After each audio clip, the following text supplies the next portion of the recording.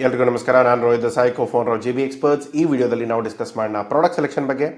ಇವತ್ತಿನ current Jio situation ಏನಿದೆ, Trump ಇರ್ಬೋದು ಅಥವಾ ಬೇರೆ ಇಶ್ಯೂಸ್ಗಳಿರ್ಬೋದು, ಪ್ರತಿಯೊಂದರ ಬಗ್ಗೆ ಡಿಸ್ಕಸ್ ಮಾಡೋಣ. ಅದ್ರ ಜೊತೆಗೆ ಒಂದು ಕಂಪ್ಲೀಟಾಗಿ ಟರ್ಮರಿಕ್ ಪೌಡರ್ ಎಕ್ಸ್ಪೋರ್ಟ್ ಬಗ್ಗೆ ಕೂಡ ನಾನು ಕಂಪ್ಲೀಟಾಗಿ ನಿಮ್ಗೆ ತಿಳಿಸ್ಕೊಡ್ತೇನೆ. ಸೊ ಇಲ್ಲಿ ಇವತ್ತಿನ ಟೈಮಲ್ಲಿ ಪ್ರಾಡಕ್ಟ್ ಸೆಲೆಕ್ಷನ್ ಬಗ್ಗೆ ಆಲ್ರೆಡಿ ತುಂಬ ವೀಡಿಯೋಗಳನ್ನ ನಾವು ಮಾಡಿ ಹಾಕಿದೆ. ಬಟ್ ಆದರೆ ಕೆಲವೊಂದು ಸಾರಿ ಏನಾಗುತ್ತೆ, ಪ್ರಾಡಕ್ಟ್ ಸೆಲೆಕ್ಷನ್ಸಲ್ಲಿ ತುಂಬ ಜನ ಇವಾಗ ಎಕ್ಸ್ಪೋರ್ಟ್ ಇಂಪೋರ್ಟ್ ಬಿಸ್ನೆಸ್ಗೆ ಬರ್ತಾ ಇರೋದ್ರಿಂದ ತುಂಬ ಸಾರಿ ಪ್ರಾಡಕ್ಟ್ ಸೆಲೆಕ್ಷನ್ ಬಗ್ಗೆ ಸ್ವಲ್ಪ ತಪ್ಪುಗಳು ಮಾಡೋದು ಹೆಚ್ಚಿಗೆ. ಸೊ ಯಾವ ರೀತಿಯಲ್ಲಿ ಮಾಡಬೇಕು, ಏನು ಸ್ಟ್ರಾಟಜೀಸ್ ಅಪ್ಲೈ ಮಾಡಬೇಕು, ಅದ್ರ ಬಗ್ಗೆ ನಾವು ಇಲ್ಲಿ ಡಿಸ್ಕಸ್ ಮಾಡೋಣ. ಓಕೆ, ಸೊ ಶುರು ಮಾಡೋಣ. ಸೊ ಮೇಯ್ನಾಗಿ ನೀವು ಎಕ್ಸ್ಪೋರ್ಟ್ ಮಾಡಬೇಕಂತ ಡಿಸೈಡ್ ಮಾಡಿದಾಗ ಸೊ ಫಸ್ಟ್ ಮಾಡಬೇಕಾಗಿರೋ ಕೆಲಸ ಏನಂತಂದರೆ, ಇಲ್ಲಿ ಮಾರ್ಕೆಟ್ ಡಿಮಾಂಡ್ ಏನಿದೆ. ಮಾರ್ಕೆಟ್ ಡಿಮಾಂಡ್ ಅಂದರೆ ಇವಾಗ ಜನ ಯಾವುದನ್ನು ತೊಗೊಳ್ತಾರೆ. ಸೊ ಪುಲ್ ಅಥವಾ ಪುಷ್ ಬಿಸ್ನೆಸ್ ಅಂತ ಹೇಳ್ತೇವೆ. ಸೊ ಪುಲ್ ಬಿಸ್ನೆಸ್ ಅಂದರೆ ಜನ ನಿಮ್ಮ ಹತ್ರ ಬಂದು ತೊಗೊಳ್ಳೋದು. ಇವಾಗ ತುಂಬ ಟೈಮಲ್ಲಿ ನಾವೇನು ಮಾಡಿದ್ದೇವೆ, ಪುಲ್ ಬಿಸ್ನೆಸ್ ಆದರೆ ಜಿಯೋ ಸಿಮ್ಗಳಿತ್ತು ಒಂದು ಟೈಮಲ್ಲಿ ಹೊಸದಾಗಿ ಬಂದಾಗ. ಸೊ ಜನ ಹೋಗ್ಬಿಟ್ಟು ಲೈನಲ್ಲಿ ನಿಂತ್ಕೊಂಡು ಬಂದು ತೊಗೊಳ್ತಾ ಇದ್ರು. ಸೊ ಪುಲ್ ಬಿಸ್ನೆಸ್ ಆದರೆ ಆ ಥರದ್ದು ಇರುತ್ತೆ, ಜನ ಬಂದುಬಿಟ್ಟು ನಿಮ್ಮ ಹತ್ರ ತೊಗೊಳ್ತಾರೆ. ಪುಷ್ ಬಿಸ್ನೆಸ್ ಅಂತಂದರೆ ಈಗ ಮಾರ್ಕೆಟಿಂಗ್ ಮಾಡಿ ಅವ್ರನ್ನ ಕರ್ಕೊಂಡು ಬಂದು ಎಂಡೋಸ್ ಮಾಡಿ ಈ ಬ್ಯಾನರ್ಸ್ಗಳೆಲ್ಲ ಹಾಕಿರ್ತಾರಲ್ಲ, ಅವೆಲ್ಲ ಪುಷ್ ಬಿಸ್ನೆಸ್. ಸೊ ಈ ಥರ ನೀವು ಎರಡನ್ನ ಕ್ಲಾಸಿಫೈ ಮಾಡಿಕೊಂಡು ನೀವು ಮಾರ್ಕೆಟ್ ಡಿಮಾಂಡ್ನ ಚೆಕ್ ಮಾಡ್ಬೋದು. ಸೊ ಎರಡನೇದು ಬಂದು, ಇವಾಗ ಮಾರ್ಕೆಟ್ ಡಿಮಾಂಡ್ ಆಯಿತು ಒಂದು, ಓಕೆ ನಾವು ಪುಷ್ ಬಿಸ್ನೆಸ್ ಎಲ್ಲಾದ್ರೂ ಇರ್ಬೋದು ಅಥವಾ ಪುಲ್ ಬಿಸ್ನೆಸ್ ಎಲ್ಲಾದರೂ ಇರ್ಬೋದು. But end of the day market demand ಇದೆಯಾ ಇಲ್ವಾ? ಮಾರ್ಕೆಟ್ ಡಿಮಾಂಡಲ್ಲಿ ಇದ್ದರೆ ನೀವು ಎಷ್ಟೇ ಪುಷ್ ಮಾಡಿ ಯಾರು ಬಂದು ತೊಗೊಳ್ಳಲ್ಲ. So complete zero turnover ಇರುತ್ತೆ. ಸೊ ಮಾರ್ಕೆಟ್ ಡಿಮಾಂಡ್ ಇದೆ, ಜನ ತೊಗೊಳಕ್ಕೆ ರೆಡಿ ಇದ್ದಾರೆ. ಓಕೆ, ಸ್ವಲ್ಪ ನಾವು ಅದರ ಬಗ್ಗೆ ಎಜುಕೇಟ್ ಮಾಡಿದರೆ ತೊಗೊಳ್ತಾರೆ ಅಥವಾ ಅದನ್ನು ತಿಳಿಸ್ಕೊಟ್ರೆ ತೊಗೊಳ್ತಾರೆ, ಅದು ಇರುತ್ತೆ. ಇಲ್ಲ ಕೆಲವೊಂದು ಸಾರಿ ಏನೋ ಸ್ವಲ್ಪ ಆಫರ್ಸ್ಗಳನ್ನ ಚೆನ್ನಾಗಿ ಮಾಡಿದರೆ, ಆ ವಿಷಯಗಳನ್ನ ಮಾಡಿದರೆ ಸೊ ಬಂದು ತೊಗೊಳ್ತಾರೆ. ಸೊ ಎರಡು ವಿಷಯಗಳಲ್ಲಿ ಇರುತ್ತೆ. ಸೊ ಇಂಟರ್ನ್ಯಾಷನಲ್ ಮಾರ್ಕೆಟಲ್ಲಿ ಕೂಡ ಸೇಮ್. ಸೊ ಒಂದು ನೀವು ಮಾಡಬೇಕಾಗಿರೋ ಫಸ್ಟ್ ಕೆಲಸ ಏನು, ಯಾರು ಮೆಟೀರಿಯಲ್ಗಳನ್ನ ತೊಗೊಳ್ತಾ ಇದ್ದಾರೆ, ಎಷ್ಟಕ್ಕೆ ತೊಗೊಳ್ತಾ ಇದ್ದಾರೆ, ಯಾವ ಪ್ರೈಸಲ್ಲಿ ಹೋಗ್ತಾ ಇದೆ, ಅದ್ರ ಜೊತೆಗೆ ಯಾವ ವಾಲ್ಯೂಮಲ್ಲಿ ಹೋಗ್ತಾ ಇದೆ ಅದನ್ನು ನೋಡ್ಕೋಬೇಕು. ಸೊ ಒಂದು ವೇಳೆ ವಾಲ್ಯೂಮು ಫಿಕ್ಸ್ ಇದೆ, ಪ್ರೈಸಸ್ಸು ಚೆನ್ನಾಗಿದೆ, ನನಗಿವಾಗ 5 ರೂಪಾಯಲ್ಲಿ ಎಕ್ಸ್ಪೋರ್ಟ್ ಮಾಡಬೇಕಂತಂದರೆ ನನಗೆ ಅದನ್ನು ಅಟ್ಲೀಸ್ಟ್ ₹1 ಅಥವಾ ₹2 ಎಲ್ಲಾದರೂ ಇರಬೇಕಾಗತ್ತೆ. ಸೊ ಈ ವ್ಯಾಲ್ಯೂಗಳು ಏನಿದೆ, ಯಾವ ವ್ಯಾಲ್ಯೂದಲ್ಲಿ ಸೇಲ್ ಆಗ್ತಾ ಇದೆ ಅದನ್ನು ನೀವು ಚೆಕ್ ಮಾಡಿಕೊಂಡ್ರೆ ಈ ಪ್ರಾಡಕ್ಟ್ ನಿಮಗೆ ಸರಿಯೋ ಅಲ್ವೋ ಅನ್ನೋದು ಗೊತ್ತಾಗುತ್ತೆ. ಸೊ ಇದು ಹೇಗೆ ಗೊತ್ತಾಗುತ್ತೆ? ನಾರ್ಮಲಿ ನೀವು ಏನಂತಂದರೆ ಶಿಪ್ಪಿಂಗ್ ಡೇಟಾ ಆದರೂ ಪರ್ಚೇಸ್ ಮಾಡ್ಬೋದು. ಇಲ್ಲ ಅಂತಂದರೆ ಇವಾಗ ಆಲ್ರೆಡಿ ಯಾರು ಎಕ್ಸ್ಪೋರ್ಟ್ ಮಾಡ್ತಾ ಇದ್ದಾರೆ ಅವ್ರನ್ನ ಕೇಳ್ಕೊಂಡಾದ್ರೂ ಮಾಡ್ಬೋದು. ನಾರ್ಮಲಿ ಯಾರು ಎಕ್ಸ್ಪೋರ್ಟ್ ಮಾಡೋರು ಸ್ವಲ್ಪ ಬಾಯ್ಬಿಟ್ಟು ಹೇಳಲ್ಲ. ಆ ಥರ ಸಮಸ್ಯೆಗಳಿತ್ತು ಅಂದರೆ ನೀವು ನಮಗೆ ಕಾಲ್ ಮಾಡ್ಬೋದು. ಆ್ಯಸ್ ಅ ಸರ್ವಿಸ್ ಅದನ್ನು ಪರ್ಚೇಸ್ ಮಾಡಿಕೊಂಡು ನಿಮ್ಮ ಕಂಪ್ಲೀಟ್ ಆ ಪ್ರಾಡಕ್ಟ್ದು ಏನು ಪರ್ಚೇಸ್ ಹಿಸ್ಟ್ರಿ ಇದೆ ಅದನ್ನು ಬೇಕಾದರೆ ಪರ್ಚೇಸ್ ಮಾಡ್ಕೋಬೋದು. ಓಕೆ, ಸೊ ಇದನ್ನು ನೆಕ್ಸ್ಟ್ ಇರೋದೇನು, ಇಲ್ಲಿ ಯಾರು ತೊಗೊಳ್ತಾ ಇದ್ದಾರಲ್ಲ ಅವರ ಬಾಯರ್ ಲಿಸ್ಟ್ಗಳು ಸಿಗುತ್ತೆ. ಸೊ ಅವ್ರನ್ನ ನೀವು ಟ್ಯಾಪ್ ಮಾಡ್ಬೋದು. ಯಾಕೆಂದರೆ ಅವ್ರು ಆಲ್ರೆಡಿ ತೊಗೊಳ್ತಾ ಇದ್ದಾರೆ, ಅವ್ರು ಆಲ್ರೆಡಿ ಸಪ್ಲೈ ಚೈನ್ ಸೆಟ್ ಆಗಿದೆ, ಅವ್ರಿಗೆ ಯಾವುದೇ ಥರದ ಪ್ರಾಬ್ಲಮ್ಗಳಿಲ್ಲ. ಸೊ ಆಲ್ರೆಡಿ ಅವರು ಬಿಸ್ನೆಸ್ಸಲ್ಲಿ ಇರೋದ್ರಿಂದ ಅವ್ರು ಇಮಿಡಿಯೇಟ್ಲಿ ಅವರು ಏನು ಗ್ರೇಡು ಏನು ಕ್ವಾಲಿಟಿ ಎಲ್ಲ ಹೇಳಿಬಿಡ್ತಾರೆ. ಅದನ್ನು ತೊಗೊಂಡು ಅವ್ರು ಮುಂದೆ ಪರ್ಚೇಸ್ ಮಾಡ್ಕೊಂಡು ಮುಂದೆ ಹೋಗ್ತಾರೆ. ಸೊ ಇನ್ನೊಂದೇನು, ಇಲ್ಲಿ ಜನ ಮಿಸ್ ಮಾಡೋದು ಎಲ್ಲಿ ಅಂದರೆ ಹೂ ಮೇ ಬಾಯ್, ಅಂದರೆ ಯಾರು ಮುಂದೆ ಪರ್ಚೇಸ್ ಮಾಡ್ಬೋದಲ್ಲ ಅವ್ರನ್ನ ಯಾರು ಟ್ಯಾಪೇ ಮಾಡಲ್ಲ. ಸೊ ನನ್ನ ಕಾಂಪಿಟೇಟರ್ ಅವ್ರನ್ನ ಯಾಕೆ ಟ್ಯಾಪ್ ಮಾಡ್ತಾ ಇಲ್ಲ? ಈಗ B2B ಇರೋದು ಓಕೆ, ಅಗ್ರಿ. ಬಟ್ B2Bಯಲ್ಲೂ ಕೂಡ ತುಂಬ ಕಂಪ್ನೀಸ್ಗಳು, ಹೊರೆಕ ಕಂಪ್ನೀಸ್ಗಳು ನಾರ್ಮಲಿ ಎಸ್ಪೆಷಲಿ ಟರ್ಮರಿಕ್ ಪೌಡರ್ಗೆ ಬಂದಾಗ ಈ ಹೊರೆಕ ಇಂಡಸ್ಟ್ರಿಯವರು ಕೂಡ ರೆಗ್ಯುಲರ್ಲಿ ಪರ್ಚೇಸ್ ಮಾಡ್ತಾರೆ ಕ್ವಾಂಟಿಟಿಯಲ್ಲಿ. ಅದು ಕೆಲವೊಂದು ಸರಿ ಏನಾಗುತ್ತೆ, ವ್ಯಾಲ್ಯೂ ಚೈನ್ ಇರೋದು ಅಥವಾ ಹೋಟೆಲ್ ಚೈನ್ಸ್ ಇರೋರು ಇವರೆಲ್ಲ ಏನಾಗುತ್ತೆ ತುಂಬ ಕ್ವಾಂಟಿಟಿಯಲ್ಲಿ ಪರ್ಚೇಸ್ ಮಾಡ್ತಾರೆ. ಒಂದು ಸೆಂಟ್ರಲ್ ಪರ್ಚೇಸಿಂಗ್ ಹೌಸ್ ಇಟ್ಕೊಳ್ತಾರೆ. ಸೊ ಪರ್ಚೇಸಿಂಗ್ ಹೌಸ್ ಇಟ್ಕೊಂಡು ಎಲ್ಲ ಪ್ರಾಡಕ್ಟ್ಸ್ನು ಅಲ್ಲಿಂದನೇ ತರಿಸ್ಕೊಳ್ತಾರೆ. ಆಮೇಲೆ ಅದು ಅಲ್ಲಿಂದನೇ ಎಲ್ಲದಕ್ಕೂ ಡಿಸ್ಪ್ಯಾಚ್ ಕೂಡ ಮಾಡ್ತಾರೆ. ಸೊ ನೀವೇನು ಮಾಡಬೇಕಾಗಿರೋದೇನಂತಂದರೆ ಈ ಪರ್ಚೇಸ್ ಹೌಸಸ್ ಏನಿದೆ, ಯಾವ ವ್ಯಾಲ್ಯೂ ಚೈನ್ ಇದೆ ಅಥವಾ ಯಾವ ಹೋಟೆಲ್ ಚೈನ್ ಇದೆ ಅದನ್ನು ನೋಡಿಕೊಂಡು ಅವ್ರಿಗೆ ಟಾರ್ಗೆಟ್ ಮಾಡಿದರೆ ಸಾಕು. ಅಲ್ಲಿ ನಿಮಗೆ ವಾಲ್ಯೂಮ್ ಸಿಗುತ್ತೆ. ಇಲ್ಲಾಂದರೆ ನೀವು ಇಂಡಿವಿಜುವಲ್ ಹೋಟೆಲಿಗೆ ಸಪ್ಲೈ ಮಾಡೋದು ಬೇಡ ಅಂತ ಅಂದ್ಕೊಳ್ಳೋದೇನಲ್ಲ. ಸೊ ಇಂಡಿವಿಜುವಲಾಗಿ ಸಪ್ಲೈ ಮಾಡಿದರೆ ವಾಲ್ಯೂಮ್ ತುಂಬ ಕಡಿಮೆ ಬರುತ್ತೆ. ಏನೋ ನಿಮಗೆ ಒಂದು ಏರ್ ಶಿಪ್ಮೆಂಟ್ ಇರ್ಬೋದು, ಒಂದು 500 kg 600 kg ಕೇಳ್ಬೋದು ಅಷ್ಟೇ. ಆದರೆ ಅದೇ ನೀವು ಹೊರೆಕಾದಲ್ಲಿ ಕಂಪ್ಲೀಟ್ ಚೈನ್ ಇರೋರ್ದು ಏನಾದರೂ ಕೇಳಿದರೆ ಆಲ್ಮೋಸ್ಟ್ ನಿಮಗೆ ಮೆಟ್ರಿಕ್ ಟನ್ಸಲ್ಲಿ ಆರ್ಡರ್ ಸಿಗುತ್ತೆ. ಅದು LCL ಆದರೂ ಆಗಿರ್ಬೋದು ಅಥವಾ FCL ಆದರೂ ಆಗಿರ್ಬೋದು, ಫುಲ್ ಕಂಟೈನರ್ ಲೋಡ್ ಆದರೂ ಆಗ್ಬೋದು ಅಥವಾ ಲೆಸ್ ದೆನ್ ಕಂಟೈನರ್ ಲೋಡ್ ಆದರೂ ಆಗ್ಬೋದು. ಸೊ ಎರಡರಲ್ಲಿ ನೋಡಿಕೊಂಡು ನೀವೇನು ಮಾಡಬೇಕಾಗತ್ತೆ, ಈ ಯಾರು ತೊಗೊಳ್ತಾ ಇಲ್ಲ ಡೈರೆಕ್ಟ್ಲಿ, ಯಾರು ಇಂಪೋರ್ಟ್ ಮಾಡ್ಕೊಳ್ತಾ ಇಲ್ಲ, ಒಂದು ನೋಡಿ ಆ ದೇಶದಲ್ಲಿ ಲೈಸೆನ್ಸ್ ಸಿಚುವೇಶನ್ ಹೇಗಿದೆ ಅಂತ. ಆ ಲೈಸೆನ್ಸ್ಗಳು ಏನೋ ಸಮಸ್ಯೆಗಳಿಲ್ಲ ಅಂತಂದರೆ ಅವ್ರಿಗೆ ನೀವು ಸಜೆಸ್ಟ್ ಮಾಡಿ ಅವ್ರ ಕಡೆಯಿಂದ ನೀವು ಡೈರೆಕ್ಟ್ಲಿ ಪರ್ಚೇಸ್ ಮಾಡಿಸ್ಕೋಬೋದು. ಇಲ್ಲ ಅವ್ರು ಪರ್ಚೇಸ್ ಮಾಡೋಕ್ಕೆ ರೆಡಿ ಇಲ್ಲ, ಅವ್ರಿಗೆ ಬೇಕಾಗಿಲ್ಲ, ಇಷ್ಟೆಲ್ಲ ಕಂಪ್ಲೈನ್ಸಸ್ಸು, ಲೀಗ್ಯಾಲಿಟೀಸು, ಫೈಲಿಂಗು ಅದೆಲ್ಲ ಬೇಡ, ಹಾಗಿದ್ರೆ ಸರಿ ಯಾರು ಪರ್ಚೇಸ್ ಮಾಡ್ತಿದ್ದಾರೆ ಅವ್ರ ಕಡೆಯಿಂದ ಸ್ಟಿಕ್ ಮಾಡ್ಕೊಳ್ಳಿ. ತುಂಬ ಸಾರಿ ಇಲ್ಲಿ ಕೂಡ ನಾವು ಪ್ರಾಫಿಟ್ಗಳನ್ನ ನೋಡಿದ್ದೇವೆ, ತುಂಬ ಒಳ್ಳೆ ಪ್ರಾಫಿಟ್ ಬಂದಿದೆ. ಕೆಲವೊಂದು ಸಾರಿ ಕೆಲವೊಂದು ಬಿಸ್ನೆಸ್ಗಳು ಹೇಗೆ ಅಂತಂದರೆ ತುಂಬ ಹೈ ಎಂಟ್ರಿ ಬ್ಯಾರಿಯರ್ ಇರೋದ್ರಿಂದ ಯಾರು ತೊಗೊಳ್ತಾ ಇದ್ದಾರೆ ಅವ್ರಿಗೆ ಬಿಟ್ಟರೆ ಬೇರೆ ಯಾರಿಗೂ ಆಪ್ಷನ್ನೇ ಇಲ್ಲ. ಅದು ಎಸ್ಪೆಷಲಿ ಮೇನ್ಲಿ ಯಾವುದಾದ್ರೂ ಲೈಸೆನ್ಸ್ ಇರೋದು ಯಾವುದಾದ್ರೂ ಇತ್ತು ಅಂತಂದರೆ, ಇಲ್ಲಿ ಯಾವುದಾದ್ರು ಲೈಸೆನ್ಸ್ ಬೇಕು ನೀವು ಪ್ರಾಡಕ್ಟ್ಗಳಿಗೆ ಅಂತಂದರೆ, ಸೊ ನಾರ್ಮಲಿ ಇವ್ರು ಬಿಟ್ಟರೆ ಬೇರೆ ಗತಿ ಇಲ್ಲ. ಈಗ ನ್ಯೂಕ್ಲಿಯರ್ ರಿಯಾಕ್ಟರ್ಸ್ ಬಗ್ಗೆ ಹೇಳ್ತೇವೆ. ನ್ಯೂಕ್ಲಿಯರ್ ರಿಯಾಕ್ಟರ್ಸ್ ಯಾರಾದರೂ ತೊಗೊಳ್ಬೋದಾ, ಅಥವಾ ಯಾರಾದರೂ ಯೂಸ್ ಮಾಡೋರಿಗೆ ಹೋಗ್ಬಿಟ್ಟು ನಾವು ಅದನ್ನ ಅಪ್ರೋಚ್ ಮಾಡ್ಬೋದು? ಇಲ್ಲ, ಅದು ಯಾರ ಹತ್ರ ಲೈಸೆನ್ಸ್ ಇದೆ, ಅದು ನಾರ್ಮಲಿ ಗೌರ್ಮೆಂಟ್ ಇರುತ್ತೆ, ಅವ್ರಿಗೆ ಮಾತ್ರ ನೀವು ಅದನ್ನು ಸಪ್ಲೈ ಮಾಡೋಕ್ಕಾಗತ್ತೆ. ಸೊ ಈ ಪ್ರಾಬ್ಲಮ್ ಬರುತ್ತೆ. ಓಕೆ, ಸೊ ಪ್ರಾಡಕ್ಟ್ ಸೆಲೆಕ್ಷನ್ ಮಾಡಬೇಕಾದಾಗ ಫಸ್ಟು ಡಿಮಾಂಡ್ ನೋಡೋದು, ಎರಡನೇದು ಪುಷ್ ಪುಲ್ಲು ನೋಡೋದು, ಅದಾದಮೇಲೆ ಯಾರು ತೊಗೊಳ್ತಾ ಇರೋದು ನೋಡೋದು, ಯಾರು ತೊಗೊಳ್ತಾ ಇದ್ದಾರೆ ಅಂದರೆ ಯಾವ ರೇಟಿಗೆ ತೊಗೊಳ್ತಾ ಇದ್ದಾರೆ ನೋಡೋದು. ಇದೆಲ್ಲ ಕನ್ಫರ್ಮ್ ಆಯಿತು ಅಂತಂದಮೇಲೆ ಇವಾಗ ಇವ್ರು ತೊಗೊಳ್ತಾ ಇದ್ದಾರೆ, ಮುಂದೆ ಇವ್ರು ಯಾರಾದರೂ ತೊಗೊಳ್ಬೋದಾ ಅನ್ನೋದನ್ನು ಅನಲೈಸಿಸ್ ಮಾಡೋದು. ಅದು ಮಾಡಿದ ಮೇಲೆ ಇದನ್ನು ಈ ಪ್ರಾಡಕ್ಟಿಗೆ ಗೋ ಹೆಡ್ ಅಂತ ಸೆಲೆಕ್ಟ್ ಮಾಡ್ಕೋಬೇಕಾಗುತ್ತೆ. ಇಲ್ಲ ಪ್ರೈಸಸ್ ನೆಗೆಟಿವಲ್ಲಿದೆ ಬಿಟ್ಬಿಡಿ, ಮಾರ್ಕೆಟ್ ಡಿಮಾಂಡ್ ಇಲ್ಲ ಬಿಟ್ಬಿಡಿ, ಪ್ರಾಡಕ್ಟ್ ಬೇರೆ ಯಾವ ಕ್ಯಾಟಗರಿಗೂ ಸೇಲ್ ಮಾಡೋಕ್ಕಾಗಲ್ಲ, ರಿಸ್ಟ್ರಿಕ್ಟೆಡ್ ಇದೆ, ಸೊ ಅವಾಗ ನಿಮ್ಮ ಮಾರ್ಕೆಟ್ ಲಿಮಿಟ್ ಆಗುತ್ತೆ. ಸೊ ಅದನ್ನು ಕೂಡ ನೋಡ್ಕೊಂಡು ಮಾಡಿ.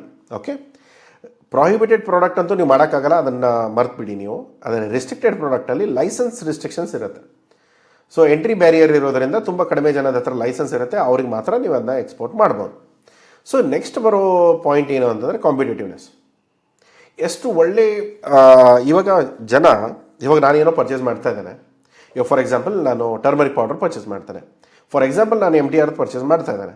ಸೊ ಇವಾಗ ನಾನು ಆಚಿದಾಯಿತು ಬೇರೆ ಯಾವುದೋ ಬ್ರ್ಯಾಂಡಿಂದ ಆಯಿತು ನಾನು ತೊಗೊಳ್ಬೇಕು ಅಂತಂದರೆ ಕಾರಣ ಏನು?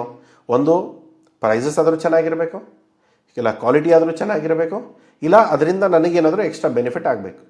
ಸೊ ಏನು ಹೇಳ್ತಾರೆ ಕೆಲವೊಂದು ಮಾರ್ಕೆಟಿಂಗ್ ಬ್ರ್ಯಾಂಡ್ಗಳು ಏನು ಹೇಳ್ತಾರೆ, ಸೊ ನಾನಿವಾಗ ಈ ಬ್ರ್ಯಾಂಡ್ ತೊಗೊಳ್ತಾ ಇದ್ದೇನೆ, ನಾನು ಬ್ರೀ ಬ್ರ್ಯಾಂಡಿಗೆ ಶಿಫ್ಟ್ ಆಗಬೇಕಂದಾಗ ಒಂದು ಇದರಲ್ಲಿ ಕ್ರುಕ್ಯುಮಿನ್ ಲೆವೆಲ್ ಹೆಚ್ಚಿಗೆ ಇದೆ ಅಂತ ಹೇಳ್ತಾರೆ. ಸೊ ಕ್ರುಕ್ಯುಮಿನ್ ಲೆವೆಲಲ್ಲಿ ಏನಾಗುತ್ತೆ, ಆ್ಯಂಟಿ ಕ್ಯಾನ್ಸರಸ್ ಸಿಂಪ್ಟಮ್ಸ್ ಇದೆ, ಪ್ರಾಪರ್ಟೀಸ್ ಇದೆ, ಸೊ ಅದರಿಂದ ನನಗೆ ಹೆಲ್ತ್ ಬೆನಿಫಿಟ್ ಆಗುತ್ತೆ. ಸರಿ ನೋಡೋಣ, ಯೋಚನೆ ಮಾಡೋಣ, ಪ್ರೈಸಸ್ ಚೆನ್ನಾಗಿದೆಯಾ ಇಲ್ವಾ. ಇವಾಗ ಇಂಡಿಯಾ ಆದರೆ ಪ್ರೈಸಸ್ ಫಸ್ಟಿಗೆ ಬರುತ್ತೆ. ಸೊ ಪ್ರಿಫರೆನ್ಸ್ ಹೇಗೆ ಚೇಂಜ್ ಆಗುತ್ತೆ ಅಂತ, ಇಲ್ಲಿ 1, ಇಲ್ಲಿ 2, ಇಲ್ಲಿ 3, ಇದು ಇಂಡಿಯನ್ ಸ್ಟ್ಯಾಂಡರ್ಡ್ಸ್. ಫಸ್ಟ್ ಪ್ರೈಸ್ ನೋಡ್ತಾರೆ, ಆಮೇಲೆ ಕ್ವಾಲಿಟಿ, ಆಮೇಲೆ ವ್ಯಾಲ್ಯೂ ಆ್ಯಡಿಂಗ್. ಬೇರೆ ಕಡೆ ಆದರೆ quality 1, price 2, 3 value adding. So ಈ ಸೀಕ್ವೆನ್ಸಲ್ಲಿ ಯಾವ ಕ್ವಾಲಿಟಿಗಳು ಯಾವ ಮಾರ್ಕೆಟ್ ಇದೆ ಅದನ್ನು ನೋಡ್ಕೊಳ್ಳಿ. ಇಲ್ಲ ಅಂದರೆ ಕೆಲವೊಂದು ಕಂಟ್ರಿಗಳು 1, 2, 3 ಇದು ನಮ್ಮ ಐಡಿಯಲ್ ಬಿಸ್ನೆಸ್ ಆಪ್ಷನ್. ಈ ಮಾರ್ಕೆಟ್ ಏನಾದರೂ ನಮಗೆ ಸಿಕ್ತು ಅಂದರೆ ನಥಿಂಗ್ ಲೈಕ್ ಇಟ್. ಕೆಲವೊಂದು ಸರಿ ಏನಾಗುತ್ತೆ, ಈಗ ಪ್ರೈಸ್ ಸೆನ್ಸಿಟಿವ್ ಇತ್ತು ಅಂತ ಅಂದ್ಕೊಳ್ಳಿ. For example Nepal and Bangladesh price sensitive ಇದೆ, ಏನು ಮಾಡೋಕ್ಕಾಗಲ್ಲ. ಇಂಡಿಯಾದಲ್ಲಿ ಮಾರಿದ್ರೂ ಅಷ್ಟೇ, ಅಲ್ಲಿ ಹೋಗಿ ಮಾರಿದ್ರೂ ಅಷ್ಟೇ. ಇನ್ಸ್ಟೆಡ್ ಆಫ್ ಕಾಲಿಂಗ್ ಎಕ್ಸ್ಪೋರ್ಟರ್ ಅಂತ ಹೇಳ್ಕೊಳ್ಳೋ ಬದಲು ಎಕ್ಸ್ಪೋರ್ಟ್ ಆಗಿರುತ್ತೆ ಬೇರೆ ದೇಶ ಅಂತ ಕನ್ಸಿಡರ್ ಮಾಡ್ಬೋದು. ಬಟ್ ಅದು ಬಿಟ್ಟರೆ ನಮಗೇನೋ ತುಂಬ ದೊಡ್ಡ ಬೆನಿಫಿಟ್ಗಳು ಇಲ್ಲಿ ಸಿಗಲ್ಲ. ಅದೇ ನೀವು ಯುರೋಪಿಯನ್ ಮಾರ್ಕೆಟ್ಸ್ಗೆ ಆದರೆ ಕ್ವಾಲಿಟಿ ಪ್ರಯಾರಿಟಿ ಇರೋದ್ರಿಂದ, ಒಂದು ನಮ್ಮ ಹತ್ರ ಕ್ವಾಲಿಟಿ ಇದೆ, ಆರ್ಗ್ಯಾನಿಕ್ ಸರ್ಟಿಫಿಕೇಷನ್ಸ್ ಇದೆ, ದೆನ್ ಪುಷ್ ಇಟ್. ಅಥವಾ ಟೈಮ್ ಸೇವ್ ಆಗುತ್ತೆ, ಕ್ರುಕ್ಯುಮಿನ್ ಲೆವೆಲ್ ಹೆಚ್ಚಿಗೆ ಇದೆ, ಕ್ಯಾನ್ಸರ್ ಸಿಂಪ್ಟಮ್ಸ್ ನಿಮ್ಮಲ್ಲಿ ತುಂಬ ಹೆಚ್ಚಿಗೆ ಇದೆ, ಅದನ್ನು ಪ್ರಮೋಟ್ ಮಾಡಿ ನೀವು ಏನಾದರೂ ವ್ಯಾಲ್ಯೂ ಆ್ಯಡಿಂಗ್ ಮಾಡೋದಾದರೆ ಅದು ಕೂಡ ಬೆನಿಫಿಟ್ ಇರುತ್ತೆ. ಅದರಲ್ಲೂ ಕೂಡ ಟರ್ಮರಿಕ್ ಪೌಡರ್, ಟರ್ಮರಿಕ್ ಟೀ ಬರುತ್ತೆ, ಸೊ ಅದನ್ನು ಕೂಡ ನೀವು ನೋಡ್ಬೋದು, ಅದರ ಬೆನಿಫಿಟೂ ಇದೆ. ಸೊ ಇಲ್ಲಿ ನೀವು ಯಾರಿಂದ ಎಷ್ಟು ಬೆಟರ್ ಇದ್ದೀರಾ. ಕಾಂಪಿಟೇಟರ್ 10 ರೂಪಾಯಿಗೆ ಮಾರ್ತಾ ಇದ್ದಾರೆ, ನಾನು 9 ರೂಪಾಯಿಗೆ ಮಾರ್ಬೋದು, ತುಂಬ ವ್ಯಾಲ್ಯೂ ಕಾಣಿಸುತ್ತಾ, ಪ್ರೈಸಲ್ಲಿ ಕಡಿಮೆ ಆಗುತ್ತೆ. ಅದೇ ನೀವು ಮಲ್ಟಿಪ್ಲೈಡ್ ಬೈ ಮೆಟ್ರಿಕ್ ಟನ್ಸ್ ಆಗುತ್ತಲ್ಲ, ಆವಾಗ ಪ್ರೈಸ್ಗಳು ತುಂಬ ವ್ಯಾಲ್ಯೂ ಆಗುತ್ತೆ. ಸೊ 1 ರೂಪಿ ಬಿಡಿ, ನೀವು 1 ರೂಪಿ ಮುಂದೆ ಚಿಲ್ಲರೆ ಬರುತ್ತಲ್ಲ ಪೈಸಾ, ಆ ಪೈಸಾಕ್ಕೆ ಫೈಟ್ ಮಾಡ್ತಾರೆ. ಸೊ ಅವಾಗ ನೀವು ನೋಡೋದೇನೆಂದರೆ ಪ್ರೈಸ್ಗಳನ್ನ ಒಳ್ಳೆ ಆಫರ್ಡೇಬಲ್ ಮಾಡಿದರೆ ನಿಮ್ಗೆ ಒಳ್ಳೇದು ಬರುತ್ತೆ. ಆದರೆ ದಯಮಾಡಿ 10 ರೂಪಾಯಿ ಇರೋದನ್ನು 5 ರೂಪಾಯಿ ಕೊಡೋಕ್ಕೆ ಹೋಗಬೇಡಿ, ಮಾರ್ಕೆಟ್ ಹಾಳಾಗೋಗುತ್ತೆ. ನಾಳೆ ನಿಮಗೇ 10 ರೂಪಾಯಿಗೆ ಬರಬೇಕಂದ್ರೆ ಮತ್ತೆ ಒಂದು ಜನ್ಮ ಎತ್ಕೊಂಡು ಬರಬೇಕಾಗುತ್ತೆ. ಸೊ ಅದಕ್ಕೆ ಇದನ್ನು ಮಾಡೋಕ್ಕೆ ಹೋಗಬೇಡಿ. ಸೊ ಪ್ರೈಸಸ್ನ ಮಾರ್ಕೆಟ್ನ ಕಿಲ್ ಮಾಡೋಕ್ಕೆ ಹೋಗಬೇಡಿ. ಒಳ್ಳೆ ಪ್ರೈಸಸ್ ಇತ್ತು ಅಂದರೆ ಸ್ವಲ್ಪ ನೆಗೋಷಿಯೇಟ್ ಮಾಡೋಕ್ಕೆ ಒಳ್ಳೆ ಪ್ರೈಸ್ನ ಕೊಡ್ಬೋದು. ನೆಕ್ಸ್ಟ್ ಬರೋದು ಕ್ವಾಂಟಿಟಿಯಲ್ಲಿ ಏನು, ನಾನು ಮಾಡ್ತಾ ಇರೋದು 1 metric ton per month, demand ಬರ್ತಾ ಇರೋದು 10 metric ton per month. So ಇಲ್ಲಿ 9 ಟನ್ ಗ್ಯಾಪ್ ಇದೆ. ಸೊ 9 ಟನ್ ಗ್ಯಾಪ್ನ ಯಾರು ಫುಲ್ಫಿಲ್ ಮಾಡ್ತಾರೆ? ಸೊ ಈ ಆರ್ಡರ್ಗಳನ್ನ ನನಗೆ ಎತ್ಕೊಳ್ಳೋಕ್ಕಾಗಲ್ಲ. ಸೊ ಯಾವುದೋ ಒಂದು ಕಂಪ್ನಿ ಅವ್ರದ್ದು almost 25 metric ton per day ಇರುತ್ತೆ. ಕೆಲವೊಂದು ದೊಡ್ಡ ದೊಡ್ಡ ಕಂಪ್ನಿಗಳಿಗೆಲ್ಲ ಕೆಪಾಸಿಟಿ ಇದೆ. ಸೊ ಅವ್ರೇನಾಗುತ್ತೆ, ನಿಮಗಿಂತ ಒಳ್ಳೆ ರೇಟು ಕೊಡ್ಬೋದು, ನಿಮಗಿಂತ ಒಳ್ಳೆ ಕ್ವಾಂಟಿಟಿನೂ ಕೊಡ್ಬೋದು, ಜೊತೆಗೆ ಕ್ವಾಲಿಟಿನೂ ಕೊಡ್ಬೋದು, ಜೊತೆಗೆ ನಿಮ್ಮ ವ್ಯಾಲ್ಯೂ ಆ್ಯಡಿಂಗ್ ಸರ್ವಿಸಸ್ ಕೂಡ ಅವ್ರು ಮಾಡಿಕೊಡ್ತಾರೆ. ವ್ಯಾಲ್ಯೂ ಆ್ಯಡಿಂಗಲ್ಲಿ ಏನೇನು ಬರ್ಬೋದು, ಕಸ್ಟಮೈಸೇಷನ್ ಇರ್ಬೋದು, ಲೋಗೋ ಪ್ರಿಂಟಿಂಗ್ ಇರ್ಬೋದು, ಲ್ಯಾಂಗ್ವೇಜ್ ಪ್ರಿಂಟಿಂಗ್ ಇರ್ಬೋದು, ಹೇಳಿರೋ ಪ್ಯಾಕೇಜಸಲ್ಲಿ ಕನ್ವರ್ಟ್ ಮಾಡಿಕೊಂಡು ಬಾಕ್ಸ್ ಬೇಕಾದರೆ ಬಾಕ್ಸು, ಪೌಚ್ ಬೇಕಂದರೆ ಪೌಚು, ಇಲ್ಲ ಅಂದರೆ ಜಾರ್ ಮಾಡಿ ಕೊಡ್ತಾರೆ. ಸೊ ಈ ಎಲ್ಲ ಆಪ್ಷನ್ಸ್ಗಳನ್ನ ನೀವು ವ್ಯಾಲ್ಯೂ ಆ್ಯಡಿಂಗ್ ಆಗಿ ಮಾಡಿಕೊಟ್ಟಾಗ so convenience moreover. So ಅವ್ರಿಗೆ ಯಾವ ಥರ ಬೇಕಾಗುತ್ತೆ ಅದನ್ನು ನೀವು ಮಾಡಿದರೆ ಸಾಕಾಗುತ್ತೆ. ಕ್ವಾಲಿಟಿ ಅನ್ನೋದು ಬರೀ ಬಾಯಿ ಮಾತಲ್ಲ. ತುಂಬ ಜನ ಏನು ಮಾಡ್ತಾರೆ, ಬಾಯಿ ಮಾತಲ್ಲಿ ಸರ್ ನಮ್ಮ ಕ್ವಾಲಿಟಿ ಸೂಪರ್ ಸರ್, ನಿಮ್ಮ ಕ್ವಾಲಿಟಿ ಸೂಪರ್, ಎಲ್ಲರಿಗೂ ಅವ್ರವ್ರ ಮಕ್ಕಳು ಒಳ್ಳೆಯವರೇ, ಆದರೆ ಟೀಚರ್ಗೆ ಗೊತ್ತಾಗಬೇಕಲ್ಲ. ಸೊ ಟೀಚರ್ ಮಾರ್ಕ್ಸ್ ಕಡೆ ಏನು ಹೇಳುತ್ತೆ, ಈ ಮಾರ್ಕ್ ಶೀಟ್ಸಲ್ಲಿ ಮಾರ್ಕ್ಸ್ ಬಂದಾಗ ಮಾತ್ರ ನಾವು ಒಪ್ಕೊಳ್ತೇವೆ, ಹಾಂ ನಿಮ್ಮ ಮಕ್ಕಳು ಬುದ್ಧಿವಂತರು ಅಂತ. ಅದಕ್ಕೆ ನಿಮ್ಮ ಕ್ವಾಲಿಟಿ ಏನಿದೆ ಅದಕ್ಕೆ ಟೆಸ್ಟ್ ಸರ್ಟಿಫಿಕೇಟ್ ಮಾಡಿಸ್ಕೋಬೇಕು. ಟೆಸ್ಟ್ ಸರ್ಟಿಫಿಕೇಟ್ ಇಲ್ಲದೆ ನನ್ನ ಕ್ವಾಲಿಟಿ ಒಳ್ಳೆಯದು, ನನ್ನ ಕ್ವಾಲಿಟಿ ಒಳ್ಳೆಯದು ಅಂದರೆ ಯಾರು ಕೇಳಲ್ಲ, ಯಾರು ನಂಬೋದು ಇಲ್ಲ. ಪ್ರೈಸಸ್ಗಳು ಡಿಫೈನ್ ಆಗೋದು ಕ್ವಾಲಿಟಿ ಮೇಲೆ. ಈ ಕ್ವಾಲಿಟಿ ಚೆನ್ನಾಗಿದೆ, ಕ್ರಿಕ್ಯುಮಿನ್ ಲೆವೆಲ್ ಹೆಚ್ಚಿಗೆ ಇದೆ, ಸೊ ಅಂದರೆ ಮಾತ್ರ ಕನ್ಸಿಡರ್ ಮಾಡ್ತಾರೆ, ಇಲ್ಲದೆ ಹೋದರೆ ಸಾಧ್ಯನೇ ಇಲ್ಲ. ಓಕೆ. ಸೊ ರೆಗ್ಯುಲೇಟರಿ ಫಿಟ್ ಏನಿದೆ, ಇವಾಗ ಕಂಪ್ಲೈನ್ಸಸ್ ಬರುತ್ತೆ, ಲೀಗ್ಯಾಲಿಟೀಸ್ ಬರುತ್ತೆ. ಇಲ್ಲಿ ಅದು ಪ್ರೊಹಿಬಿಟೆಡ್ ಇದೆಯಾ, ರೆಸ್ಟ್ರಿಕ್ಟೆಡ್ ಇದೆಯಾ? ಟರ್ಮರಿಕ್ ಪೌಡರ್ ಎಂದೂ ರಿಸ್ಟ್ರಿಕ್ಟ್ ಆಗಿಲ್ಲ, ಆಗೋದು ಇಲ್ಲ. ಓಕೆ. ಅಂಟಿಲ್ ದೊಡ್ಡದು ತುಂಬ ದೊಡ್ಡ ಶಾರ್ಟೇಜ್ ಬರೋವರೆಗೂ ಇದೇನೂ ಸಾಧ್ಯ ಇಲ್ಲ. ಸೊ ಇವಾಗ ಫ್ರೀಯಾಗಿ ಎಕ್ಸ್ಪೋರ್ಟ್ ಮಾಡುವಂಥ ಪ್ರಾಡಕ್ಟ್ ಇದೆ. ಓಕೆ. ಸೊ ಫ್ರೀಯಾಗಿ ಎಕ್ಸ್ಪೋರ್ಟ್ ಮಾಡಬೇಕಾದಾಗ ಯಾವ ಮಾರ್ಕೆಟಿಗೆ ಎಕ್ಸ್ಪೋರ್ಟ್ ಮಾಡ್ತಾ ಇದ್ದೀರಾ? ಯುರೋಪಿಗೆ ಮಾಡಬೇಕಂದ್ರೆ CE ಬೇಕು, FDA US ಬೇಕಾಗುತ್ತೆ, FSSAI ಇಂಡಿಯಾಗೆ ಬೇಕಾಗುತ್ತೆ, ISO ಇಂಡಿಯಾಗೆ ಮತ್ತು ಬೇರೆ ಮಾರ್ಕೆಟಿಗೆ ಬೇಕಾಗುತ್ತೆ, ETC ಬೇಕಾಗುತ್ತೆ. ಸೊ ನಿಮ್ಮ ಪ್ರಾಡಕ್ಟಿಗೆ ಯಾವ ಥರದ ಸರ್ಟಿಫಿಕೇಷನ್ಗಳು ಬೇಕು, ನಿಮ್ಮ ಪ್ರಾಡಕ್ಟ್ ಯಾವ್ಯಾವ ಕ್ಯಾಟಗರಿಯಲ್ಲಿ ಬರುತ್ತೆ ಅದನ್ನು ನೋಡಿಕೊಂಡು ನೀವು ಆ ಸರ್ಟಿಫಿಕೇಷನ್ಗಳನ್ನ ಪ್ಲ್ಯಾನ್ ಮಾಡ್ಕೋಬೇಕು. ಸೊ ಆವಾಗ ನಿಮ್ಮ ಬಿಸ್ನೆಸ್ಗಳಲ್ಲಿ ಸಮಸ್ಯೆಗಳು ಬರಲ್ಲ. ಇವಾಗ ತುಂಬ ಜನಕ್ಕೆ ಏನಾಗ್ಬಿಡುತ್ತೆ, ಪ್ರಾಡಕ್ಟ್ ಯಾವುದು ಸರ್ಟಿಫಿಕೇಷನ್ ಯಾವ್ದು ಬೇಕಂತಲೇ ಗೊತ್ತಿರಲ್ಲ. ಸೊ ಆವಾಗ ಪ್ರಾಬ್ಲಮ್ ಆಗೋದು ಸಹಜ. ಓಕೆ. ಸೊ ನೆಕ್ಸ್ಟ್ ಬರೋದು ಟೆಕ್ನಿಕಲ್ ಮತ್ತು ಟ್ರೇಡ್ ಬ್ಯಾರಿಯರ್ಸ್. ಸೊ ಇಲ್ಲಿ ಇಂಪೋರ್ಟ್ ಟ್ಯಾರಿಫ್ ಏನಿದೆ ಇವತ್ತಿನ ಟೈಮಲ್ಲಿ ಎಲ್ಲರಿಗೂ ಗೊತ್ತಿದೆ, ಟ್ರಂಪ್ ಟ್ಯಾರಿಫಿಂದ ತುಂಬ ಎಫೆಕ್ಟ್ ಆಗ್ತಾ ಇದೆ, ಅದಾಗ್ತದೆ. ದಿನ ಬೆಳಗ್ಗೆ ಎದ್ಕೊಳ್ಳಿ ಒಂದು ಸ್ಟೇಟ್ಮೆಂಟ್ ಹೇಳ್ತಾನೆ, ಸಾಯಂಕಾಲ ಆಗೋಷ್ಟರಲ್ಲಿ ಇನ್ನೊಂದು ಹೇಳ್ತಾನೆ, ಮಲ್ಕೊಂಡೆದ್ಮೇಲೆ ಇನ್ನೊಂದು ಹೇಳ್ತಾನೆ. ಸೊ ಇದರಲ್ಲಿ ಏನಾಗ್ಬಿಡುತ್ತೆ, ನಮ್ಮ ಬಿಸ್ನೆಸ್ಗೆ ಪೆಟ್ಟು ಬೀಳೋದು ಇಂಪೋರ್ಟ್ ಡ್ಯೂಟಿಗಳ ಮೇಲೆ. ಸೊ ಯಾಕೆ ಅಂತಂದರೆ ಇವಾಗ 100 rupees product, okay, turmeric powder ನಾನು 100 ರೂಪೀಸ್ ಪರ್ 100 ಗ್ರಾಮ್ ಕೊಡ್ತಾ ಇದ್ದೇನೆ ಅಂತ ಅಂದ್ಕೊಳ್ಳೋಣ. Okay. So 100 grams 100 rupees fixed ಇದೆ, ತೊಂದರೆ ಇಲ್ಲ. ಎಲ್ಲಿಗೆ? ನ್ಯೂಯಾರ್ಕಿಗೆ. ಓಕೆ. ಸೊ ನ್ಯೂಯಾರ್ಕ್ವರೆಗೂ ಮುಟ್ಸೋವರೆಗೂ ನಂದು 100 ರೂಪಾಯಿ ಇದೆ. 100 ರೂಪಾಯಿ ಮುಟ್ಟಿರೋದು ಇಲ್ಲಿ ಮುಂಚೆ ಆದರೆ 5 ರೂಪೀಸ್ ಇತ್ತು, ಇವಾಗ ಅದು ಆಲ್ಮೋಸ್ಟ್ 50 ರೂಪೀಸ್ ಆಗಿದೆ. ಸೊ 105 ರೂಪಾಯಿಗೂ 150 ರೂಪಾಯಿಗೂ ಎಷ್ಟು ವ್ಯತ್ಯಾಸ ಇದೆ? ಸೊ ಈ ಡಿಫ್ರೆನ್ಸಿಂದ ನಮಗೆ ಬಿಸ್ನೆಸ್ ಬರ್ತಾ ಇಲ್ಲ ಅಥವಾ ಬರಲ್ಲ. ಇನ್ನು ಮುಂದೆ ಹೋಗ್ತಾ ಹೋಗ್ತಾ 100%ವರೆಗೂ ಒಯ್ತೇವೆ ಅಂತ ಹೇಳ್ತಾ ಇದ್ದಾರೆ. ಅವರ ತಲೆ ಬುರುಡೆ ಸರಿ ಇದ್ದರೆ ಅವ್ರು ನೋಡ್ತಾರೆ, ಇಲ್ಲ ಅಂದರೆ ಇಲ್ಲ, ಸಮಸ್ಯೆ ಇಲ್ಲ. ಓಕೆ. ಅಲ್ಲಿ ಏನಾಗುತ್ತೆ, ಪ್ರತಿಯೊಂದು ಕಂಟ್ರಿ ಸ್ಟ್ಯಾಂಡರ್ಡ್ ಲೇಬಲಿಂಗ್ ಇರುತ್ತೆ. ನನಗೆ ಇಂಗ್ಲೀಷಲ್ಲಿ ಬೇಕು, ನನಗೆ ಫ್ರೆಂಚಲ್ಲಿ ಬೇಕು, ನನಗೆ ಅರೇಬಿಕಲ್ಲಿ ಬೇಕು, ನನಗೆ ಬೇರೆ ಭಾಷೆಯಲ್ಲಿ ಬೇಕು, ನನಗೆ ಮ್ಯಾಂಡ್ರಿನಲ್ಲಿ ಬೇಕು. ಸೊ ಯಾವ ಭಾಷೆಯಲ್ಲಿ ಲೇಬಲ್ಗಳು ಬೇಕಾಗುತ್ತೋ ಅಲ್ಲಿ ರೂಲ್ಸ್ ಆ್ಯಂಡ್ ರೆಗ್ಯುಲೇಷನ್ಸ್ ಏನಿದೆಯೋ, ಕೆಲವೊಂದು ಕಂಟ್ರಿಯಲ್ಲಿ ಇಂಗ್ಲೀಷ್ ಮತ್ತು ಅರೇಬಿಕ್ ಎರಡೂ ಬೇಕು ಅಂತ ಹೇಳ್ತಾರೆ. ಅವಾಗ ಎರಡೂ ಲೇಬಲ್ಗಳನ್ನ ನೀವು ಪ್ರಿಂಟ್ ಮಾಡಬೇಕು. ಸೊ ಇದನ್ನು ಕರೆಕ್ಟಾಗಿ ನೋಡ್ಕೊಳ್ಳಿ. ಸ್ಟ್ಯಾಂಡರ್ಡ್ ನಾರ್ಮಲಿ ನಿಮ್ಮ ಕಸ್ಟಮರ್ ಹತ್ರ ಗೊತ್ತಿರುತ್ತೆ, ಅವರೇ ನಿಮಗೆ ಡಿಸೈನ್ಸ್ ಎಲ್ಲ ಕಳಿಸ್ಕೊಡ್ತಾರೆ ವೈಟ್ ಲೇಬಲಿಂಗ್ ಮಾಡುವಾಗ. ಅಥವಾ ನೀವೇ ಮಾಡಿ ಕಳಿಸ್ಬೇಕಾದಾಗ ನಿಮ್ಮ ಪ್ರಾಡಕ್ಟ್ನ ನಿಮ್ಮ ಲೇಬಲಿಂಗ್ ಮಾಡಬೇಕಂದಾಗ ಅಲ್ಲಿ ಅಥಾರಿಟಿಗಳಲ್ಲಿ ಟೆಕ್ಸ್ಟ್ ಸೈಜ್ ಏನಿರಬೇಕು, ಪ್ರಿಂಟಿಂಗ್ ಸೈಜ್ ಏನಿರಬೇಕು ಅದನ್ನ ನೋಡಿಕೊಂಡು ಎರಡೂ ಭಾಷೆಯಲ್ಲಿ ಪ್ರಿಂಟ್ ಮಾಡಿಕೊಂಡು ರೆಡಿ ಮಾಡಿಕೊಂಡು ನಿಮ್ಮ ಪ್ರಾಡಕ್ಟ್ಗಳನ್ನ ಶಿಪ್ ಮಾಡ್ಬೋದು. ಒಂದು ವೇಳೆ ಮಾಡಲಿಲ್ಲ ಏನು ಸಮಸ್ಯೆ ಆಗುತ್ತೆ, ಮೆಟೀರಿಯಲ್ಗಳನ್ನ ಮಾರ್ಕೆಟಿಂದ ಪುಲ್ ಮಾಡ್ತಾರೆ. ಅಂದರೆ ಶೆಲ್ಫಲ್ಲಿ ಹೋಗಿರೋದು ಪ್ರಾಡಕ್ಟ್ ಹೋಗಿರೋದನ್ನು ನೀವು ವಾಪಸ್ ತೊಗೊಳ್ಳಿ, ರೀಪ್ಯಾಕಿಂಗ್ ಮಾಡಿ ಅಂತ ಹೇಳ್ತಾರೆ. ರೀಪ್ಯಾಕಿಂಗ್ ಅಂತಂದಾಗ ನಾರ್ಮಲಿ ಏನಾಗ್ಬಿಡುತ್ತೆ, ಇದರ ಖರ್ಚುಗಳು ಎಕ್ಸ್ಟ್ರಾ ಆಗುತ್ತೆ. 2 ರೂಪಾಯಿನೋ 3 ರೂಪಾಯಿನೋ 4 ರೂಪಾಯಿನೋ ಏನೋ ಒಂದಿರುತ್ತೆ. ಸೊ ಅದು ಪರ್ ಪ್ಯಾಕ್ ಆಗುತ್ತೆ. ಆವಾಗ ನೆಟ್ ಇದೆಲ್ಲ ನಿಮ್ಮ ಲಾಸ್ ಇರುತ್ತೆ. ಓಕೆ. ಸೊ ಪ್ಯಾಕೇಜಿಂಗ್ ಮೇಲೆ, ಲೇಬಲಿಂಗ್ ಮೇಲೆ ಸ್ವಲ್ಪ ರೂಲ್ಸ್ ಆ್ಯಂಡ್ ರೆಗ್ಯುಲೇಷನ್ಸನ್ನು ನೋಡ್ಕೊಳ್ಳಿ. ಯಾವ ಥರದ ಪ್ಯಾಕೇಜಿಂಗ್ಗಳು ಬೇಕಾಗುತ್ತೆ. ಇಲ್ಲಿ ನಾರ್ಮಲಿ ಏನಾಗುತ್ತೆ, ಗ್ರೇಡ್ ಇರುತ್ತೆ, plastic grades, food grades. So ತುಂಬ ಥರದ ಪ್ಲಾಸ್ಟಿಕ್ಸ್ಗಳು ಬರುತ್ತೆ. ಸೊ ಆ ಪ್ಲಾಸ್ಟಿಕ್ಗಳಲ್ಲಿ ಯಾವ ಪ್ಯಾಕೇಜಿಂಗ್ ನೀವು ಯೂಸ್ ಮಾಡ್ತಾ ಇದ್ದೀರಾ ಅದನ್ನು ನೋಡಿಕೊಂಡು ಪ್ಲ್ಯಾನ್ ಮಾಡ್ಕೊಳ್ಳಿ. ಓಕೆ. ಸೊ ಇಲ್ಲಿ ಕೆಲವೊಂದು ಸರಿ ಏನಾಗುತ್ತೆ, ಸರ್ ಇವಾಗ ಟ್ಯಾರಿಫ್ ಇಲ್ಲದೆ ನಾವು ಎಕ್ಸ್ಪೋರ್ಟ್ ಮಾಡೋಕ್ಕಾಗತ್ತಾ? ಸಾಧ್ಯನೇ ಇಲ್ಲ. ಏನೋ ಚಿಕ್ಕ ವಾಲ್ಯೂಮ್ಗೆ ಪರ್ಸ್ನಲ್ ಯೂಸ್ ಅಂತಂದಾಗ ಏನೋ ಸ್ವಲ್ಪ ಟ್ಯಾರಿಫ್ಗಳು ವೇ ಆಫ್ ಆಗುತ್ತೆ, ಯಾಕೆಂದರೆ ಪರ್ಸ್ನಲ್ ಚಿಕ್ಕ ಕನ್ಸೈನ್ಮೆಂಟ್ ಅಲ್ಲ. ಸೊ ಅಲ್ಲಿ ಟ್ಯಾರಿಫ್ಗಳೇನಿರಲ್ಲ. ಬಟ್ ಆದರೆ ನಾರ್ಮಲಿ ಬೇರೆ ವಿಷಯಕ್ಕೆಲ್ಲ ಹೋದರೆ ಟ್ಯಾರಿಫ್ಗಳು ಇನ್ಕ್ಲೂಡ್ ಆಗುತ್ತೆ. ಸೊ ಇಲ್ಲಿ ನೀವು ಟ್ಯಾರಿಫ್ಗಳನ್ನ ಬಿಡೋಕ್ಕಾಗಲ್ಲ. ಇಲ್ಲಿ ಒಂದು ಏನಂತಂದರೆ ನೀವು ಬೇಕಾದರೆ ಕ್ಯಾಟಗರಿ ಶಿಫ್ಟ್ ಮಾಡ್ಬೋದು. ರಾ ಮೆಟೀರಿಯಲ್ಗೆ ಅಥವಾ ಸೆಮಿ ಪ್ರೊಸೆಸ್ಡ್ಗೆ ನೀವು ಟ್ಯಾರಿಫ್ ಆಗ್ತಾ ಇದೆ ಅಂದರೆ ನಮ್ಮ ಅಪ್ಲಿಕೇಶನ್ಸ್ ಏನಿದೆ ಅದನ್ನು ನೋಡಿಕೊಂಡು ಬೇಕಾದರೆ ನಮ್ಮ HSN ಕೋಡ್ ಅಂತ ಏನು ಹೇಳ್ತೇವೆ ಅದನ್ನು ಬೇಕಾದರೆ ಚೇಂಜ್ ಆಗುತ್ತೆ. ಅಪ್ಲಿಕೇಶನ್ ಹೇಗಿರುತ್ತೆ ಆ ಥರ ನಿಮ್ಮ HS ಕೋಡ್ ಚೇಂಜ್ ಆಗುತ್ತೆ. ಆ ಕ್ಯಾಟಗರಿಯಲ್ಲಿ ಚೇಂಜ್ ಆದಾಗ ನಿಮ್ಮ ಟ್ಯಾರಿಫ್ ಕೂಡ ಚೇಂಜ್ ಆಗುತ್ತೆ. ಇಲ್ಲಿ ನೀವು 5% ಬೀಳ್ತಾ ಇದ್ದರೆ, ಇಲ್ಲಿ 0% ಬೀಳ್ತಾ ಇದ್ದರೆ, ಸೊ ನೀವು ಇದನ್ನು ಈ ಕ್ಯಾಟಗರಿಯಲ್ಲಿ ನೋಡ್ಕೊಳ್ಳಿ. ಓಕೆ, ಒಂದೇದು. ಎರಡನೇದು ಬಂದು ಇವಾಗ USA ಈಗ ಆಲ್ಮೋಸ್ಟ್ ಡೆಡ್ ಮಾರ್ಕೆಟ್, ನಮಗಂತೂ ಏನೂ ಯೂಸ್ ಇಲ್ಲ. ಸೊ ಹಾಗಿದ್ದಾಗ ಕೆಲವೊಂದು ಅಗ್ರಿಮೆಂಟ್ಸಲ್ಲಿ ಏನು ಆಪರ್ಚುನಿಟಿ ಇರುತ್ತೆ, ನೀವು ವಯಾ ದುಬೈ ಅಥವಾ ವಯಾ ಸಿಂಗಾಪುರ್, ಫಸ್ಟು ಇಂಡಿಯಾದಿಂದ ದುಬೈ ಕಳಿಸಿ, ದುಬೈದಿಂದ USA ಕಳಿಸಿ, ರೈಟ್. ಸೊ ಇದಾಯಿತು ಅಂದರೆ ಕೂಡ ನಿಮಗೆ ಬೆನಿಫಿಟ್ ಇರುತ್ತೆ. ಕೆಲವೊಂದು ಸಾರಿ ಇಂಡಿಯಾದ ಒರಿಜಿನ್ ಇತ್ತು ಆ ಪ್ರಾಡಕ್ಟು ಅಂತಂದರೆ ಅದನ್ನು ನೀವು ದುಬೈ ಕಳಿಸೋ ಆಗಿಲ್ಲ, ಅಥವಾ ದುಬೈ ಕಳಿಸಿದ್ರು ಕೂಡ US ಅಲ್ಲಿ ಅದಕ್ಕೆ ಟ್ಯಾರಿಫ್ ಬೆನಿಫಿಟ್ ಸಿಗಲ್ಲ. ಅಲ್ಲಿ ಏನೇ ಇದ್ದರೂ ಕೂಡ ನಿಮಗೆ 50% ಅಥವಾ 100% ನಾವು ಇಂಪ್ಲಿಮೆಂಟ್ ಮಾಡ್ತೀವಿ ಅಂತಂದಾಗ ಈ ಪ್ಲ್ಯಾನ್ ಕೂಡ ಫ್ಲಾಪ್ ಆಗುತ್ತೆ. ಇಲ್ಲಿ ನೀವು ಆ್ಯಸ್ ಅ ಬೇರೆ ಕಂಟ್ರಿ ಕಳಿಸಿ ಅಲ್ಲಿಂದ ಎಕ್ಸ್ಪೋರ್ಟ್, ಇದು ಎಕ್ಸ್ಟ್ರಾ ಕಾಸ್ಟ್ ಇದೆ, ಬಟ್ ಸ್ಟಿಲ್ ಅಟ್ಲೀಸ್ಟ್ 50% ಆದರೂ ಉಳಿಯುತ್ತೆ, ಅಥವಾ ಅಟ್ಲೀಸ್ಟ್ 200% ಏನು ಹೋಗುತ್ತೆ ರೇಟು ಅದಾದರೂ ಉಳಿಯುತ್ತೆ. ಸೊ ಈ ಬೆನಿಫಿಟ್ ಇರೋದರಿಂದ ಕೆಲವೊಂದು ಸರಿ ಟ್ರೈ ಮಾಡ್ಬೋದು. ಸೊ ಅದು ಪ್ರಾಡಕ್ಟ್ ಮೇಲೆ ಮತ್ತು ಮಾರ್ಕೆಟ್ ಮೇಲೆ ಡಿಪೆಂಡ್ ಆಗುತ್ತೆ, ಅದನ್ನು ನೋಡಿಕೊಂಡು ಯೋಚನೆ ಮಾಡ್ಕೊಳ್ಳಿ. ನೆಕ್ಸ್ಟ್ ಪ್ರಾಡಕ್ಟ್ ಸೆಲೆಕ್ಷನ್ ಹೇಗೆ? ನೆಕ್ಸ್ಟ್ ಬರೋದು ಶೆಲ್ಫ್ ಲೈಫ್, ಲಾಜಿಸ್ಟಿಕ್ಸ್. ಇವಾಗ ನನ್ನ ಪ್ರಾಡಕ್ಟಿಗೆ ಟೆಂಪ್ರೇಚರ್ ಏನು ಬೇಕಾಗುತ್ತೆ, ಎಷ್ಟು ಡಿಗ್ರಿ ಸೆಲ್ಸಿಯಸ್ ಬೇಕು, ಅದು ಇಂಪಾರ್ಟೆಂಟ್. ನೆಕ್ಸ್ಟ್ ಬರೋದು ಈಗ ಶೆಲ್ಫ್ ಲೈಫ್ ಎಷ್ಟು ದಿನ ಇದೆ. ಈಗ ಬೇಕ್ರಿ ಪ್ರಾಡಕ್ಟ್ಸ್ ಇದೆ, ನಾನು ಒಳ್ಳೆ ಬೇಕ್ರಿ ಪ್ರಾಡಕ್ಟ್ಸ್ ನಾನು ಮಾಡ್ತಾರೆ. ಇವಾಗ ಅಯ್ಯಂಗಾರ್ದೆಲ್ಲ ಬೇಕ್ರೀಸ್ ಇದೆಯಲ್ಲ, ಸೊ ನಾವೇನು ಅಂದ್ಕೊಳ್ತೇವೆ, ಅಯ್ಯಂಗಾರ್ ಬೇಕ್ರಿಯಿಂದ ಪ್ರಾಡಕ್ಟ್ಸ್ನ ತೊಗೊಂಡು ಎಕ್ಸ್ಪೋರ್ಟ್ ಮಾಡೋದು. ಸರಿ, ಅದರ ಕೆಮಿಕಲ್ ಕಾಂಬಿನೇಷನ್ ಅದು ಇದು ಏನೇನು ಕೆಮಿಕಲ್ಸ್ ಯೂಸ್ ಮಾಡ್ತಾರೆ ಅದನ್ನೆಲ್ಲ ನೋಡ್ಕೋಬೇಕು. ಅದು ಅಲ್ಲದೆ ಇವರ ಶೆಲ್ಫ್ ಲೈಫ್ ಎಷ್ಟು, ಬರೀ 5 ದಿನ.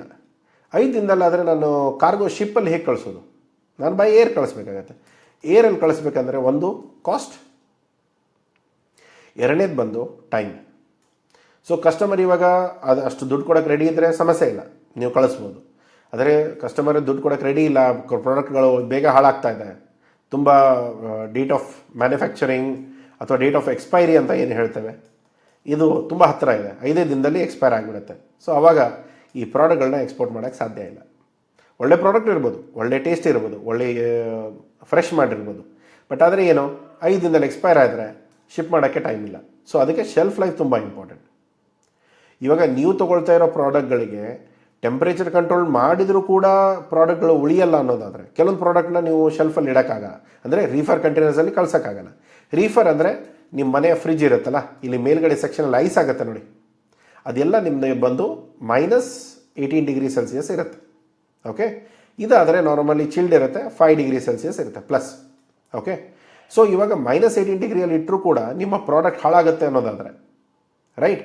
ಸೊ ಅವಾಗ ಏನು ಮಾಡ್ಬೋದು, ಆ ಪ್ರಾಡಕ್ಟ್ನ ಎಕ್ಸ್ಪೋರ್ಟ್ ಮಾಡೋಕ್ಕಾಗಲ್ಲ. ಶೆಲ್ಫ್ ಲೈಫು ಕಡಿಮೆ, ಕಾಸ್ಟ್ ಕೂಡ ಹೆಚ್ಚಿಗೆ, ಪ್ಲಸ್ ಆಪ್ರೇಷನಲ್ ಲಾಜಿಸ್ಟಿಕ್ ಚಾಲೆಂಜಸ್ ಬರುತ್ತೆ. ಪ್ರತಿ ಸರಿ ನಿಮ್ಮ ಪ್ರಾಡಕ್ಟಲ್ಲಿ ಹೋಗುವಾಗ ಡ್ಯಾಮೇಜ್ ಹೋಗುತ್ತೆ, ಇಲ್ಲಾಂದ್ರೆ ಹಾಳಾಗಿ ಹೋಗುತ್ತೆ. ಯಾಕೆಂದರೆ ಇಷ್ಟೆಲ್ಲ ಏರ್ ಶಿಪ್ಮೆಂಟ್ ಕಾಸ್ಟ್ ಕೊಟ್ಟ ಮೇಲೆ, ಯಾಕೆಂದರೆ ಏರ್ ಅಂತಂದ ಮೇಲೆ ನಿಮ್ಮ ಪ್ರಾಡಕ್ಟ್ ಪ್ರೈಸ್ ಏನಿದೆ ಅದರಲ್ಲಿ ಅಟ್ಲೀಸ್ಟ್ 5 ಟೈಮ್ಸ್ ಮಾಡ್ಕೊಂಬಿಡಿ, ಅದು ನಿಮ್ಮ ಏರ್ ಪ್ರೈಸ್ ಬರುತ್ತೆ. ಓಕೆ, ಇದು ಬರೀ ಒಂದು ರಫ್ ಕ್ಯಾಲ್ಕುಲೇಷನ್ ಅಷ್ಟೇ. ಎಕ್ಸಾಕ್ಟ್ಲಿ ನೀವು ನಿಮ್ಮ ಫ್ರೈಟ್ ಫಾರ್ವರ್ಡರ್ ಹತ್ರ ಮಾತಾಡಿದರೆ ಸಿಗುತ್ತೆ. ಇವಾಗ ಶಿಪ್ಪಿಂಗ್ ಟೈಮ್ ಇರ್ಬೋದು, ಹ್ಯಾಂಡ್ಲಿಂಗ್ ಆಗಿರ್ಬೋದು, ಎರಡೂ ಕೂಡ ಮ್ಯಾನೇಜ್ ಮಾಡ್ಬೋದಾ? ಜನ ಏನು ಅಂದ್ಕೊಳ್ತಾರೆ, ಒಂದು ಇಂಜಿನಿಯರಿಂಗ್ ಇಕ್ವಿಪ್ಮೆಂಟ್ನ ಶಿಪ್ ಮಾಡೋದು, ಫುಡ್ ಪ್ರಾಡಕ್ಟ್ನ ಶಿಪ್ ಮಾಡೋದು ಎರಡೂ ಒಂದೇ ಅಲ್ಲ. ಫುಡ್ ಪ್ರಾಡಕ್ಟ್ ಬೇರೆ ಥರ ಶಿಪ್ ಆಗುತ್ತೆ, ಇಂಜಿನಿಯರಿಂಗ್ ಪ್ರಾಡಕ್ಟ್ ಬೇರೆ ಥರ ಶಿಪ್ ಆಗುತ್ತೆ. ಸೊ ಅದಕ್ಕೆ ಇಕ್ವಿಪ್ಮೆಂಟ್ಸ್ ಇರ್ಬೋದು, ಟೀಮ್ ಇರ್ಬೋದು, ಹ್ಯಾಂಡ್ಲಿಂಗ್ ಇರ್ಬೋದು, ಪ್ರತಿಯೊಂದು ಬದಲಾಗುತ್ತೆ. ಸೊ ಅದನ್ನು ನೋಡಿಕೊಂಡು ನೀವು ಕೆಲಸ ಮಾಡಬೇಕು. ಇದರಲ್ಲಿ ಶ್ರಿಂಪ್ ಇರ್ಬೋದು, ಸ್ಪೈಸಸ್ ಇರ್ಬೋದು, ಮಷಿನರಿ ಇರ್ಬೋದು, ಎಲ್ಲದಕ್ಕೂ ಬೇರೆ ಬೇರೆ ಥರ ರಿಕ್ವೈರ್ಮೆಂಟ್ ಇದೆ. ಶ್ರಿಂಪ್ -18 ಡಿಗ್ರಿ ಅಥವಾ -24 ಡಿಗ್ರಿವರೆಗೂ ಹೋಗುತ್ತೆ. Okay, spices normal ambient temperature, ಏನು ನೀವು ಟೆಂಪ್ರೇಚರ್ ತಲೆ ಕೆಡಿಸ್ಕೊಳ್ಳೋ ಅವಶ್ಯಕತೆ ಇಲ್ಲ. ಪ್ಯಾಕ್ ಹೇಗಿದೆ ಅದೇ ಥರ ಪ್ಯಾಕ್ ಮಾಡಿ ಕಳಿಸಿ. ಮಷಿನರೀಸ್ ಆಂಬಿಯಂಟ್ ಟೆಂಪ್ರೇಚರ್ ಆದರೆ ಓಕೆ, ಬಟ್ ಕಂಟೈನರಲ್ಲಿ ಹೋಗುತ್ತಾ ಇಲ್ವಾ? ಅಥವಾ ಮಷಿನರಿ ತುಂಬ ಹೆವಿ ಇತ್ತು ಅಂದರೆ ಓಪನ್ ಕಂಟೈನರ್ಸಲ್ಲಿ ಹೋಗುತ್ತೆ, ಇಲ್ಲಾಂದರೆ ಬ್ರೇಕ್ ಬಲ್ಕಲ್ಲಿ ಹೋಗುತ್ತೆ. ಓಕೆ, ಇಲ್ಲ ಪ್ಲ್ಯಾಟ್ಫಾರ್ಮ್ ಕಂಟೈನರ್ ಮೇಲೆ ಹೋಗುತ್ತೆ. ಸೊ ಕಂಟೈನರ್ ಬಗ್ಗೆ ಆಲ್ರೆಡಿ ಒಂದು ವೀಡಿಯೋ ಮಾಡಿದ್ದಿದೆ, ಅದನ್ನು ಹೋಗಿ ನೋಡ್ಕೊಳ್ಳಿ. ಸೊ ಇಲ್ಲಿ ತುಂಬ ಡಿಫ್ರೆನ್ಸ್ ರಿಕ್ವೈರ್ಮೆಂಟ್ ಬರುತ್ತೆ. ಒಂದು ಲಾಜಿಸ್ಟಿಕ್ ಚಾಲೆಂಜಸ್ ಇದೆಯಾ ಇಲ್ವಾ, ಸರ್ ನಮ್ಮ ಮೆಟೀರಿಯಲ್ ಎತ್ಕೊಳ್ಳೋಕ್ಕೆ ಇದೇ ಥರದ ಇಕ್ವಿಪ್ಮೆಂಟ್ ಬೇಕು, ಇಲ್ಲಾಂದರೆ ಮೆಷಿನ್ ಇಳಿಸೋಕ್ಕಾಗಲ್ಲ, ಎತ್ಕೊಳ್ಳೋಕ್ಕಾಗಲ್ಲ. ಈಗ ನೀವು ರೋಡಲ್ಲಿ ನೋಡುತ್ತಾ ಇರ್ಬೋದು, ಈ ವಿಂಡ್ ಟರ್ಬೈನ್ ವಿಂಗ್ಸ್ ಹೋಗುತ್ತೆ ತುಂಬ. ಇದು ಚಿತ್ರದುರ್ಗ ಅಲ್ಲಿ ಇಲ್ಲಿ ಎಲ್ಲ ನಾವು ನೋಡ್ತೇವೆ, ತುಂಬ ಕಡೆ ಇದೆ ಇವಾಗ. ಬಟ್ ವಿಂಡ್ ಟರ್ಬೈನ್ಸ್ದು ವಿಂಗ್ಸ್ ಏನಿದೆಯಲ್ಲ, ಅದು 3 ತಿರುಗತ್ತಲ್ಲ ಬ್ಲೇಡ್. ಸೊ ಆ ಥರ ಬ್ಲೇಡ್ಗಳನ್ನ ಎಷ್ಟು ದೊಡ್ಡ ಟ್ರಕ್ಕಲ್ಲಿ ಯಾವ ಥರ ತೊಗೊಂಡು ಹೋಗ್ತಾರೆ, ಅದನ್ನು ಯಾವ ಥರ ಇನ್ಸ್ಟಾಲ್ ಮಾಡ್ತಾರೆ, ಅಲ್ಲಿ ಆಪರೇಷನಲ್ ಚಾಲೆಂಜಸ್ ಬರುತ್ತೆ. ಆ ಲಾಜಿಸ್ಟಿಕ್ಕು ಕಸ್ಟಮೈಸ್ಡ್ ಇರಬೇಕು, ಆ ವೆಹಿಕಲ್ಗಳಲ್ಲಿ ಮಾತ್ರ ಹೋಗುತ್ತೆ. ಆ ಶೆಲ್ಫ್ ಲೈಫ್ ಏನು ಸಂಬಂಧ ಇರಲ್ಲ, ಯಾಕಂದರೆ ಅವೇನು ಕೆಡಲ್ಲ. ಬಟ್ ಆದರೆ ಲಾಜಿಸ್ಟಿಕ್ ಚಾಲೆಂಜಸ್ ಅಲ್ಲಿ ಬರುತ್ತೆ. ನಿಮ್ಮ ಮೆಟೀರಿಯಲ್ ಒಯ್ಯೋಕ್ಕೆ ಆ ಥರ ಕಸ್ಟಮೈಸ್ಡ್ ವೆಹಿಕಲ್ಗಳು ಇದ್ದರೆ ಮಾತ್ರ ಹೋಗುತ್ತೆ ಅನ್ನೋದಾದರೆ ಸಮಸ್ಯೆ. ಇಲ್ಲ ಸರ್, ಜನರಲ್ ಕಂಟೈನರ್ ಲೋಡ್ ಆಗುತ್ತೆ, ಏನು ಸಮಸ್ಯೆ ಇಲ್ಲ, ಒಂದು ನಾರ್ಮಲ್ ಇದ್ದರೆ ಓಕೆ, ಇಲ್ಲ ಅಂದರೆ ಒಂದು -18 ಡಿಗ್ರಿ ಟೆಂಪ್ರೇಚರಲ್ಲಿ ನಾವು ಡೈರೆಕ್ಟ್ಲಿ ಶಿಪ್ ಮಾಡಿಬಿಡ್ತೇವೆ, ಸಮಸ್ಯೆ ಇಲ್ಲ, ನೋ ಪ್ರಾಬ್ಲಮ್. ಆದರೆ ಲಾಜಿಸ್ಟಿಕ್ ಚಾಲೆಂಜ್ ಇರುವಂಥ ಪ್ರಾಡಕ್ಟ್ಗಳನ್ನ, ಟರ್ಬೈನ್ಸ್ ಇರ್ಬೋದು, ವಿಂಗ್ಸ್ ಇರ್ಬೋದು, ಅಥವಾ ಯಾವುದೇ ಥರದ ಇಂಜನ್ಸ್ ಇರ್ಬೋದು, ಈ ಥರದ ಸಮಸ್ಯೆಗಳು ಬರದಿರೋ ಥರ ನೋಡ್ಕೊಳ್ಳಿ. ಅಥವಾ ಆ ಪ್ರಾಡಕ್ಟ್ಗಳನ್ನ ಸೆಲೆಕ್ಟ್ ಮಾಡುವಾಗ ಇದನ್ನು ಎರಡನ್ನೂ ತಲೆಯಲ್ಲಿ ಇಟ್ಕೊಳ್ಳಿ. ನನ್ನ ಪ್ರಾಡಕ್ಟ್ ಹೇಗೆ ಹೋಗುತ್ತೆ ಅದನ್ನು ಅರ್ಥ ಮಾಡಿಕೊಂಡ್ರೆ ಸಾಕು, ಆವಾಗ ನೀವು ಪ್ರಾಡಕ್ಟ್ ಸೆಲೆಕ್ಷನ್ ಕರೆಕ್ಟಾಗಿರುತ್ತೆ. ಸೊ ನೆಕ್ಸ್ಟ್ ಮೇಯ್ನಾಗಿ ಬರುವಂಥ ವಿಷಯ ಏನಂದರೆ, ನೀವು ಎಲ್ಲರೂ ಕೆಲಸ ಮಾಡ್ತಿರೋದು ಯಾಕೆ? ಪ್ರಾಫಿಟಬಿಲಿಟಿ. ಪ್ರಾಫಿಟ್ ಇದ್ದರೆ ಮಾತ್ರ ತಾನೇ ನಾವು ಬಿಸ್ನೆಸ್ಸಲ್ಲಿರೋದು.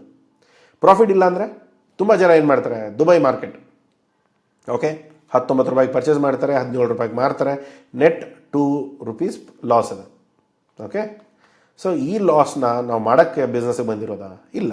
ಇದು 2 ರೂಪೀಸ್ ಚಿಕ್ಕ ಅಮೌಂಟ್, ಬಟ್ ಯಾವಾಗ ಮಲ್ಟಿಪ್ಲೈಡ್ ಬೈ ಎಷ್ಟು ಮೆಟ್ರಿಕ್ ಟನ್ ಹೋಗಿರುತ್ತೆ ಇಂಟು 18,000 kgs ಕ್ಯಾಲ್ಕುಲೇಟ್ ಮಾಡಿದ್ರೆ ನಿಮ್ಗೆ ಗೊತ್ತಾಗುತ್ತೆ ಎಷ್ಟು ಲಾಸ್ ಇದೆ. ಅದೇ ಮಲ್ಟಿಪ್ಲೈಡ್ ಬೈ ಒಂದು 7 ಕಂಟೈನರೋ 8 ಕಂಟೈನರೋ ನೋಡಿದರೆ ಆವಾಗಲೂ ಕೂಡ ಕಾಸ್ಟ್ ಇದೆ. ಸೊ ಲಾಸ್ ಮಾಡ್ಕೊಳ್ಳೋಕ್ಕೆ ನಾವು ಬಿಸ್ನೆಸ್ಸಿಗೆ ಬರಲ್ಲ. ಲಾಸ್ ಮಾಡೋದಾದರೆ ನಾವು ಮನೆಯಲ್ಲೇ ಮಾಡ್ಕೊಳ್ಬೋದು, ಏನು ಮಾಡದೆ ಹೋದ್ರೆ ಲಾಸೇ ತಾನೆ, ಯಾಕೆಂದರೆ ಖರ್ಚಂತೂ ನಿಲ್ಲಲ್ಲ, ರೈಟ್? ಬಟ್ ಏನು ಮಾಡದೆ ಹೋದರೂ ಕೂಡ ಲಾಸ್ ಆಗುವಾಗ ಈ ಕಂಪನಿಗಳಿಗೆ ದುಡ್ಡು ಕೊಟ್ಕೊಂಡು ನಮ್ಮ ಕಡೆಯಿಂದ ದುಡ್ಡು ಹಾಕಿ ನಾವು ಎಕ್ಸ್ಪೋರ್ಟ್ ಮಾಡಿ ನಾವು ಲಾಸ್ ಮಾಡ್ಕೊಳ್ಳೋದು ಯಾಕೆ? ನಾರ್ಮಲಿ ಮಾಡದೆ ಹೋದರೆ ಒಳ್ಳೆಯದು. ಸೊ ಯಾವಾಗಲೂ ಕೂಡ ಬಿಸ್ನೆಸ್ ಪ್ರಾಫಿಟಲ್ಲಿದ್ದರೆ ಮಾತ್ರ ಮಾಡಿ, ಇಲ್ಲದೆ ಹೋದರೆ ಸಮಸ್ಯೆನೇ ಇಲ್ಲ. ನೆಗೆಟಿವ್ ಎಲ್ಲ ಎತ್ತಿದ್ರೆ ಅದು ಕೆಲಸನೇ ಮಾಡೋಕ್ಕೆ ಹೋಗ್ಬೇಡಿ. ಆ ಪ್ರಾಡಕ್ಟ್ಗಳನ್ನ ನೋಡ್ಕೊಳ್ಳಿ, ಯಾವ ಮಾರ್ಕೆಟಲ್ಲಿದೆ, ಅಲ್ಲಿ ಯಾವ ಥರ ಜನ ಇದ್ದಾರೆ. ಸೊ ದುಬೈಯಲ್ಲಿ ನಾವೇನೇನು ಹೇಳ್ತೇನೆ, ಇಂಡಿಯನ್ಸು, ಬಾಂಗ್ಲಾದೇಶಿ, ಪಾಕಿಸ್ತಾನ, ಶ್ರೀಲಂಕಾದವ್ರನ್ನ ದೂರ ಇಟ್ಕೊಳ್ಳಿ. ಅಲ್ಲಿ ಯಾರಾದರೂ ಫೋನ್ ಎತ್ತಿದರೆ ನನ್ನ ಹೆಸರು ಸಂತೋಷ್ ಅಂತಂದರೆ ನಾರ್ಮಲಿ ಸ್ವಲ್ಪ ಹುಷಾರಾಗಿರಿ. ಒಂದು ಆ ಸಂತೋಷ್ ಎಲ್ಲಿಯವನು, ಕೇರಳದವನ, ಮಹಾರಾಷ್ಟ್ರದವನ, ಕರ್ನಾಟಕದವನ, ತಮಿಳ್ನಾಡದವನ, ಡೆಲ್ಲಿಯವನ, ಎಲ್ಲಿಯವನು, ಅವನು ಏನು ಮಾಡ್ಕೊಂಡಿದ್ದಾನೆ, ಅವನ ಕಂಪ್ನಿ ಓನ್ ಮಾಡ್ತಾನೆ ಹೇಗೆ, ಅಥವಾ ಅವನ ಆಫೀಸ್ ಎಲ್ಲಿದೆ, ಎಷ್ಟು ಟ್ರಾನ್ಸಾಕ್ಷನ್ ಮಾಡ್ತಾ ಇದ್ದಾರೆ, ಪೇಮೆಂಟ್ ಟರ್ಮ್ಸ್ ಏನಿದೆ, ಅಡ್ವಾನ್ಸ್ ಕೊಟ್ಟು ಮಾಡ್ತಾರೆ ಅಂದರೆ ನಿಮ್ಮ ತಲೆನೋವು ಇಲ್ಲ. ಒಂದು ವೇಳೆ ಅಡ್ವಾನ್ಸ್ ಇಲ್ಲ, 100% ಕ್ರೆಡಿಟ್ ಇದೆ, ಅದು ಅಟ್ಲೀಸ್ಟ್ 30 to 60 ಡೇಸ್. ಇದು 60 ಯಾವಾಗ 90 ಆಗುತ್ತೆ, 90 ಇರೋದು ಯಾವಾಗ 200 ಆಗುತ್ತೆ, 365 ಆಗುತ್ತೆ, ನಿಮ್ಗೆ ಐಡಿಯಾನೇ ಬರಲ್ಲ, ನಿಮ್ಮ ದುಡ್ಡು ಹೋಯ್ತಲ್ಲಿ. ಸೊ ಇವರೆಲ್ಲ ಮಾಡೋ ಕೆಲಸ ಏನು ಅಂತಂದರೆ, ದುಬೈಯಲ್ಲಿ ನಮ್ಮ ದುಡ್ಡಿಂದ ಅವ್ರ ಬಿಸ್ನೆಸ್ ನಡೆಸ್ತಾರೆ. ಅದರ ಬದಲು ಇನ್ನೂ ಸ್ವಲ್ಪ ಖರ್ಚು ಹಾಕ್ಕೊಂಡು ನಾವೇ ದುಬೈ ಹೋಗಿ ನಾವೇ ಬಿಸ್ನೆಸ್ ಮಾಡ್ಕೊಳ್ಳೋದು ತುಂಬ ಉತ್ತಮ. ಓಕೆ, ಸೊ ಇಲ್ಲಿ ನೀವೇನು ಮಾಡಬೇಕಂತಂದರೆ, ಇಲ್ಲಿ ಎಷ್ಟು ಜನ ಎಷ್ಟು ಪ್ರಾಫಿಟ್ನ ನೀವು ಬುಕ್ ಮಾಡ್ಕೊಳ್ತಾ ಇದ್ದೀರಾ. ಯಾಕೆಂದರೆ ಬೇರೆ ಯಾರಾದರೂ ಏನಾದರೂ ಸುಳ್ಳು ಹೇಳ್ಬೋದು.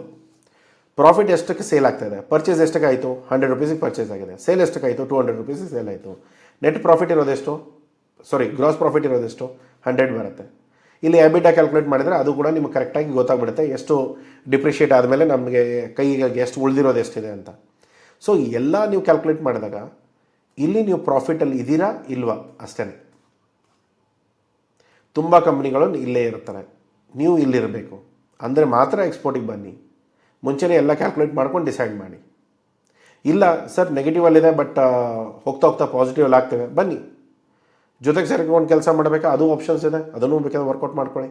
ನಿಮ್ಮ ಹತ್ರ ಇರಬೇಕಾಗಿರೋ ಪ್ರೈಸಿಂಗ್ಗಳು normally EXW ex works pricing. ಅದಾದಮೇಲೆ ಅವ್ರು ಯಾವ FOB ಹೇಳ್ತಾರೆ, ಯಾವ ಪೋರ್ಟಿಗೆ ಹೇಳ್ತಾರೆ, ಮುಂಬೈ ಪೋರ್ಟ್ ಅಂತ ಅಂದ್ಕೊಳ್ಳೋಣ.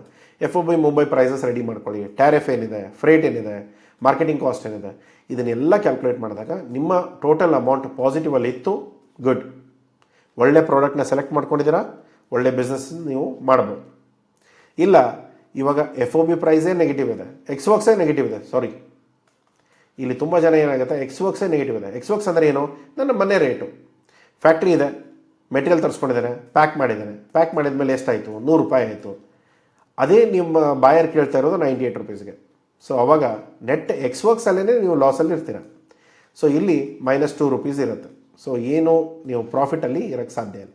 ಸೊ ದಯಮಾಡಿ ನೀವೇನು ಮಾಡಿ, ಈ 2 ರೂಪೀಸ್ ಏನು ಲಾಸ್ ಬರ್ತಾ ಇದೆ, ಸೊ ಆ ಥರದ ಬಿಸ್ನೆಸ್ಗಳಲ್ಲಿ ಇಳಿಯೋಕ್ಕೆ ಹೋಗಬೇಡಿ. ಯಾಕಂದರೆ 2 ರೂಪೀಸ್ ಪರ್ kg ಅಥವಾ 2 ರೂಪೀಸ್ ಪರ್ ಪ್ಯಾಕ್ ಅಂದ್ಕೊಂಡ್ರೆ ಅದನ್ನೇ ನೀವು ಮಲ್ಟಿಪ್ಲೈಡ್ ಬೈ ಎನಿಥಿಂಗ್ ಮಾಡಿದರೂ ಕೂಡ ಅಷ್ಟೇ ಬರುತ್ತೆ. ಓಕೆ, ಒಂದು 18,000 kgs ಮಿನಿಮಮ್ ಅಂತ ಅಂದ್ಕೊಳ್ಳೋಣ. ಸೊ ಸಮಸ್ಯೆ ಅಲ್ಲಾಗುತ್ತೆ.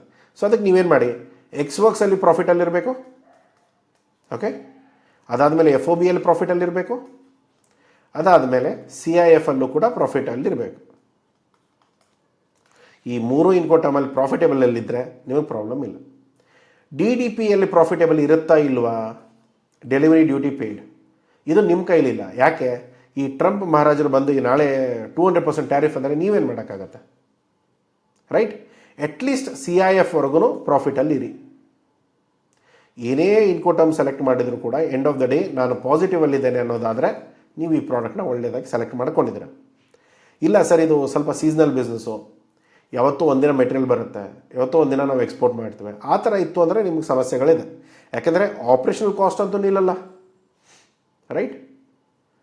ಲೇಬರ್ ಆಯಿತು, ಜನ ಆಯಿತು, ಪ್ಯಾಕೇಜಿಂಗ್ ಆಯಿತು, ಫ್ಯಾಕ್ಟ್ರಿಗಳಾಯಿತು, ಆಫೀಸ್ ಆಯಿತು, ಪ್ರತಿಯೊಂದು ಕಾಸ್ಟ್ ಅಂತೂ ಫಿಕ್ಸ್ಡ್ ಆಗಿರುತ್ತೆ, ರೈಟ್? ಯಾವುದು ಕೂಡ ಡಿಸ್ಕೌಂಟ್ ಅಂತೂ ಇರಲ್ಲ. ನೀವು ಯಾವಾಗಾದರೂ ಬಿಸ್ನೆಸ್ ಮಾಡ್ಕೊಳ್ಳಿ, ಆಫೀಸ್ ಸ್ಪೇಸ್ ತೊಗೊಂಡ್ಮೇಲೆ ನೀವು ಆಫೀಸ್ ಬಿಸ್ನೆಸ್ ಮಾಡದೇ ಇರಿ, ರೆಂಟ್ ಅಂತೂ ಕೊಡಲೇಬೇಕು ತಾನೆ, right?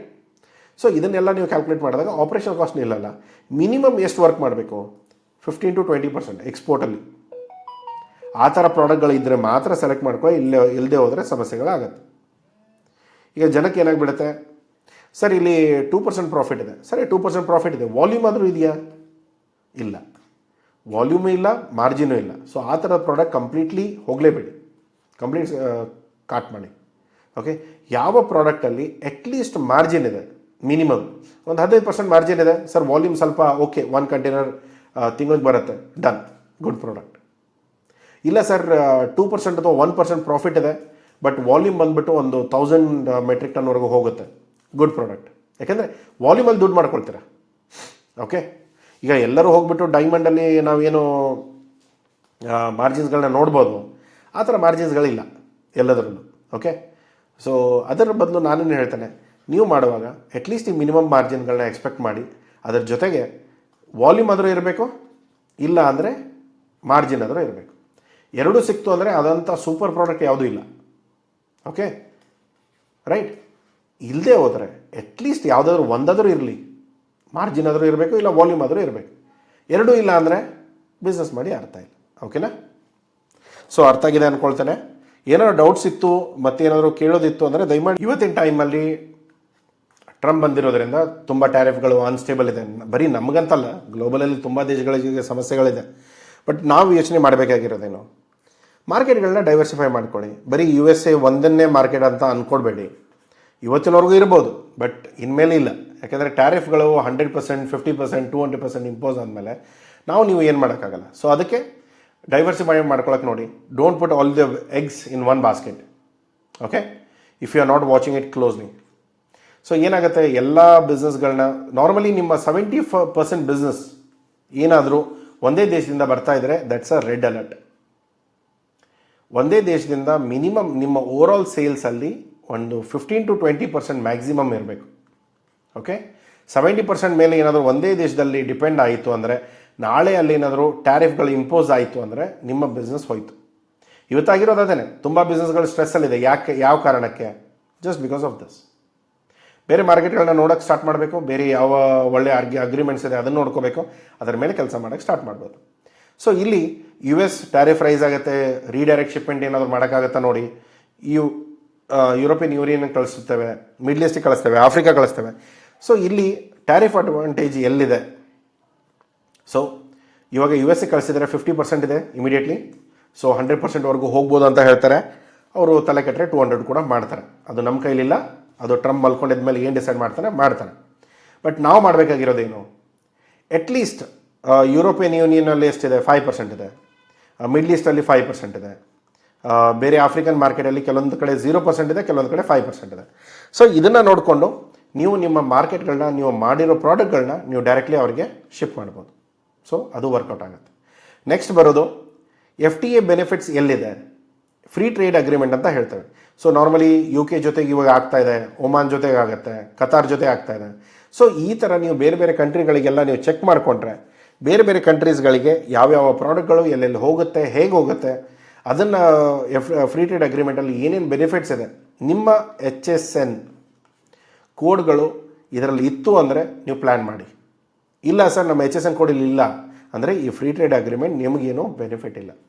Okay, so free trade ಅಗ್ರಿಮೆಂಟಲ್ಲಿ HSN ಕೋಡ್ ಚೆಕ್ ಮಾಡಿಕೊಂಡು ನಿಮ್ಮ ಪ್ರಾಡಕ್ಟ್ಗಳಲ್ಲಿ ಇತ್ತು ಅಂದರೆ ಯಾವ ಕಂಟ್ರಿಲಿ ಯಾವ ಅಗ್ರಿಮೆಂಟ್ ಅಂಡರ್ ನಿಮಗೆ ಎಕ್ಸಿಮಿಷನ್ಸ್ ಇದೆ ಅದನ್ನು ನೋಡ್ಕೊಂಡು ವರ್ಕೌಟ್ ಮಾಡ್ಕೊಳ್ಳಿ. ಸೊ ಇಲ್ಲಿ ತುಂಬ ಏನಾಗುತ್ತೆ, ವ್ಯಾಲ್ಯೂ ಚೈನ್ಸಲ್ಲಿ ಸ್ವಲ್ಪ ಸ್ಕೇಲಪ್ ಮಾಡ್ಕೊಳ್ಳಿ. ಪ್ರತಿ ದಿನ ನಾವು ಏನು ರೈತರಿಂದ ಏನು ಸಿಗುತ್ತೆ ಅದೇ ಮೆಟೀರಿಯಲ್ನ ನಾವು ರಾ ಮೆಟೀರಿಯಲ್ನೇ ನಾವು ಸಪ್ಲೈ ಮಾಡ್ತೀವಿ ಅಂದರೆ ಸಾಧ್ಯ ಇಲ್ಲ. ಸೊ ಅದಕ್ಕೆ ನೋಡಿ, ರಾ ಮೆಟೀರಿಯಲ್ ಮೇಲೆ ಏನಾದರೂ ಟ್ಯಾರಿಫ್ ಇತ್ತು ಅಂದರೆ ವ್ಯಾಲ್ಯೂ ಆ್ಯಡಿಂಗ್ ಪ್ರಾಡಕ್ಟ್ ಮಾಡ್ಕೊಳ್ಳಿ, ಸೆಮಿ ಫಿನಿಶ್ಡ್ ಮಾಡಿ, ಅಥವಾ HSN ಕೋಡ್ ಡಿಫ್ರೆನ್ಸಿಯೇಷನ್ ಏನಾಗುತ್ತೆ ಅದನ್ನು ನೋಡ್ಕೊಳ್ಳಿ. ಬರೀ ರಾ ಚಿಲ್ಲಿ ಕಳಿಸೋದ್ರಿಂದ ಹಿಡಿದು ಪೌಡರ್ ಅದನ್ನು ಮಾಡಿ ಕಳಿಸಿ, ಅಥವಾ ಬ್ಲೆಂಡ್ ಮಾಡಿ ಕಳಿಸಿ, ರೆಡಿ ಟು ಕುಕ್ ಇದ್ದರೆ ರೆಡಿ ಟು ಕುಕ್ ಮಾಡಿ ಕಳಿಸಿ. ಸೊ ಇದನ್ನು ಮಾಡೋದ್ರಿಂದ ನಿಮಗೆ ಬೆನಿಫಿಟ್ ಏನಾಗುತ್ತೆ, ರಾದಲ್ಲಿ 15% ಟ್ಯಾರಿಫ್ ಇದೆ, ಅದೇ ನೀವು ಬ್ಲೆಂಡು ಅಥವಾ ಪೌಡರಲ್ಲಾದರೆ 5% ಇದೆ. ಸೊ ಯಾಕೆ ನೀವು ಚಿಲ್ಲಿ ಕಳಿಸ್ತೀರಾ? ಇಲ್ಲಿ ನಿಮ್ಮ ಕಾಂಪಿಟೇಟಿವ್ ಇಲ್ಲ ಇಲ್ಲಿ ನೀವು. ಸೊ ಆದರೆ ಇಲ್ಲಿ ಕಾಂಪಿಟೇಟಿವ್ ಇರೋದರಿಂದ ಪೌಡರ್ ಮಾಡಿಬಿಟ್ಟು ಕಳಿಸ್ಬಿಟ್ರೆ ಬೆನಿಫಿಟ್ ತುಂಬ ಇರುತ್ತೆ. ಸೊ ಅದನ್ನು ಯೋಚನೆ ಮಾಡಿ. ಸೊ ಥರ್ಡ್ ಕಂಟ್ರಿ ರೂಟಿಂಗ್ ನಾವು ಆಲ್ರೆಡಿ ಹೇಳಿದೆ, ಸಿಂಗಾಪುರ್ ಅಥವಾ ದುಬೈ ಕಳಿಸಿ, ಅಲ್ಲಿಂದ ಮುಂದೆ ಟ್ಯಾರಿಫ್ ಬೆನಿಫಿಟ್ ಅಂದರೆ ಸಿಗ್ಬೋದು. ಸೊ ಇವಾಗ ಡೈರೆಕ್ಟ್ USA ಹೋದರೆ ಇಲ್ಲಿ 50% ಟ್ಯಾರಿಫ್ ಇದೆ. ಓಕೆ, ಅದೇ ನಾನು ಸಿಂಗಾಪುರ್ಗೆ ಕಳಿಸ್ತಾರೆ, ಸಿಂಗಾಪುರದಿಂದ ಮುಂದೆ USA ಹೋಗುತ್ತೆ. USA ಬಿಟ್ಬಿಟ್ಟು UAS ಅಂತ ಬರೀತಿದ್ದಾನೆ. ಓಕೆ, ಸಿಂಗಾಪುರ್ಗೆ ಕಳಿಸ್ತಾರೆ, ಇಲ್ಲಿ 5% ಟ್ಯಾರಿಫ್ ಬರುತ್ತೆ. ಸೊ ಆವಾಗ ವಯಾ ಸಿಂಗಾಪುರ್, ಇಂಡಿಯಾದಿಂದ ಸಿಂಗಾಪುರದಿಂದ US. ಓಕೆ, ಇಲ್ಲಿ ನಿಮ್ಗೆ ಯಾವಾಗಲೂ ಕೂಡ ಬೆನಿಫಿಟ್ ಸಿಗುತ್ತೆ ಅನ್ನೋದಾದರೆ ಮಾಡಿ. ಇಲ್ಲ ಸರ್ ಇಲ್ಲಿ ಏನೂ ಬೆನಿಫಿಟ್ ಸಿಗ್ತಾ ಇಲ್ಲ, ಇಲ್ಲೂ ಕೂಡ ಸೇಮ್ ಆಗ್ತಾ ಇದೆ, ಇಂಡಿಯಾದಿಂದ ಯಾವುದೇ ಪ್ರಾಡಕ್ಟ್ ಬಂದರೂ ಇವರು ಟ್ಯಾರಿಫ್ ಆಗ್ತಾ ಇದ್ದಾರೆ ಅಂದರೆ ದೆನ್ ಬೇರೆ ಏನೂ ಮಾಡೋಕ್ಕಾಗಲ್ಲ, ಬಿಡಿ ಆ ಮಾರ್ಕೆಟ್ನ, ಬೇರೆ ಯಾವುದೋ ಮಾರ್ಕೆಟ್ನ ಹುಡ್ಕೋಕ್ಕೆ ಸ್ಟಾರ್ಟ್ ಮಾಡ್ಕೊಳ್ಳಿ. ಓಕೆ, ಹೇಳೋದು ತುಂಬ ಸಲೀಸು, ಬೇರೆ ಮಾರ್ಕೆಟ್ನ ಹುಡ್ಕೊಳ್ಳಿ ಅನ್ನೋದು, ಬಟ್ ಆ ಪ್ರಾಫಿಟ್, ಆ ಮಾರ್ಜಿನ್ಸ್ ಅಟ್ರಾಕ್ಟಿವ್ ಇರುತ್ತೆ, ಬಿಸ್ನೆಸ್ ಸಪ್ಲೈ ಚೈನ್ ಎಲ್ಲ ಸೆಟಪ್ ಆಗಿರುತ್ತೆ, ಎಲ್ಲನೂ ಇರುತ್ತೆ. ಬಟ್ ಅದರ ಸಮಸ್ಯೆ ಇದ್ದರೆ ಸಮಸ್ಯೆ ಇದೆ ಅಷ್ಟೇ. ಆದರೆ ನಿಮ್ಗೊಬ್ಬರಿಗೆ ಇದೆಯಾ? ಇಲ್ಲ, ಬೇರೆ ಎಲ್ಲರಿಗೂ ಇರೋದ್ರಿಂದ ಎಲ್ಲರೂ ಕೂಡ ಅದೇ ರೇಂಜಲ್ಲೇ ಇರ್ತವೆ. ಓಕೆ, ಸೊ ಇಲ್ಲಿ ನೀವು ಮಾಡಬೇಕಾಗಿರೋದು, ಇಲ್ಲಿ ಎಕ್ಸ್ಪೋರ್ಟ್ ಓರಿಯೆಂಟೆಡ್ ಯೂನಿಟ್ಸ್ ಏನಿದೆ, ಸೊ US ಅಂತ ಹೇಳ್ತೇವೆ. ಸೊ ಎಕ್ಸ್ಪೋರ್ಟ್ ಓರಿಯೆಂಟೆಡ್ ಯೂನಿಟ್ಸ್ ಏನು ಬರುತ್ತೆ, ಅಲ್ಲಿ ನಿಮಗೆ ಟ್ಯಾರಿಫ್ ನ್ಯೂಟ್ರಲ್ ಝೋನ್ ಸಿಗುತ್ತೆ. ಅಲ್ಲಿ ನೀವು ಪ್ಯಾಕೇಜಿಂಗ್ ಇರ್ಬೋದು, ಪ್ರೊಸೆಸಿಂಗ್ ಇರ್ಬೋದು, ಅಲ್ಲಿ ನೀವು ಮಾಡಿಕೊಂಡು ಮತ್ತು ಮುಂದೆ ಎಕ್ಸ್ಪೋರ್ಟ್ ಮಾಡ್ಬೋದು. ಸೊ ಸರ್ಟಿಫಿಕೇಟ್ ಆಫ್ ಒರಿಜಿನ್ ಇದು ತುಂಬ ಇಂಪಾರ್ಟೆಂಟು. ಇದು ನಿಮಗೆ ಪ್ರಿಫರೆನ್ಷಿಯಲ್ಸ್ ಬೇಕಾಗುತ್ತೆ ಅಥವಾ ನಾರ್ಮಲ್ ಬೇಕಾಗುತ್ತೆ, ಅದನ್ನು ನೋಡ್ಕೊಳ್ಳಿ. ಒಂದು ವೇಳೆ ಸರ್ಟಿಫಿಕೇಟ್ ಆಫ್ ಒರಿಜಿನ್ ಪ್ರಿಫರೆನ್ಷಿಯಲ್ಸ್ ಅಥವಾ ಸರ್ಟಿಫಿಕೇಟ್ ಆಫ್ ಒರಿಜಿನ್ ನಾರ್ಮಲ್ ಆಯಿತು, ಆದರೆ ಅದು ಆ ಕಂಟ್ರಿ ಕಂಪ್ಲೈನ್ಸಸ್ ಮೀಟ್ ಮಾಡೋಕ್ಕೆ 30% ಆದರೂ ವ್ಯಾಲ್ಯೂ ಆ್ಯಡಿಂಗ್ ಅಲ್ಲಿ ಆಗಬೇಕು ಅನ್ನೋದಾದರೆ ನೀವಿಲ್ಲಿ ₹70 ಪ್ರೊಡ್ಯೂಸ್ ಮಾಡಿಕೊಂಡು ಸಿಂಗಾಪುರಿಗೆ ಕಳಿಸಿ, ಅಲ್ಲಿ ₹100 ಪ್ರೈಸಿಂಗ್ ಆಗಬೇಕು. ಆವಾಗ ಮಾತ್ರ ನಿಮಗೆ ಸರ್ಟಿಫಿಕೇಟ್ ಆಫ್ ಒರಿಜಿನ್ ಸಿಂಗಾಪುರ್ ಸಿಗುತ್ತೆ. ಆವಾಗ ನೀವು ಸಿಂಗಾಪುರದಿಂದ ಮುಂದೆ ಮೆಟೀರಿಯಲ್ಗಳನ್ನ ಪುಷ್ ಮಾಡ್ಬೋದು, ಅಥವಾ ಸಿಂಗಾಪುರದಲ್ಲಿ ಯಾರೋ ಪಾರ್ಟ್ನರ್ಸ್ನ ಹುಡ್ಕೊಳ್ಳಿ, ಅವ್ರು ನಿಮಗೆ ಮಾಡಿಕೊಡ್ತಾರೆ, ಅಲ್ಲಿಂದ ನೀವು ಮುಂದೆ ಒರೆಸ್ಕೊಂಡು ಹೋಗ್ಬೋದು. ಸೊ ಈ ಬೆನಿಫಿಟ್ಗಳು ನಿಮಗೆ ಇರುತ್ತೆ. ಸೊ ಇಲ್ಲಿ ಬಾಯರ್ ಜೊತೆ ನೆಗೋಷಿಯೇಷನ್ ಏನು, ಇವತ್ತಿನ ಟೈಮಲ್ಲಿ ನಾವು ಮಾಡ್ತಾ ಇರೋದು ಯಾವ ಥರ ಇದೆ ಅಂದರೆ, ಬರ್ಡನ್ಸ್ ಪ್ರಾಫಿಟ್ ಇದೆ, ಸೊ ಶೇರ್ ಮಾಡ್ಕೊಂಬೇಡ, ಏನೇ ಟ್ಯಾರಿಫ್ ಇದ್ರೂ ಕೂಡ ಇವಾಗ 50% ಇದೆಯಲ್ಲ, ಸೊ ಸ್ಪ್ಲಿಟ್ ಮಾಡಿಕೊಂಡು 25 ನನಗೆ 25 ನಿಮಗೆ, ಸೊ ಈ ಥರ ವರ್ಕೌಟ್ ಮಾಡ್ಕೊಳ್ಳೋಣ ಅಂತಂದು ಮಾತಾಡಿಕೊಂಡ್ರೆ ಕೆಲವೊಂದು ಸರಿ 25% ಅಟ್ಲೀಸ್ಟ್ ಪ್ರಾಫಿಟೆಲ್ಲ ಇರಬೇಕಲ್ಲ. ಇವಾಗ ನಾನು ಪ್ರಾಫಿಟ್ ಇರೋದೇ 10% ಇದೆ, 10% ನಾನು ಉಳಿತಾ ಇರೋದು, 25% ಹೇಗೆ ಅಬ್ಸರ್ವ್ ಮಾಡೋಕ್ಕಾಗುತ್ತೆ? ಅಬ್ಸರ್ವ್ ಅಂದರೆ ಮೈ ಮೇಲೆ ಹಾಕ್ಕೊಳ್ಳೋಕ್ಕೆ.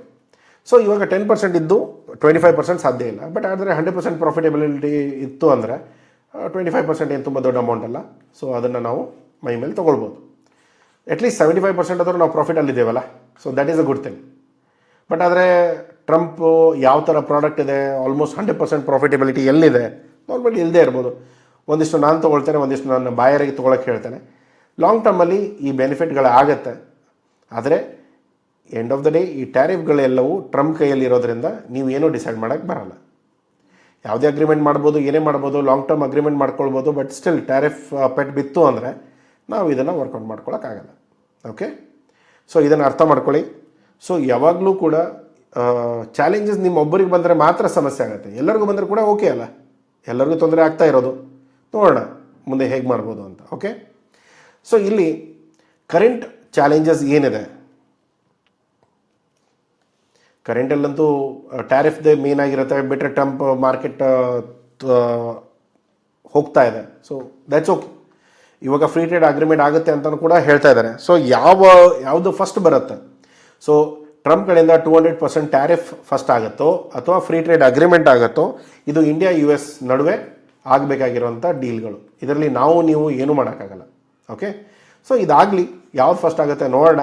ಅದಾದಮೇಲೆ ನಮಗೇನೋ ಬೆನಿಫಿಟ್ ಇತ್ತು, ನಮ್ಮ ಎಚ್ ಎಸ್ ಕೂಡ ಅದರಲ್ಲಿ ಇತ್ತು ಅಂದರೆ ತುಂಬ ಒಳ್ಳೆಯದು, ಇಲ್ಲ ಅಂದರೆ ಇಲ್ಲ, ಏನು ಮಾಡೋಕ್ಕಾಗಲ್ಲ. ಇಲ್ಲಿ ಮರ್ಚೆಂಟ್ ಟ್ರೇಡರ್ಸ್ ಎಸ್ಪೆಷಲಿ ಇದ್ದರು ಅಂದರೆ ನಾರ್ಮಲಿ ಫ್ಲೆಕ್ಸಿಬಲ್ ಇರುತ್ತೆ ಪ್ರಾಡಕ್ಟ್ಸ್ ಆಗಿರ್ಬೋದು, ಮಾರ್ಕೆಟ್ ಆಗಿರ್ಬೋದು. ಯಾವುದೇ ಪ್ರಾಡಕ್ಟ್ನ ಕುತ್ತಿಗೆ ಕಟ್ಕೊಳಕ್ಕೆ ಹೋಗ್ಬಿಡಿ. Normally products are for your profits. ಯಾವ ದಿನ ಪ್ರಾಫಿಟ್ ಇಲ್ಲ ಆ ದಿನ ಆ ಪ್ರಾಡಕ್ಟ್ ಇಲ್ಲ. ಇದನ್ನು ನಾನು ಮ್ಯಾನುಫ್ಯಾಕ್ಚರ್ಸ್ ಹೇಳೋಕ್ಕಾಗಲ್ಲ, ಯಾಕೆಂದರೆ ಮ್ಯಾನುಫ್ಯಾಕ್ಚರ್ಸ್ ಆಲ್ರೆಡಿ ಅವರ ಪ್ರಾಡಕ್ಟ್ಗಳು ಲಾಕ್ ಆಗಿರುತ್ತೆ. ಇನ್ವೆಸ್ಟ್ಮೆಂಟ್ ಆಗಿದೆ, ಫ್ಯಾಕ್ಟ್ರಿ ಸೆಟಪ್ ಆಗಿದೆ, ಇಕ್ವಿಪ್ಮೆಂಟ್ ಆಗಿದೆ, ಲೇಬರ್ ಟ್ರೈನಿಂಗ್ ಆಗಿದೆ, ಪ್ರತಿಯೊಂದು ಆಗಿಬಿಟ್ಟಿರುತ್ತೆ. ಸೊ ಆವಾಗ ನೀವು ಆ ಪ್ರಾಡಕ್ಟಲ್ಲಿ ಸ್ಟಿಕ್ ಆಗಲೇಬೇಕು. ಆದರೆ ಆ್ಯಸ್ ಅ ಮರ್ಚೆಂಟ್ ಟ್ರೇಡರ್ಸ್ ಅವರ ಬೇರೆ ಯಾವುದೇ ರೀತಿಯಲ್ಲಿ ನೀವು ಕೆಲಸ ಮಾಡ್ತಾಯಿದ್ರು ಕೂಡ ಈ ಬೆನಿಫಿಟ್ಗಳು ನಿಮಗಿರುತ್ತೆ. ನೀವು ಯಾವುದೇ ಪ್ರಾಡಕ್ಟ್ ಆದರೂ ಡೀಲ್ ಮಾಡ್ಬೋದು, ಯಾವುದೇ ಮಾರ್ಕೆಟಲ್ಲಾದರೂ ಡೀಲ್ ಮಾಡ್ಬೋದು. Products are for your profit, not for the liability. Profit ಮಾತ್ರ. ಪ್ರಾಡಕ್ಟ್ಸ್ ಅಂತಂದರೆ ನಮಗೆ ಆ್ಯಸ್ ಅ ಟ್ರೇಡರ್ಸ್ ಅಂತಂದಾಗ ನಾರ್ಮಲಿ ನೀವು ಸೆಲೆಕ್ಟ್ ಮಾಡಬೇಕಾಗಿರೋದು ಪ್ರಾಫಿಟ್ ಮಾತ್ರನೇ. ಪ್ರಾಫಿಟ್ ಬರ್ತಾ ಇಲ್ಲ ಅಂದರೆ ಪ್ರಾಡಕ್ಟ್ನ ಸ್ವಿಚ್ ಮಾಡೋಕ್ಕೂ ಕೂಡ ನೀವು ರೆಡಿ ಇರಬೇಕಾಗತ್ತೆ. ಒಂದು ಪ್ರಾಡಕ್ಟ್ ಸ್ವಿಚ್ ಮಾಡಿ, ಇಲ್ಲಾಂದರೆ ಮಾರ್ಕೆಟ್ ಸ್ವಿಚ್ ಮಾಡಿ, ಎರಡರಲ್ಲೂ ಒಂದಾದ್ರೂ ಕೆಲಸ ಆಗಲೇಬೇಕು. ಓಕೆ, ಸೊ ಎಂದೂ ಕೂಡ ಒಂದೇ ಪ್ರಾಡಕ್ಟ್ನ ಮದುವೆ ಮಾಡ್ಕೊಳಕ್ಕೆ ಹೋಗ್ಬೇಡಿ. ಒಂದೇ ಪ್ರಾಡಕ್ಟ್ನ ಮದುವೆ ಮಾಡಿಕೊಂಡ್ರೆ ನಾಳೆ ಕಷ್ಟನೋ ಸುಖನೋ ಅದ್ರ ಜೊತೆನೇ ಸಾಯಬೇಕಾಗತ್ತೆ. ಓಕೆ, ಸೊ ಈ ಸಮಸ್ಯೆಗಳು ಬರದಿರೋಂಗೆ ನೋಡ್ಕೊಳ್ಳಿ. ಇಲ್ಲ ಸರ್, ನಾವು ನಮ್ಮ ಪ್ರಾಡಕ್ಟ್ ಎವರ್ಗ್ರೀನ್ ಪ್ರಾಡಕ್ಟ್ ಇದೆ, ಸೂಪರ್, ನೋ ಪ್ರಾಬ್ಲಮ್. ಯಾವುದೇ ಥರದ ಮಾರ್ಕೆಟ್, ಈಗ ನಾವು ರೋಟಿ ಕಪಡ ಮಕಾನ್ ಅಂತ ಹೇಳ್ತೇವೆ, ಬಟ್ಟೆ, ಊಟ, ಮನೆ, ಮೆಟೀರಿಯಲ್ಸ್, ಅದಕ್ಕೆ ರಿಲೇಟೆಡ್ ಏನೇನು ಪ್ರಾಡಕ್ಟ್ಸ್ ಇದೆ ಅವು ಯಾವುದೂ ಕೂಡ ಯಾವಾಗಲೂ ಕೂಡ ಎವರ್ಗ್ರೀನ್ ಪ್ರಾಡಕ್ಟ್ಸಲ್ಲೇ ಬರುತ್ತೆ. ಮಿನಿಮಮ್ ಅಲ್ಲ ಅದು. ಬಟ್ಟೆ ಬೇಕೇ ಬೇಕು, ಊಟ ಬೇಕೇ ಬೇಕು, ಮನೆ ಕಟ್ಟಲೇಬೇಕು. ಸೊ ಇದಕ್ಕೆ ರಿಲೇಟೆಡ್ ಏನೇನು ಇಂಡಸ್ಟ್ರಿಗಳಿದೆ ಅದನ್ನೆಲ್ಲ ನೋಡ್ಕೊಳ್ಳಿ. ಅದರ ಸೀಕ್ವೆನ್ಸಲ್ಲಿ ಏನು ಬರುತ್ತೆ. ಸೊ ಮೇನ್ಲಿ ಈ ಥರ ಡಿವೈಡ್ ಮಾಡಿಕೊಂಡ್ರೆ ಇದರ ಅಂಡರ್ ಯಾವ್ಯಾವ ಪ್ರಾಡಕ್ಟ್ಗಳು ಬರುತ್ತೆ ಅದನ್ನು ನೋಡ್ಕೊಳ್ಳಿ, ಇದರ ಅಂಡರ್ ಯಾವ್ಯಾವ ಬರುತ್ತೆ ನೋಡ್ಕೊಳ್ಳಿ, ಸೊ ಇದರ ಅಂಡರ್ ಯಾವ್ಯಾವ ಪ್ರಾಡಕ್ಟ್ ಬರುತ್ತೆ ನೋಡ್ಕೊಳ್ಳಿ. ಸೊ ಇದರ ಜೊತೆಗೆ ಮುಂದೆ ಯಾವ ಪ್ರಾಡಕ್ಟ್ಗಳಲ್ಲಿ ನೀವು ಕೆಲಸ ಮಾಡಬೇಕು ಅಂದ್ಕೊಂಡಿದ್ರೆ ಅದನ್ನು ಪ್ಲ್ಯಾನ್ ಮಾಡ್ಕೊಳ್ಳಿ. So that will works very well. ಇಲ್ಲಾಂದರೆ ಸಮಸ್ಯೆ ಏನು, ಎವರ್ಗ್ರೀನು ಇಲ್ಲ, ಒಂದೇ ಪ್ರಾಡಕ್ಟ್ನ ನಾನು ಮಾಡ್ತಾ ಇದ್ದೇನೆ, ಇವಾಗ ಆಲ್ರೆಡಿ ಪ್ರೊಡಕ್ಷನ್ ಸ್ಟಾರ್ಟ್ ಮಾಡಿದರೆ ಆ ಮಾರ್ಕೆಟ್ ಡಿಮಾಂಡ್ ಹೋಗ್ತಾ ಇದೆ ಕೆಳಗಡೆ, ಹೋಯ್ತು ಬಿಸ್ನೆಸ್, ಏನೂ ಮಾಡೋಕ್ಕಾಗಲ್ಲ. ರೈಟ್, ಎಲ್ಲ ಬಿಸ್ನೆಸ್ಗಳು ಆಲ್ಮೋಸ್ಟ್ ಕ್ಲೋಸ್ ಆಗೋ ರೀಸನ್ ಏನು, ಇದೇ ಕಾರಣಕ್ಕೆ. ಓಕೆ, ಸೊ ಪ್ರಾಡಕ್ಟ್ ಸೆಲೆಕ್ಷನ್ ಮಾಡೋ ಮುಂಚೆನೇ ಇದನ್ನೆಲ್ಲ ತಲೆಯಲ್ಲಿ ಇಟ್ಕೊಂಡು ನೀವು ಮಾಡಿದರೆ ತುಂಬ ಒಳ್ಳೆಯದು. ಪ್ರಾಡಕ್ಟ್ ಸೆಲೆಕ್ಷನ್ ಮಾಡಿ ಎಲ್ಲ ನಾವು ಸೆಟಪ್ ಮಾಡಿಕೊಂಡು ಒಳ್ಳೆ ದುಡ್ಡು ಹಾಕಿ ಎಲ್ಲ ಮಾರ್ಕೆಟಿಂಗ್ ಎಲ್ಲ ಖರ್ಚು ಮಾಡಿ ಎಲ್ಲ ಮಾಡಿದ ಮೇಲೆ ಈ ಪ್ರಾಡಕ್ಟ್ಗಳು ವರ್ಕ್ ಆಗಲಿಲ್ಲ ಅಂದರೆ ಮುಗಿದೈತೆ ಅಲ್ಲಿ ಕತೆ. ಅರ್ಥ ಮಾಡ್ಕೊಳ್ಳಿ. ಓಕೆ, ಸೊ ಇಲ್ಲಿ ಸಿಗ್ನಲ್ಸ್ ಏನು, ಟ್ರಂಪ್ ಬರೋ ಮುಂಚೆನೇ ಹೇಳ್ತಾ ಇದ್ದ, ಇಲ್ಲ ನಾನು ಟ್ಯಾರಿಫ್ ರೈಸ್ ಮಾಡ್ತೇನೆ, ಇಂಡಿಯಾ ಏನೋ ಟ್ಯಾರಿಫ್ ಕಿಂಗು ಅದು ಇದು ಅಂತ ಎಲ್ಲ ಹೇಳ್ತಾ ಇದ್ದ. ರೈಟ್, ಸೊ ಒಂದು ಇನ್ಫಾರ್ಮೇಷನ್ಸ್ ಏನು, ಎಲ್ಲಾದರೂ ಎಲೆಕ್ಷನ್ಸ್ ನಡೀತಾ ಇತ್ತು ಅಂದರೆ ಅವ್ರು ಏನು ಹೇಳ್ತಾರೆ, ಇಂಡಿಯಾದ ಫೇವರಲ್ಲಿ ಇವರು Maldives prime minister India out ಅಂತಲೇ ಕ್ಯಾಂಪೇನ್ ಮಾಡ್ಕೊಂಡೆ ಹೊರಗಡೆ ಬಂದರು. ಅಂದರೆ ಅವ್ರು ಗೆದಿಯೋ ಕಾರಣ ಏನಂದರೆ ಇಂಡಿಯಾ ಔಟ್ ಅಂತ. ಇವಾಗ ಸರಿಯಾಗಿದ್ದಾರೆ, ಸ್ವಲ್ಪ ಬುದ್ಧಿ ನೆಟ್ಟಿಗೆ ಆಗಿದೆ. ಬಟ್ ಆದರೆ ಸ್ಟಿಲ್ ಈಗ US ಅವ್ರಿಗೆ ಯಾವಾಗ ಆಗುತ್ತೆ ಅದು ಗೊತ್ತಿಲ್ಲ. ಬಟ್ ಅಲ್ಲಿವರೆಗೂ ನಾವು ಉಳ್ಕೋಬೇಕಲ್ಲ ಮಾರ್ಕೆಟಲ್ಲಿ, ಅದು ಕೂಡ ಇಂಪಾರ್ಟೆಂಟ್. ಸೊ ಅದಕ್ಕೆ ನಾನು ಹೇಳೋದೇನೆಂದರೆ, ಇಲ್ಲಿ ಎಲೆಕ್ಷನ್ಸ್ಗಳನ್ನ ನೋಡ್ತಾ ಇರಿ, ಎಲ್ಲೆಲ್ಲಿ ಎಲೆಕ್ಷನ್ಸ್ ಬರುತ್ತೆ ಅವರು ಏನು ಹೇಳ್ತಾ ಇದ್ದಾರೆ ಟ್ಯಾರಿಫ್ಸ್ ಬಗ್ಗೆ, ಅಥವಾ ಇಂಡಿಯಾದ ಬಗ್ಗೆ ಏನು ಒಪಿನಿಯನ್ ಇದೆ. ಯಾಕಂದರೆ ಇಂಡಿಯಾನಂತೂ ಇಗ್ನೋರ್ ಮಾಡೋಕ್ಕಂತೂ ಆಗಲ್ಲ ಅವರಿಗೆ. ಇಂಡಿಯಾದ ಬಗ್ಗೆ ಮಾತಾಡಲೇಬೇಕು, ಏನೇ ವಿಷಯ ಎತ್ತಿ ಅವ್ರು ಇಂಡಿಯಾದ ಬಗ್ಗೆ ಮಾತಾಡ್ತಾರೆ. ಸೊ ಆ ಥರ ಇದ್ದಾಗ ನೀವು ದಯಮಾಡಿ ಒಂದು ಸ್ವಲ್ಪ ಪ್ಲ್ಯಾನ್ಗಳನ್ನ ಚೆಕ್ ಮಾಡ್ಕೊಳ್ಳಿ. ಓಕೆ, ಸೊ ನೆಕ್ಸ್ಟ್ ಬರೋದು ಇಲ್ಲಿ ಎಸ್ಪೆಷಲಿ ಯುರೋಪಿಯನ್ಸ್ ಯೂನಿಯನ್ ಆದರೆ ಇಲ್ಲಿ ಸಸ್ಟೈನೇಬಿಲಿಟಿ, ಕಾರ್ಬನ್ ಫುಟ್ ಪ್ರಿಂಟು ಅಥವಾ ಕಾರ್ಬನ್ ಟ್ಯಾಕ್ಸಸ್ಸು ಇದನ್ನೆಲ್ಲ ನೋಡ್ಕೊಳ್ಳಿ. ಇವ್ರು ದೇಶ ಹಾಳು ಮಾಡಿ ಹೋಗಿರೋದು ತುಂಬ ಇದೆ. ಓಕೆ, ಆದರೆ ಇವತ್ತು ಬಂದು ಇವರು ಕಾರ್ಬನ್ನು, ಏನು ಹ್ಯೂಮನ್ ರೈಟ್ಸು ಇದೆಲ್ಲ ತುಂಬ ಮಾತಾಡ್ತಾರೆ. ಇಲ್ಲೆಲ್ಲ ಜೂಲಿಯನ್ ವಾಲವಾಗಿ ಹೋಗಿ ಮಾಡೋದ್ಮೇಲೆ ಇವರೆಲ್ಲ ಕತೆಗಳನ್ನ ಎಲ್ಲ ಚೆನ್ನಾಗಿ ಮಾತಾಡ್ತಾರೆ. ಓಕೆ, ಸೊ ಯುರೋಪಿಯನ್ ಯೂನಿಯನ್ಸ್ ಅದೊಂದು ಸ್ವಲ್ಪ ತುಂಬ ಒಳ್ಳೆ ಈ ಕ್ವಾಲಿಟಿ ಇದೆ ಅವ್ರು ಮಾಡೋದೊಂದು, ಮಾಡಿದ್ದೊಂದು, ಮಾತಾಡೋದೊಂದು. ಸೊ ಹಾಗಾಗಿ ಏನು ಮಾಡೋಕ್ಕೆ ಬರಲ್ಲ, ಸ್ವಲ್ಪ ಹಿಪೋಕ್ರೆಟ್ ಜನ ಇರ್ತಾರೆ, ಡಬಲ್ ಸ್ಟ್ಯಾಂಡರ್ಡ್ ಜನ ಅಂತ ಏನೇ ಹೇಳ್ತೇವೆ, ಎರಡು ನಾಲಿಗೆ ಜನ. ಓಕೆ, ಬೇಸಿಕಲಿ ಕನ್ನಡದಲ್ಲಿ ನಾವು ಎರಡು ನಾಲಿಗೆ ಇರೋರು ಅಂತ ಹೇಳ್ತೇವಲ್ಲ, ಮಾತು ಮೇಲೆ ಮಾತಿರಲ್ಲ ಇವರಿಗೆ. ಓಕೆ, ಸೊ ಈ ಥರದವ್ರು ನಾವು ಏನು ಮಾಡೋಕ್ಕಾಗಲ್ಲ, ಸಮಸ್ಯೆಗಳಿರುತ್ತೆ. But okay, still considerable. ಆದರೆ ನೀವು ಇದನ್ನು ಚೆಕ್ ಮಾಡ್ತಾ ಇದ್ದರೆ ಯಾವ ಮಾರ್ಕೆಟ್ ನಮ್ಮ ಕೈಯಿಂದ ಕೈ ಜಾರುತ್ತೆ ಅನ್ನೋದು ನಿಮ್ಗೆ ಗೊತ್ತಾಯಿತು ಅಂದರೆ ನೀವು ಬೇರೆ ಮಾರ್ಕೆಟ್ನ ಹುಡ್ಕೋಕ್ಕೆ ಸ್ಟಾರ್ಟ್ ಮಾಡಿ. ಆದರೆ ವಾಲಂಟ್ರಿಲಿ ಮಾಡಿದರೆ ತುಂಬ ಒಳ್ಳೆಯದು. ಯಾವಾಗ 70% ನಿಮ್ಮ ಬಿಸ್ನೆಸ್ ಒಂದೇ ಕಂಟ್ರಿಯಿಂದ ಬರ್ತಾ ಇದೆ, ಬೇಡ, ನನಗೆ ಮಲ್ಟಿಪಲ್ ಕಂಟ್ರಿಯಿಂದನೇ ಬೇಕಾಗತ್ತೆ. ಸೊ ಅದನ್ನು ಯಾವಾಗ ಈ ರೈಸ್ ಬಂತು ಬೇರೆ ಮಾರ್ಕೆಟ್ನ ಹುಡ್ಕೋಕ್ಕೆ ಸ್ಟಾರ್ಟ್ ಮಾಡಿ. ಯಾಕೆಂದ್ರೆ 70% ಅಂತೂ ಬಿಸ್ನೆಸ್ ನಿಮ್ಮ ಹತ್ರ ಬರ್ತಾ ಇದೆ, ಬೇರೆ ಮಾರ್ಕೆಟಿನ ಹುಡ್ಕೋಕೆ ಏನೋ ಸಮಸ್ಯೆಗಳಿಲ್ಲ. ದುಡ್ಡು ಬರ್ತಾ ಇದ್ದಾಗ ನೀವು ಹೊಸ ಮಾರ್ಕೆಟ್ನ ಏನೋ ಮುಂಚೆನೇ ಹುಡ್ಕೊಳ್ಳಿ. ಓಕೆ, ನೀರು ಬೇಕಾದಾಗ ಬಾವಿ ತೋಡೋದಲ್ಲ, ಬಾವಿ ಮುಂಚೆನೇ ತೋಡ್ಕೊಂಡು ಇಟ್ಕೊಂಡ್ರೆ ಒಳ್ಳೇದು. ಓಕೆನಾ? ನೀವು ಮಿಡ್ಲ್ ಈಸ್ಟ್, ಆಫ್ರಿಕಾ ಇನ್ಫ್ರಾಸ್ಟ್ರಕ್ಚರ್ಸ್, ಇಲ್ಲಿ ಬೇಸಿಕ್ ಫುಡ್ ಡಿಮ್ಯಾಂಡ್ ತುಂಬ ರೈಸ್ ಆಗ್ತಾಯಿದೆ. ಇಲ್ಲಿ ನೋಡಿ, FMCG ಪ್ರಾಡಕ್ಟ್ಸ್ ಇರ್ಬೋದು, ರೆಡಿ ಟು ಕುಕ್ ಇರ್ಬೋದು. ಓಕೆ, ಸೊ ಇದು ಬಿಟ್ಟರೆ ನೀವು ರೆಡಿ ಟು ಡ್ರಿಂಕ್ ಇರ್ಬೋದು, ರೆಡಿ ಟು ಕುಕ್ ಇರ್ಬೋದು, ಅಥವಾ ಬ್ಲೆಂಡ್ಸ್, ರೆಡಿ ಬ್ಲೆಂಡ್ಸ್ ಏನಿದೆ. ಯಾಕೆಂದರೆ ಜನಕ್ಕೆ ಟೈಮ್ ಇಲ್ಲ ಒಂದೇದ್ದು.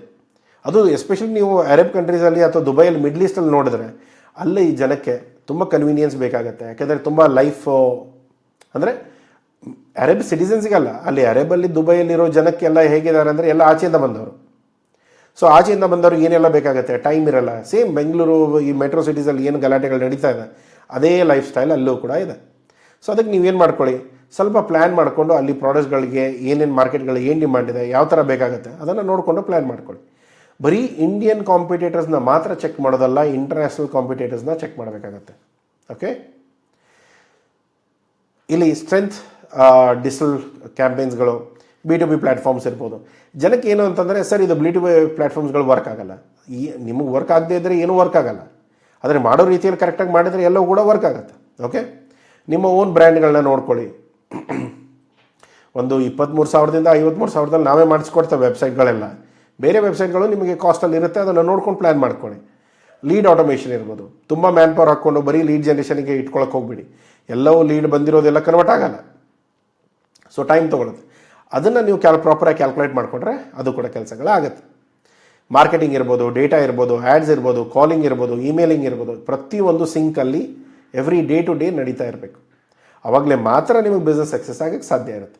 ಇಲ್ಲ ಒಂದಿನ ಮಾರ್ಕೆಟಿಂಗ್ ಮಾಡ್ತೇನೆ, ಎರಡನೇ ದಿನ ಡೇಟಾ ಮಾಡ್ತೇನೆ, ಮತ್ತೊಂದು ದಿನ ಹೋಗ್ಬಿಟ್ಟು ಆರ್ಡರ್ ಬಂದಿದೆ ನಾನು ಫುಲ್ಫಿಲ್ ಮಾಡ್ತೇನೆ, ರೈಟ್? ನೆಕ್ಸ್ಟ್ ಡೇ ನಿಮಗೆ ಟ್ಯಾರಿಫ್ ಬಂದುಬಿಡುತ್ತೆ. ಸೊ ಇಲ್ಲಿ ಯಾವುದು ಎಲ್ಲ ಲೀಡ್ಸ್ಗಳು ವೇಸ್ಟ್ ಆಗಿಬಿಡುತ್ತೆ. ಸೊ ಈ ಥರದ್ದೆಲ್ಲ ಸಮಸ್ಯೆಗಳು ಬರುತ್ತೆ. ಆದರೆ ಪ್ರಾಪರಾಗಿ ನೀವು ಮಾಡ್ಕೊಂಡು ಹೋದರೆ ಸಮಸ್ಯೆಗಳು ಬರಲ್ಲ. ಇದು ಪ್ರತಿ ಮಾರ್ಕೆಟ್ಗೂ, ಪ್ರತಿ ರೀತಿಯಲ್ಲೂ ಕೂಡ ನೀವು ಕಾಲಿಂಗು, ಇಮೇಲಿಂಗ್ಸು, ನಿಮ್ಮ ಕಸ್ಟಮರ್ ರಿಲೇಷನ್ ಜೊತೆ ಚೆನ್ನಾಗಿ ಇಟ್ಕೊಂಡ್ರೆ ಬರೀ ದುಡ್ಡಿಗಂತಲ್ಲ, ದುಡ್ಡು ಬರುತ್ತೆ. ರಿಲೇಷನ್ ಇತ್ತು ಅಂದರೆ ದುಡ್ಡು ಬರುತ್ತೆ. ರಿಲೇಷನ್ ಇಲ್ಲ, ಬರೀ ದುಡ್ಡಿಗಂತಲೇ ಮಾಡ್ತಾಯಿದ್ರೆ ಬರೀ ಎಲ್ಲಿವರೆಗೂ ನಿಮ್ಮ ಪ್ರೈಸಸ್ಗಳು ಚೆನ್ನಾಗಿರುತ್ತೋ ಅಲ್ಲಿವರೆಗೂ ತೊಗೊಳ್ತಾರೆ. ಎಲ್ಲಿವರೆಗೂ ಪ್ರೈಸಸ್ ನಿಮಗಿಂತ ₹1 ಕಡಿಮೆ ಕೊಟ್ಟ ಅಥವಾ 1 ಪೈಸೆ ಕಡಿಮೆ ಕೊಟ್ಟರು ಕೂಡ ಅವರು ಶಿಫ್ಟ್ ಆಗ್ತಾರೆ. ಸೊ ಆ ಸಮಸ್ಯೆ ಬರುತ್ತೆ. ಇಲ್ಲಿ ನೆಕ್ಸ್ಟ್ ಬರೋದು ಹೆಜಿಂಗ್ ರಿಸ್ಕ್. ಯಾಕೆ ಇಲ್ಲಿ ಫಾರೆಕ್ಸಲ್ಲಿ ನಾವು ಕೆಲಸ ಮಾಡೋದು.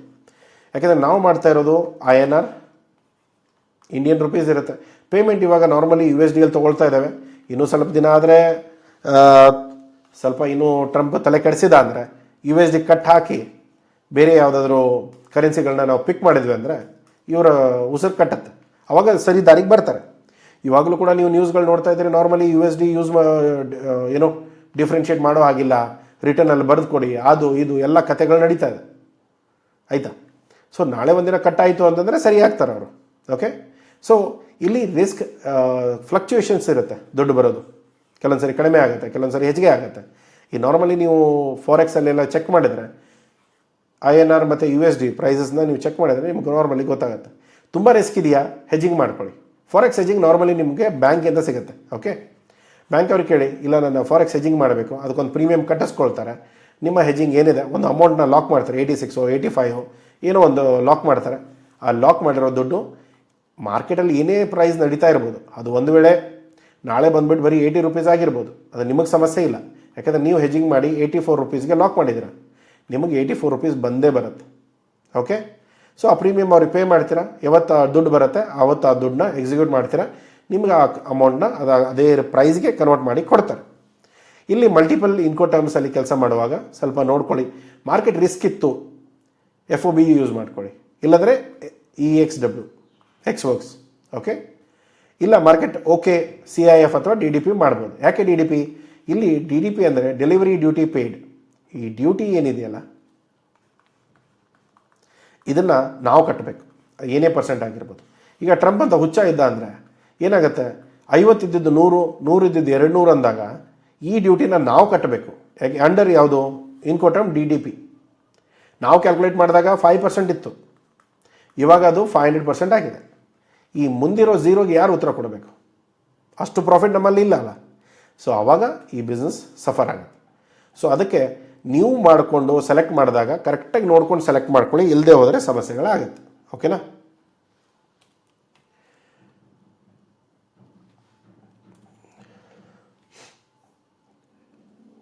ಇಲ್ಲಿ ನೆಕ್ಸ್ಟ್ ಬರೋದೇನು, ಪ್ರಾಡಕ್ಟ್ ಶಾರ್ಟೇಜಸ್. ಇಲ್ಲಿ ನೀವು ಮಾಡಬೇಕಾಗಿರೋದು ಫಸ್ಟ್ ಕೆಲಸ ಏನಂತಂದರೆ, ಈ ಪ್ರಾಡಕ್ಟ್ಗಳನ್ನ ಸೆಲೆಕ್ಟ್ ಮಾಡುವಾಗ ಶಾರ್ಟ್ ಲಿಸ್ಟ್ ಮಾಡ್ಕೊಳ್ಳಿ. ಯಾವ ಥರದ ಪ್ರಾಡಕ್ಟ್ಗಳನ್ನ, ಅಟ್ಲೀಸ್ಟ್ ಮಿನಿಮಮ್ ಕಡಿಮೆ ಟ್ಯಾರಿಫ್ ಇರೋದು 2-3 ಪ್ರಾಡಕ್ಟು, ಸಸ್ಟೈನೇಬಲ್ ಡಿಮಾಂಡ್ ಬರ್ತಾ ಇರೋದು. ನಾನು ಹೇಳಿದೆಲ್ಲ ರೋಟಿ ಕಪಡೆ ಮಕಾನ್ ಅಂತ. ಸೊ ಈ ಕ್ಯಾಟಗರಿಯಲ್ಲಿ ಈ ಪ್ರಾಡಕ್ಟ್ಸ್ಗಳು ಬರಬೇಕು, ಒಂದು ಮಿನಿಮಮ್ ಒಂದು 2-3.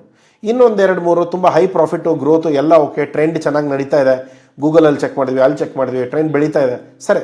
ಆದರೆ ನಾಳೆ ಟ್ಯಾರಿಫ್ ಅಟ್ರಾಕ್ಟ್ ಆಗುವಂಥ ಚಾನ್ಸಸ್ ತುಂಬ ಇದೆ. 200% ಟ್ಯಾರಿಫ್ ಹಾಕಿಬಿಟ್ರೆ ನೀವೇನು ಮಾಡೋಕ್ಕೆ ಸಾಧ್ಯ? ಏನು ಮಾಡೋಕ್ಕಾಗಲ್ಲ. ಇವಾಗ ಬಿದ್ದಿರೋ ಟ್ಯಾರಿಫ್ ಅದರ ಮೇಲಿದೆ, ಟೆಕ್ಸ್ಟೈಲ್ಸ್ ಇದೆ, ಸ್ಟೀಲ್ ಮೇಲಿದೆ, ಫಾರ್ಮಾ ಮೇಲಿದೆ, ಜೆಮ್ಸ್ ಆ್ಯಂಡ್ ಜ್ಯುವೆಲರೀಸ್ ಮೇಲಿದೆ. ಸೊ ಎಲ್ಲದರ ಮೇಲೆ ಟ್ಯಾರಿಫ್ ಇದೆ.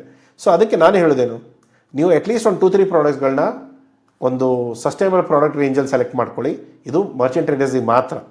ಓಕೆ, ಒಂದು ವೇಳೆ ನೀವು ಟ್ರೇಡರ್ ಅಲ್ಲ, ಮ್ಯಾನುಫ್ಯಾಕ್ಚರರ್, ಆವಾಗ ಒಂದೇ ಪ್ರಾಡಕ್ಟ್ ಇಟ್ಕೊಳ್ಳಿ, ಒಂದೇ ಪ್ರಾಡಕ್ಟ್ ಮೇಲೆ ಕೆಲಸ ಮಾಡಿ.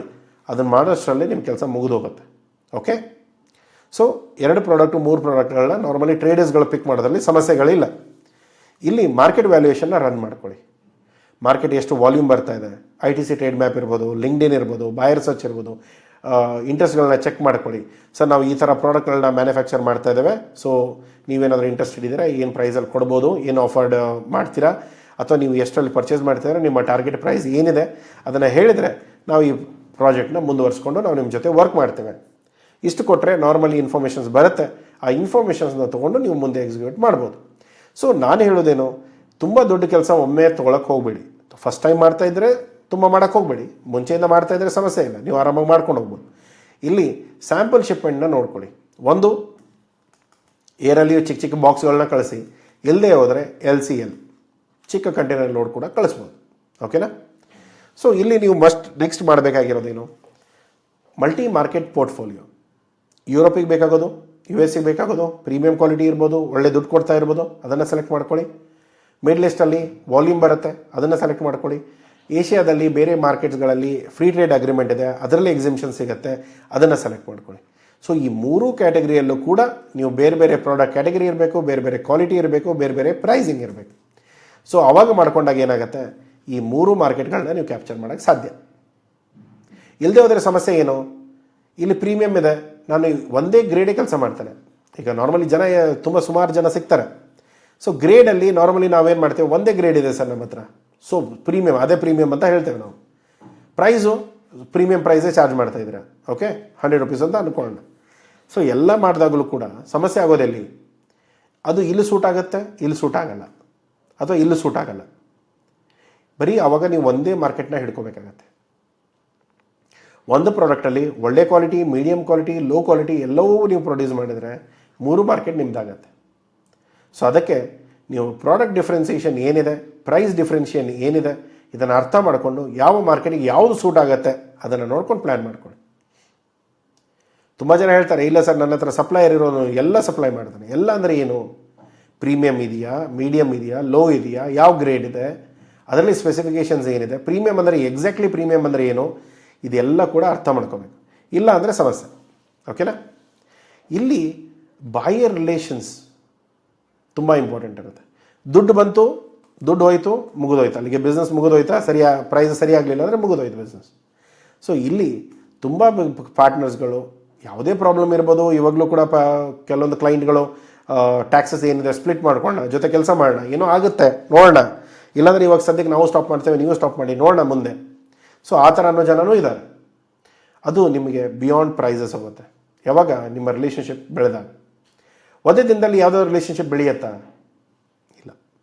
ಸೊ ಟೈಮ್ ತೊಗೊಳುತ್ತೆ, ಅದನ್ನು ಅರ್ಥ ಮಾಡ್ಕೊಂಡು ನೀವು ಮಾಡ್ಕೊಳ್ಳಿ. ಓಕೆ, ಇಲ್ಲಿ ರಿಲಯಬಿಲಿಟಿ ಇರ್ಬೋದು, ಸರ್ಟಿಫಿಕೇಷನ್ ಇರ್ಬೋದು, ಬ್ರ್ಯಾಂಡ್ ಇರ್ಬೋದು, ಪ್ರತಿಯೊಂದನ್ನು ನೀವು ಆಫರ್ ಮಾಡಿ, ಆವಾಗ ನಿಮ್ಮ ಬಿಸ್ನೆಸ್ಗಳು ಬೆಳೆಯುತ್ತೆ. ಓಕೆ, ಸೊ ಇಷ್ಟರಲ್ಲಿ ಯಾವುದೋ ಒಂದು ನಿಮಗೆ ಸರಿಯಾಗಿ ಆಗ್ತಾ ಇಲ್ಲ, ಒಂದು ಮಾಡೋಕ್ಕಾಗ್ತಾ ಇಲ್ಲ, ಅಲ್ಲಿ ನಿಮಗೆ ಬಿಸ್ನೆಸ್ ಪ್ರಾಬ್ಲಮ್ ಬರುತ್ತೆ. ಸೊ ಇದು ಅದೇ ಥರದ್ದು ಯಾವುದಾದ್ರೂ ವಿಷಯಗಳಿದ್ದರೆ ದಯಮಾಡಿ ಕಾಂಟ್ಯಾಕ್ಟ್ ಮಾಡಿ, ಬೇಕಾದರೆ ಹೆಲ್ಪ್ ಮಾಡುವ.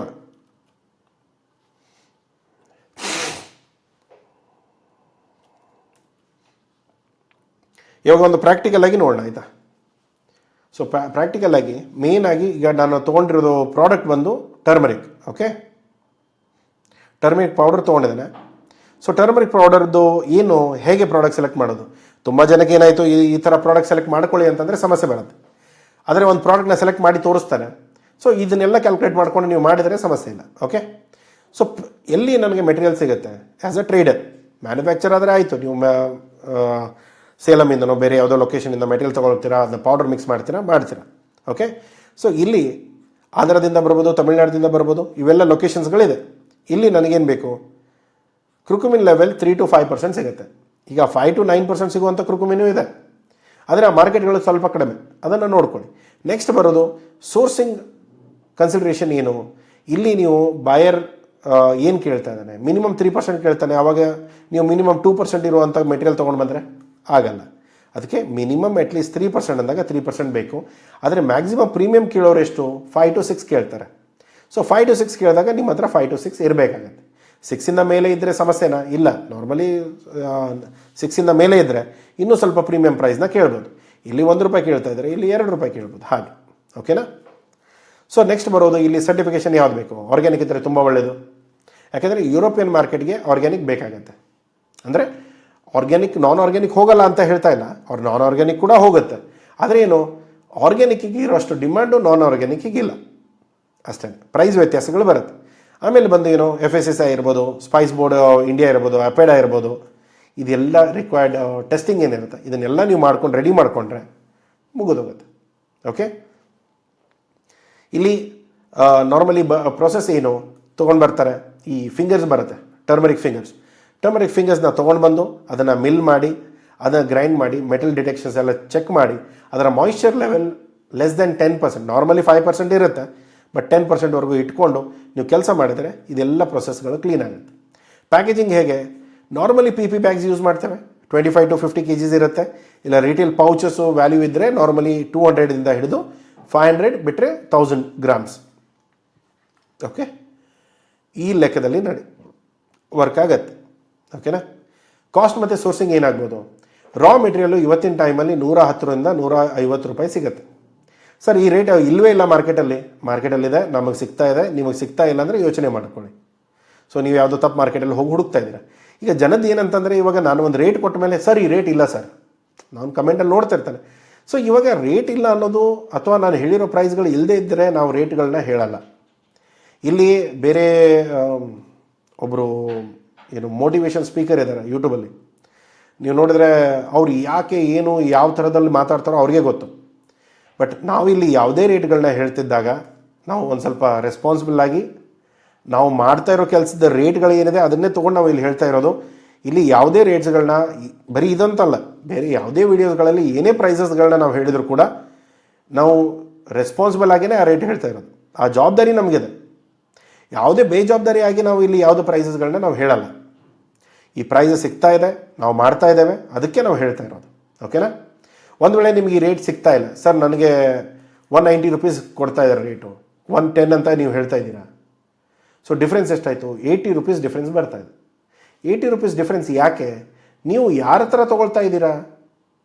ನಾನು ಅಗ್ರಿಗೇಟರ್ ಹತ್ರ ತೊಗೊಳ್ತೇನೋ, ಫಾರ್ಮರ್ ಹತ್ರ ತೊಗೊಳ್ತೇನೋ, ಅಥವಾ ಇನ್ನೊಬ್ರು ಯಾರೋ ಏಜೆಂಟ್ ಹತ್ರ ತೊಗೊಳ್ತೇನೋ, ಅಥವಾ ಥರ್ಡ್ ಪಾರ್ಟಿ ಏಜೆಂಟ್ ಹತ್ರ ತೊಗೊಳ್ತೇನೋ, ಇದರ ಮೇಲೆ ಪ್ರೈಸಸ್ ಡಿಫರ್ ಆಗುತ್ತೆ. ಎಲ್ಲರೂ ಅವ್ರವ್ರ ಮಾರ್ಜಿನ್ಸ್ ಆ್ಯಡ್ ಮಾಡಿ ಪ್ರೈಸಸ್ನ ಜಂಪ್ ಮಾಡ್ತಾರೆ. ಸೊ ಪ್ರೈಸಸ್ ಜಂಪ್ ಆಯಿತು ಅಂದರೆ ನೀವು ಎಷ್ಟು ದೊಡ್ಡ ಜಂಪ್ ಕೊಟ್ಟಿದ್ದೀರಾ ಅದರ ಮೇಲೆ ಇಲ್ಲಿ ₹80 ನಿಮ್ಮದು ಹೋಗಿರುತ್ತೆ. ಓಕೆ, ನಾವು ಹುಡುಕೋದು ಇಲ್ಲಿ, ನೀವು ಹುಡುಕಿರೋದು ಇಲ್ಲಿ. ಸೊ ಅವಾಗ ಪ್ರೈಸಸ್ ಡಿಫರ್ ಬರೋದು. ಎಲ್ಲಿವರೆಗೂ ನಿಮಗೆ ಈ ಪ್ರೈಸ್ ಮ್ಯಾಚ್ ಆಗಲ್ವೋ ಅಲ್ಲಿವರೆಗೂ ನೀವು ಹುಡುಕ್ತಾನೇ ಇರಬೇಕು. ಓಕೆ, ಸೊ ಪ್ರೊಸೆಸಿಂಗು ಗ್ರೇಡಿಂಗ್ ಬಂದು ಒಂದು $8 to $12, ಪ್ಯಾಕೇಜಿಂಗು ಲೇಬಲಿಂಗ್ ಒಂದು $5 to $8, ಕಡಿಮೆ ಆಗ್ಬೋದು, ಬಟ್ ನಾನು ಸ್ವಲ್ಪ ಹೈಯರ್ ಸ್ಕೇಲಲ್ಲೇ ಇಟ್ಕೊಂಡಿರೋದು. ಲೋಕಲ್ ಲಾಜಿಸ್ಟಿಕ್ಸ್ ಬಂದು ಒಂದು $5 to $7 per kg, ಇದೆಲ್ಲ ಪರ್ kg ಆಯಿತಾ. ಸ್ವಲ್ಪ ಹೈಯರ್ ಸೈಡ್ ಇದೆ, ಕಡಿಮೆ ಕೂಡ ಪ್ಯಾಕೇಜಿಂಗ್ ಆಗುತ್ತೆ, ಡಿಪೆಂಡ್ ಆಗುತ್ತೆ ಯಾವ ಥರ ಪ್ಯಾಕೇಜಿಂಗ್ಗಳು ಬೇಕಾಗುತ್ತೆ ಅನ್ನೋದು. ಇಲ್ಲಿ FOB ವ್ಯಾಲ್ಯೂ ಬಂದು ನಿಮಗೆ $135 to $170 per kg. ಓಕೆ, ಈ ಪ್ರೈಸಲ್ಲಿ ಮೀಟ್ ಆಯಿತು ಅಂದರೆ ನಿಮಗೆ ಮಾರ್ಜಿನ್ಸ್ಗಳು, ನಿಮ್ಮ ಬಿಸ್ನೆಸ್ಗಳು ಬೆಳೆಯೋಕ್ಕೆ ಚಾನ್ಸಸ್ ಇರುತ್ತೆ. ಇಲ್ಲ ಸರ್ ಇವಾಗ ಪ್ರೈಸ್ ಸ್ವಲ್ಪ ಹೆಚ್ಚಿಗೆ ಆಗಿದೆ, ಮೇ ಬಿ ಮಾರ್ಕೆಟ್ ಸಿಚುವೇಷನಿಂದ ಪ್ರೈಸಸ್ ಹೆಚ್ಚಿಗೆ ಆಗಿರ್ಬೋದು, ನೋಡ್ಕೊಳ್ಳಿ. ಓಕೆನಾ? ಇಲ್ಲಿ ಮಾರ್ಜಿನ್ಸ್ ಮತ್ತು ಪ್ರೈಸಿಂಗ್ ಏನು, ನಾನು ಹೇಳ್ದಲ್ಲ ನೀವು ಪ್ರೈಸಿಂಗ್ ತುಂಬ ಇಂಪಾರ್ಟೆಂಟ್, ಪ್ರಾಫಿಟಬಿಲಿಟಿ ಕ್ಯಾಲ್ಕುಲೇಟ್ ಮಾಡಬೇಕು ಅಂತ. ಸೊ ಇಲ್ಲಿ ಇಂಟರ್ನ್ಯಾಷನಲ್ ಪ್ರೈಸಿಂಗ್ಸ್ ಏನಿದೆ, ಈಗ ಬಲ್ಕಲ್ಲಿ ಹೋಗ್ತಾ ಇರೋದು $3 $5 ಹೋಗ್ತಾ ಇದೆ. ಅದರಲ್ಲಿ ಕ್ಯುಕ್ಯುಮಿನ್ ಲೆವೆಲ್ ಏನಿದೆ, ಆರ್ಗ್ಯಾನಿಕ್ ಏನಿದೆ, ಆರ್ಗ್ಯಾನಿಕ್ ಸರ್ಟಿಫಿಕೇಷನ್ ಇದೆಯಾ ಇಲ್ವಾ, ಒರಿಜಿನ್ ಎಲ್ಲಿಂದ ಇದೆ, ಪ್ರತಿಯೊಂದು. ಅದಲ್ಲದೆ ಆರ್ಗ್ಯಾನಿಕ್ ರಿಟೇಲಲ್ಲಿ ನೀವು ಮಾಡೋದಾದರೆ $6 to $12. ಇದು B2B ಬಿಸ್ನೆಸ್ಸಿಂದ ಹಿಡಿದು B2C ಬಿಸ್ನೆಸ್ವರೆಗೂ ಇರುತ್ತೆ. ಓಕೆ, ಸೊ B2C ನಿಮಗೆ ಒಳ್ಳೆಯದಾ ಕೆಟ್ಟದ್ದಾ? ಸೊ B2C ನಾರ್ಮಲಿ ಯಾರ ಹತ್ರ ದುಡ್ಡಿದೆ ಬರ್ನ್ ಮಾಡೋಕ್ಕೆ ಅವ್ರು ಮಾಡ್ಬೋದು. ಇಲ್ಲ ಅಂದರೆ ದಯಮಾಡಿ B2B ಬಿಸ್ನೆಸ್ಸಲ್ಲಿರಿ, ವಾಲ್ಯೂಮ್ ಸಿಗುತ್ತೆ, ವಾಲ್ಯೂಮ್ ತೊಗೊಂಡು ನಿಮ್ಮ ಬಿಸ್ನೆಸ್ನ ಬೆಳೆಸ್ಕೊಳ್ಳಿ. B2Cಯಲ್ಲಿ ನಾರ್ಮಲಿ ಏನಾಗುತ್ತೆ, ಸ್ಟಾರ್ಟಿಂಗಿಂದ ಹಿಡಿದು ಲಾಸಲ್ಲೇ ಇರುತ್ತೆ ಬಿಸ್ನೆಸ್. ಒಂದು ಟರ್ನ್ ಬಂದಮೇಲೆ ಮೇಲೆ ಪ್ರಾಫಿಟಿಗೆ ಟರ್ನ್ ಆಗುತ್ತೆ.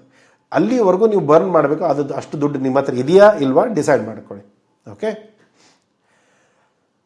ಹಾಗೇನಾದರೂ ಹೆಲ್ಪ್ ಬೇಕಂದರೆ ನಾವು ಮಾಡಿಕೊಡ್ತೇವೆ. ಬಟ್ ಆದರೆ ನಾರ್ಮಲಿ ಡೈರೆಕ್ಟ್ ರಿಟೇಲು ಅಥವಾ ಡೈರೆಕ್ಟ್ ಕಸ್ಟಮರಿಗೆ ಹೋಗೋದು ಸ್ವಲ್ಪ ಬಿಸ್ನೆಸ್ಗಳು ಸ್ವಲ್ಪ ಕಷ್ಟ ಆಗುತ್ತೆ. ಮಾರ್ಕೆಟಿಂಗ್ ಬರ್ನ್ ತುಂಬ ಇರುತ್ತೆ ಅಷ್ಟೇ. ಇಲ್ಲಿ ಮಾರ್ಜಿನ್ ಅನಾಲಿಸಿಸ್ ನೋಡ್ಕೊಳ್ಳಿ. ಪರ್ ಕೆ ಜಿ ಬಲ್ಕ್ ಎಕ್ಸ್ಪೋರ್ಟ್ಗಳು FOB ಮಾಡಿದರೆ ಇಷ್ಟಾಗುತ್ತೆ, ಸೇಲ್ಸ್ ಪ್ರೈಸ್ ಇಷ್ಟಿರುತ್ತೆ, ಸೊ ಗ್ರಾಸ್ ಮಾರ್ಜಿನ್ ಎಷ್ಟು ಉರಿಯುತ್ತೆ, ಸೊ ಇದನ್ನೆಲ್ಲ ನೋಡ್ಕೋಬೇಕಾಗತ್ತೆ. ಇಲ್ಲಿ ರಿಟೇಲ್ ವ್ಯಾಲ್ಯೂ ಆದರೆ FOBಯಲ್ಲಿ ಒಳ್ಳೆ ಪ್ರೈಸ್ ಬರುತ್ತೆ, ಬ್ರ್ಯಾಂಡಿಂಗು ಮಾರ್ಕೆಟಿಂಗ್ ಎಲ್ಲ ಬರುತ್ತೆ. ಅದಾದ ಮೇಲೆ ನೀವು ಪ್ರಾಫಿಟ್ ಇಲ್ಲಿ ನೋಡಿ, ಪ್ರಾಫಿಟ್ ತೆಗಿಯೋಕ್ಕೆ ಎಷ್ಟು ಬರ್ನ್ ಆಗುತ್ತೆ, ಇದೇ ಬರ್ನ್ ಬಗ್ಗೆ ನಾನು ಮಾತಾಡ್ತಾ ಇರೋದು. ಇಷ್ಟು ಅಫೋರ್ಡ್ ಮಾಡೋಕ್ಕೆ ಆಗುತ್ತೆ ಅಂದರೆ ತಗೊಳ್ಳಿ, ಮಾಡಿ. ಇಲ್ಲದೆ ಹೋದರೆ ಸಮಸ್ಯೆಗಳೇ ಬರುತ್ತೆ. ಓಕೆ, ಯಾಕೆಂದರೆ ನಾನು ಹೇಳೋ ಕೆಲಸ ನಂದು, ನಾಳೆ ಮಾಡುವಾಗ ನೀವು ಸ್ವಲ್ಪ ಹೆಚ್ಚು ಕಡಿಮೆ ಮಾಡಿಕೊಂಡ್ರೆ ಸಿಗಾಕೊಳ್ತೀರ ಅದಕ್ಕೆ.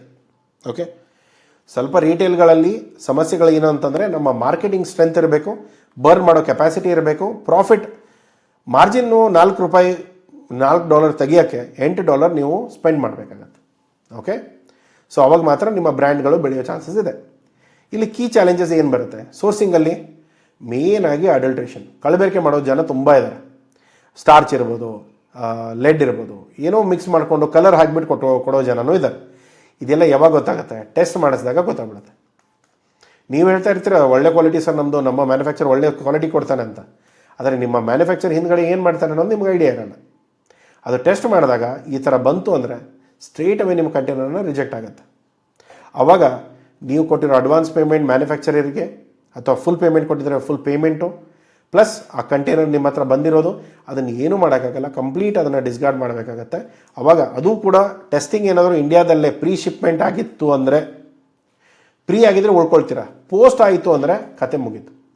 ಅಂದರೆ ಕಂಟೈನರ್ ಅಲ್ಲಿ ಹೋದ ಮೇಲೆ ಟೆಸ್ಟ್ ಆಗಿ ರಿಜೆಕ್ಟ್ ಆಯಿತು ಅಂದರೆ ಆ ಶಿಪ್ಪಿಂಗ್ ಕಾಸ್ಟ್ ಕೂಡ ನಿಮ್ಮ ಮೇಲೆ ಬೀಳುತ್ತೆ. ಬಾಯರ್ ಜೊತೆ ರಿಲೇಷನ್ ಹಾಳಾಗೋದು ಅಂತ ಹಾಳಾಗುತ್ತೆ. ಅದರ ಜೊತೆಗೆ ನಿಮ್ಮ ಮುಂದೆ ಬರೋ ಬಿಸ್ನೆಸ್ಸು ಹೊಡೆತ ಬೀಳುತ್ತೆ. ಈಗ ಖರ್ಚಾಗಿರೋದು ಅಟ್ಲೀಸ್ಟ್ ನೀವು ಲಾಭದಲ್ಲಿ ಏನು ಮಾಡಬೇಕು ಅಂದ್ಕೊಂಡಿರೋದು ಕೂಡ ಇಲ್ಲಿ ಲಾಸಲ್ಲಿ ಹೋಗುತ್ತೆ. ಓಕೆನಾ? ಸೊ ಇಲ್ಲಿ ಕನ್ಸಿಸ್ಟೆಂಟಾಗಿ ಕ್ಯುಕ್ಯುಮಿನ್ ಲೆವೆಲ್ ಬೇಕಾಗುತ್ತೆ. ಜನ ಏನು ಮಾಡ್ತಾರೆ, ಅಲ್ಲಿಂದೊಂದಿಷ್ಟು ಇಲ್ಲಿಂದೊಂದಿಷ್ಟು ಇಲ್ಲಿಂದೊಂದಿಷ್ಟು ಇಲ್ಲಿಂದೊಂದಿಷ್ಟು ಎಲ್ಲ ತೊಗೊಂಡು ಒಂದು ಬ್ಯಾಗಲ್ಲಿ ಹಾಕಿ ಅದನ್ನು ಕಳಿಸ್ತಾರೆ.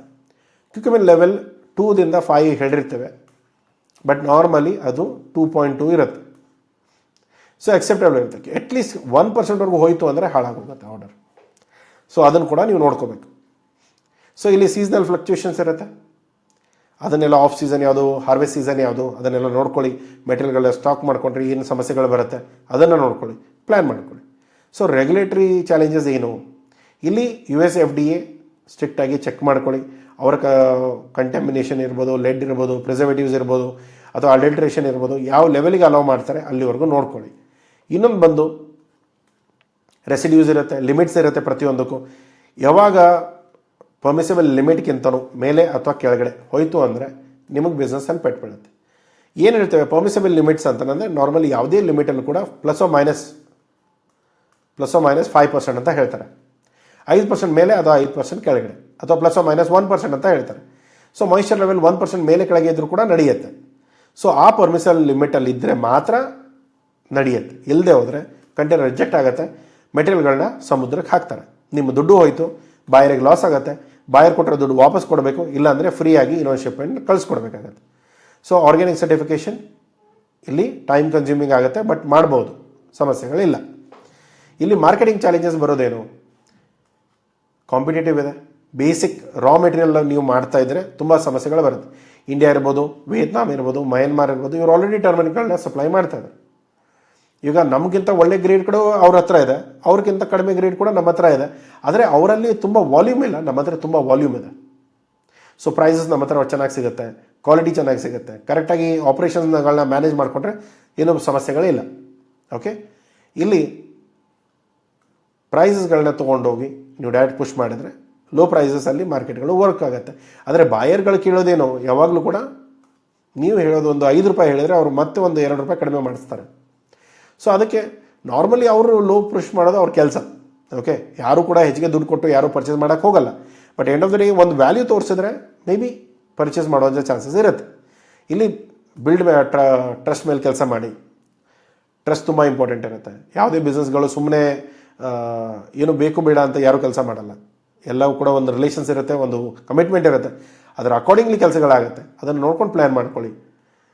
ಅಡಲ್ಟ್ರೇಷನು, ಕೆಮಿಕಲ್ಸು, ಈ ಥರದ್ದು ಯಾವುದೇ ಥರದ ಯೂಸ್ಗಳನ್ನ ಮಾಡದೆ ನಿಮ್ಮ ಬಿಸ್ನೆಸ್ಗಳನ್ನ ಬೆಳೆಸ್ಕೊಳ್ಳೋಕೆ ನೋಡ್ಕೊಳ್ಳಿ. ಓಕೆನಾ?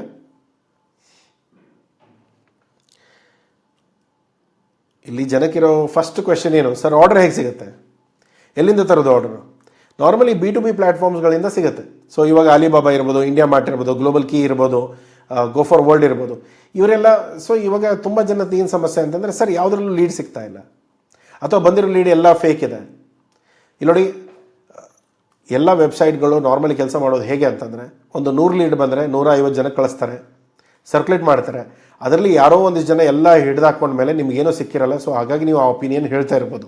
ಒಂದು ಇಲ್ಲದೆ ಹೋದರೆ ಅವರು ಜನ್ರೇಟ್ ಮಾಡೋ ಲೀಡ್ಸ್ಗಳೆಲ್ಲವೂ ಸುಮ್ಮನೆ ನಿಮ್ಗೆ ಕಳ್ಸಕ್ಕಂತ ಇರುತ್ತೆ, ಅದು ಕೂಡ ಸಮಸ್ಯೆ ಬರುತ್ತೆ. ಸೊ ಇದೆಲ್ಲ ಪ್ರಾಪರ್ಲಿ ಚಾಲೆಂಜಸ್ ಇರುತ್ತೆ. ಆದರೆ ಕೆಲವೊಂದು ಜನ ಇಲ್ಲೂ ಕೂಡ ಆಲ್ಮೋಸ್ಟ್ ಕೋಟಿಗಟ್ಟಲೆ ಬಿಸ್ನೆಸ್ಗಳನ್ನ ಮಾಡ್ತಾರೆ ಬರೀ B2B ಪೋರ್ಟಲ್ಸಿಂದ. ಸೊ ಅದಕ್ಕೆ ನೀವು ಯಾವುದನ್ನು ಒಳ್ಳೆಯದು, ಯಾವುದು 100% ಒಳ್ಳೆಯದು 100% ಕೆಟ್ಟದಂತ ಹೇಳಕ್ಕೆ ಬರಲ್ಲ. ಎಲ್ಲದರಿಂದ ಬಿಸ್ನೆಸ್ ಆಗ್ತಾ ಇದೆ, ನೀವು ಟ್ರೈ ಮಾಡಿ, ನೋಡಿ, ಚೆಕ್ ಮಾಡಿ. ವರ್ಕೌಟ್ ಆಯಿತು ತುಂಬ ಒಳ್ಳೆಯದು, ಇಲ್ಲ ಅಂದರೆ ಸ್ವಲ್ಪ ಸಮಸ್ಯೆ. HSN ಕೋಡ್ ಬಂದು ಟರ್ಮರಿಕ್ ಪೌಡರಿಗೆ 09103030. ಓಕೆ, ಈ ಪ್ರಾಡಕ್ಟ್ HS ಕೋಡ್ ಇದೆ, ಚೆಕ್ ಮಾಡ್ಕೊಳ್ಳಿ. ನಿಮ್ಮ ಅಪ್ಲಿಕೇಶನ್ ಚೇಂಜ್ ಆದರೆ HS ಕೋಡ್ ಚೇಂಜ್ ಆಗುತ್ತೆ. ನಾರ್ಮಲಿ ಒಂದು 8-10 HS ಕೋಡ್ಸ್ ಇದೆ ಚೇಂಜ್ ಆಗಿ ವರ್ಕ್ ಆಗೋ ಥರ, ನೀವು ಚೆಕ್ ಮಾಡ್ಕೊಳ್ಳಿ. ನಾರ್ಮಲಿ ಇಲ್ಲಾಂದರೆ ಟ್ರೇಡ್ ಫೇರ್ಗಳಿಗೆ ಹೋಗಿ, ಈವೆಂಟ್ಗಳಿರುತ್ತೆ, ಗಲ್ಫ್ ಇವೆಂಟ್ ಇರುತ್ತೆ, ಬೇರೆ ಇವೆಂಟ್ಸ್ಗಳಿದೆ, ಹೋಗಿ ಪಾರ್ಟಿಸಿಪೇಟ್ ಮಾಡಿ. ಅಲ್ಲಿ 1-to-1 ಕಾಂಟ್ಯಾಕ್ಟ್ ಮಾಡ್ಕೊಳ್ಳಿ. ಯಾವ ದೇಶಕ್ಕೆ ಹೋಗ್ತಾ ಇದ್ದೀರಾ ಆ ಭಾಷೆಯವ್ರನ್ನ ಜೊತೆಗೆ ಇಟ್ಕೊಂಡು ಹೋಗಿ, ಅಥವಾ ಅಟ್ಲೀಸ್ಟ್ ಟ್ರಾನ್ಸ್ಲೇಟರ್ಸ್ಗಳನ್ನ ಜೊತೆ ಕರ್ಕೊಂಡು ಹೋಗಿ. ಆವಾಗ ನಿಮಗೆ ಒಳ್ಳೆ ಬಿಸ್ನೆಸ್ಗಳಾಗತ್ತೆ. ಸೊ ಈ ಸಮಸ್ಯೆಗಳಿರಲ್ಲ. ಇಲ್ಲಿ ಅದಲ್ಲದೆ ಇಲ್ಲಿ RCMC ತೊಗೊಳ್ತೀರಾ, ಎಲ್ಲಿ ಸ್ಪೈಸ್ ಬೋರ್ಡ್ ಹತ್ರ. RCMC ತೊಗೊಂಡಾಗ ಅವ್ರೇನು ನಮಗೇನು ಫ್ರೀಯಾಗಿ ಕೊಡಲ್ಲ, ದುಡ್ಡು ಕೊಟ್ಟಿರ್ತೇವೆ.